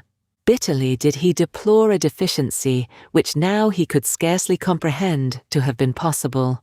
Wretchedly did he feel, that with all the cost and care of an anxious and expensive education, he had brought up his daughters without their understanding their first duties, or his being acquainted with their character and temper. The high spirit and strong passions of Mrs. Rushworth, especially, were made known to him only in their sad result. She was not to be prevailed on to leave Mr. Crawford. She hoped to marry him, and they continued together till she was obliged to be convinced that such hope was vain, until the disappointment and wretchedness arising from the conviction rendered her temper so bad, and her feelings for him so like hatred, as to make them for a while each other's punishment, and then induce a voluntary separation. She had lived with him to be reproached as the ruin of all his happiness in Fanny, and carried away no better consolation in leaving him than that she had divided them. What can exceed the misery of such a mind in such a situation? Mr. Rushworth had no difficulty in procuring a divorce, and so ended a marriage contracted under such circumstances as to make any better end the effect of good luck not to be reckoned on. She had despised him and loved another, and he had been very much aware that it was so. The indignities of stupidity and the disappointments of selfish passion can excite little pity. His punishment followed his conduct, as did a deeper punishment the deeper guilt of his wife. He was released from the engagement to be mortified and unhappy till some other pretty girl could attract him into matrimony again, and he might set forward on a second, and, it is to be hoped, more prosperous trial of the state, if duped, to be duped at least with good humour and good luck, while she must withdraw with infinitely stronger feelings to a retirement, and reproach which could allow no second spring of hope or character. Where she could be placed became a subject of most melancholy and momentous consultation. Mrs. Norris, whose attachment seemed to augment with the demerits of her niece, would have had her received at home and countenanced by them all. Sir Thomas would not hear of it, and Mrs. Norris's anger against Fanny was so much the greater, from considering her residence there as the motive. She persisted in placing his scruples to her account, though Sir Thomas very solemnly assured her that, had there been no young woman in question, had there been no young person of either sex belonging to him, to be endangered by the society or hurt by the character of Mrs. Rushworth, he would never have offered so great an insult to the neighbourhood as to expect it to notice her. As a daughter, he hoped a penitent one, she should be protected by him, and secured in every comfort, and supported by every encouragement to do right, which their relative situations admitted, but farther than that he could not go.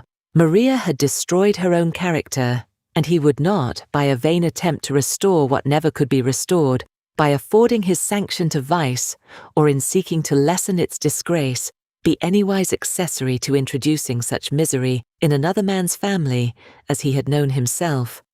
It ended in Mrs. Norris's resolving to quit Mansfield and devote herself to her unfortunate Maria, and in an establishment being formed for them in another country, remote and private, where, shut up together with little society, on one side no affection, on the other no judgment, it may be reasonably supposed that their tempers became their mutual punishment. Mrs. Norris's removal from Mansfield was the great supplementary comfort of Sir Thomas's life. His opinion of her had been sinking from the day of his return from Antigua. In every transaction together from that period, in their daily intercourse, in business or in chat, she had been regularly losing ground in his esteem, and convincing him that either time had done her much disservice, or that he had considerably overrated her sense, and wonderfully borne with her manners before. He had felt her as an hourly evil, which was so much the worse, as there seemed no chance of its ceasing but with life.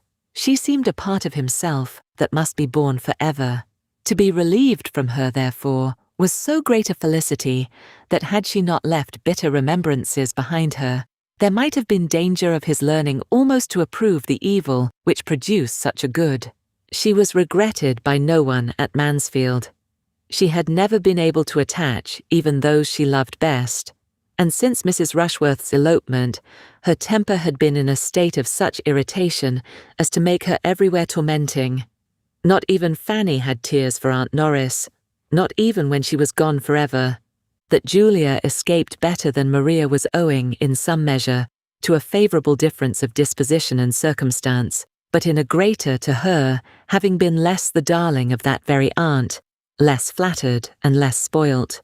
Her beauty and acquirements had held but a second place. She had been always used to think herself a little inferior to Maria. Her temper was naturally the easiest of the two. Her feelings, though quick, were more controllable, and education had not given her so very hurtful a degree of self-consequence. She had submitted the best to the disappointment in Henry Crawford. After the first bitterness of the conviction of being slighted was over, she had been tolerably soon in a fair way of not thinking of him again.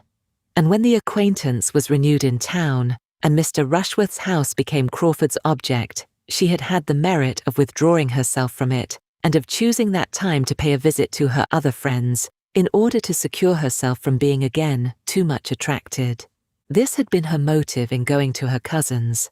Mr. Yates's convenience had had nothing to do with it. She had been allowing his attention some time, but with very little idea of ever accepting him.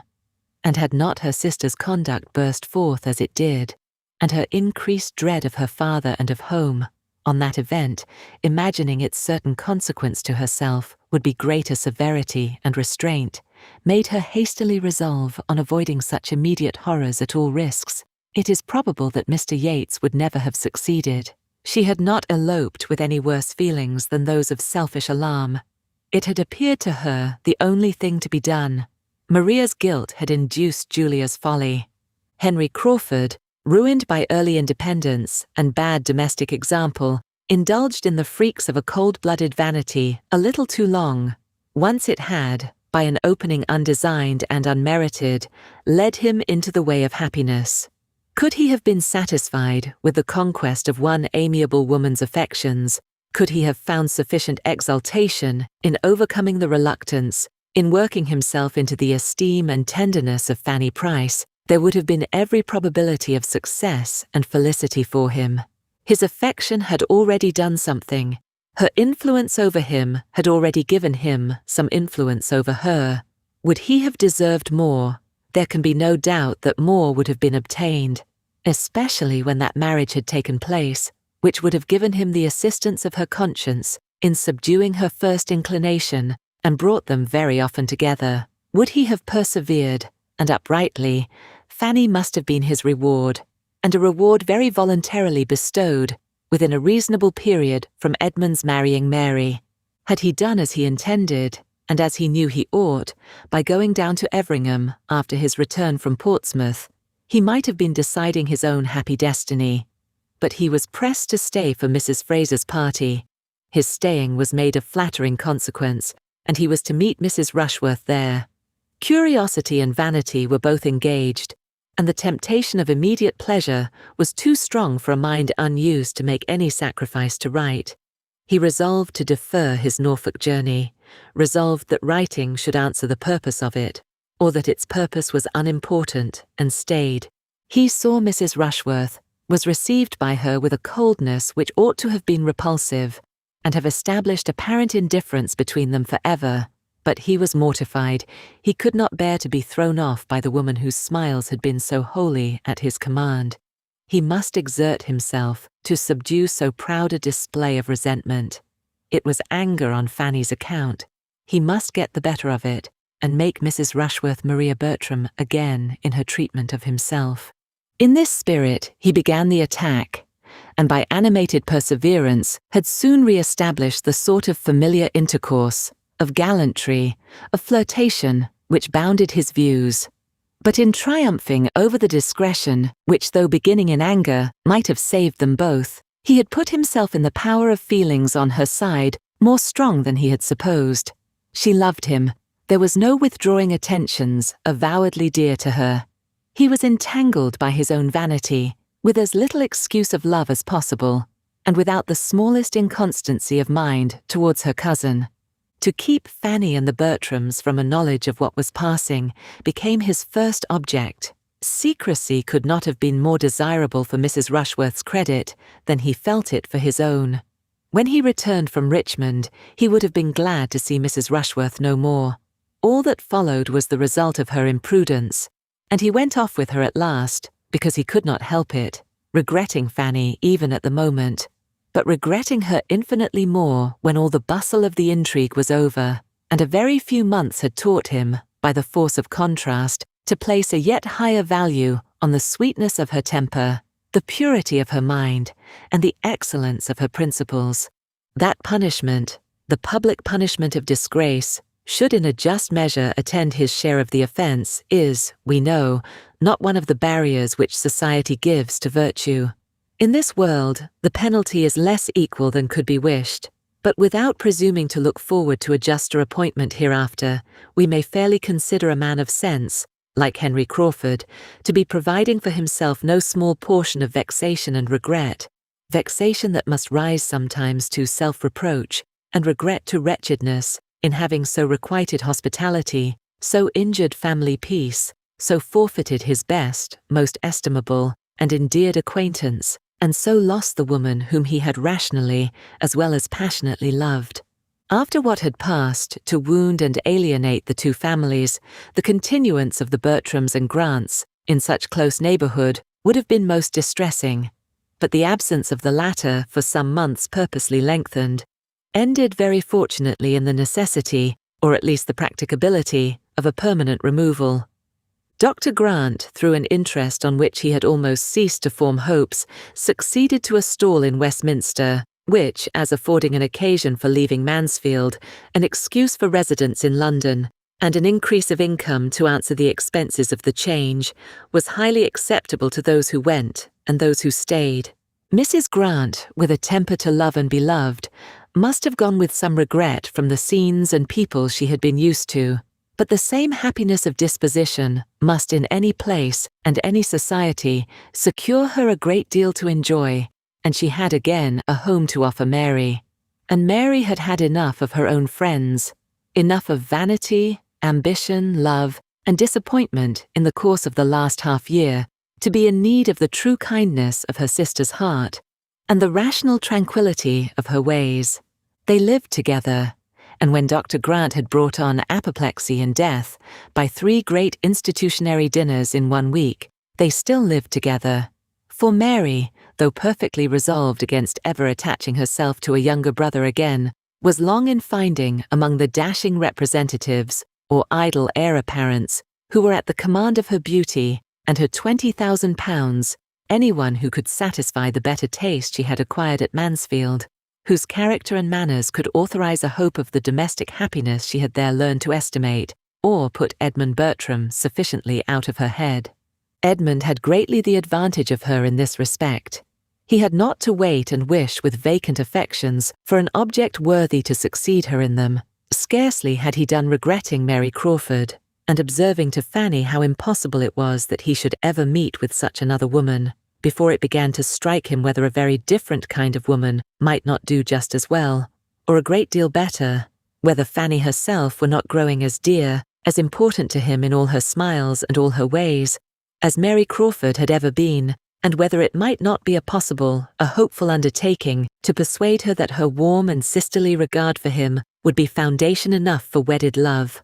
I purposely abstain from dates on this occasion, that everyone may be at liberty to fix their own, aware that the cure of unconquerable passions and the transfer of unchanging attachments must vary much as to time in different people. I only entreat everybody to believe that exactly at the time when it was quite natural that it should be so, and not a week earlier, Edmund did cease to care about Miss Crawford, and became as anxious to marry Fanny as Fanny herself could desire, with such a regard for her indeed as his had long been, a regard founded on the most endearing claims of innocence and helplessness, and completed by every recommendation of growing worth. What could be more natural than the change?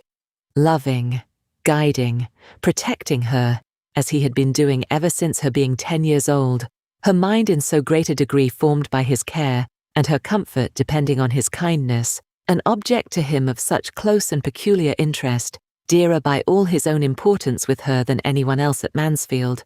What was there now to add, but that he should learn to prefer soft light eyes to sparkling dark ones, and being always with her, and always talking confidentially, and his feelings exactly in that favourable state which a recent disappointment gives, Those soft light eyes could not be very long in obtaining the preeminence.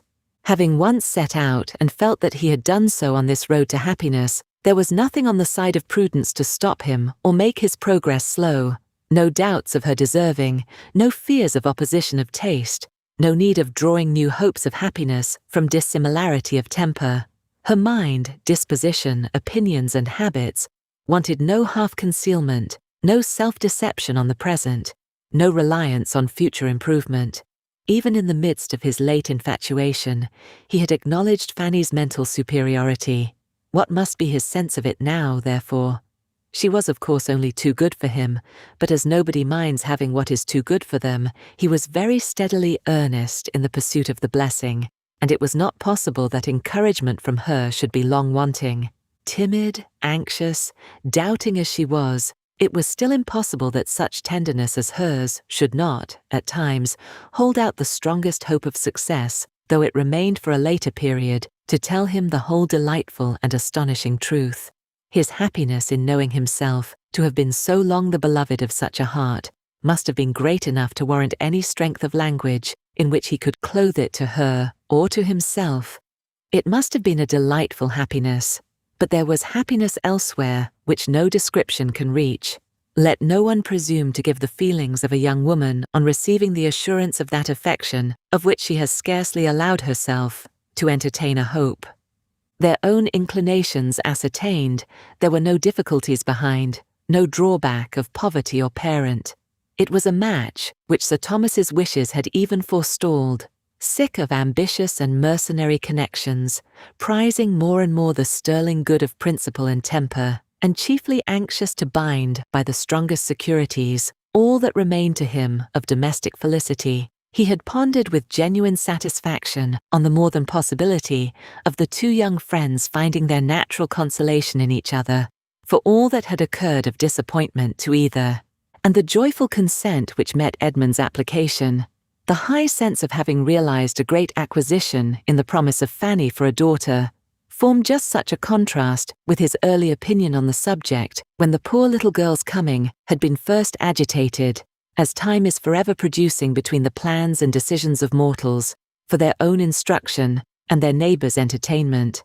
Fanny was indeed the daughter that he wanted.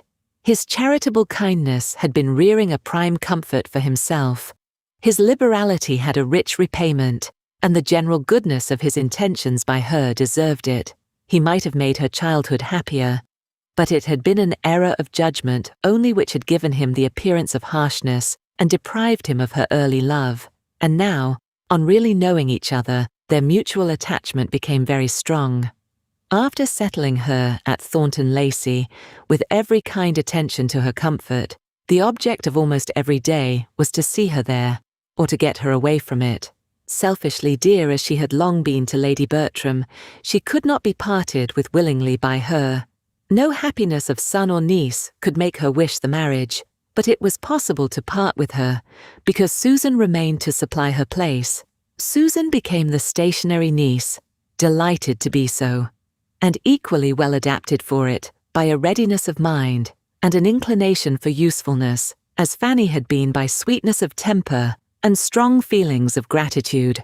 Susan could never be spared, first as a comfort to Fanny, then as an auxiliary, and last as her substitute. She was established at Mansfield, with every appearance of equal permanency. Her more fearless disposition and happier nerves made everything easy to her there. With quickness in understanding the tempers of those she had to deal with, and no natural timidity to restrain any consequent wishes, she was soon welcome and useful to all, and after Fanny's removal succeeded so naturally to her influence over the hourly comfort of her aunt, as gradually to become, perhaps, the most beloved of the two. In her usefulness, in Fanny's excellence, in William's continued good conduct and rising fame, and in the general well-doing and success of the other members of the family, all assisting to advance each other and doing credit to his countenance and aid, Sir Thomas saw repeated and forever repeated reason to rejoice in what he had done for them all, and acknowledge the advantages of early hardship and discipline, and the consciousness of being born to struggle and endure, With so much true merit and true love, and no want of fortune and friends, the happiness of the married cousins must appear as secure as earthly happiness can be. Equally formed for domestic life and attached to country pleasures, their home was the home of affection and comfort. And to complete the picture of good, the acquisition of Mansfield living by the death of Dr. Grant occurred just after they had been married long enough to begin to want an increase of income and feel their distance from the paternal abode an inconvenience. On that event they removed to Mansfield, and the parsonage there, which under each of its two former owners, Fanny had never been able to approach, but with some painful sensation of restraint or alarm, soon grew as dear to her heart and as thoroughly perfect in her eyes as everything else within the view and patronage of Mansfield Park had long been. The End. Best Audiobooks for Free hopes that you have enjoyed this production of Mansfield Park by Jane Austen. Please like this video and subscribe to our channel on YouTube and Rumble, as your like and subscription are the support we need to create more great free content. Please look to our website at bestaudiobooksforfree.com for a complete list of our audiobooks.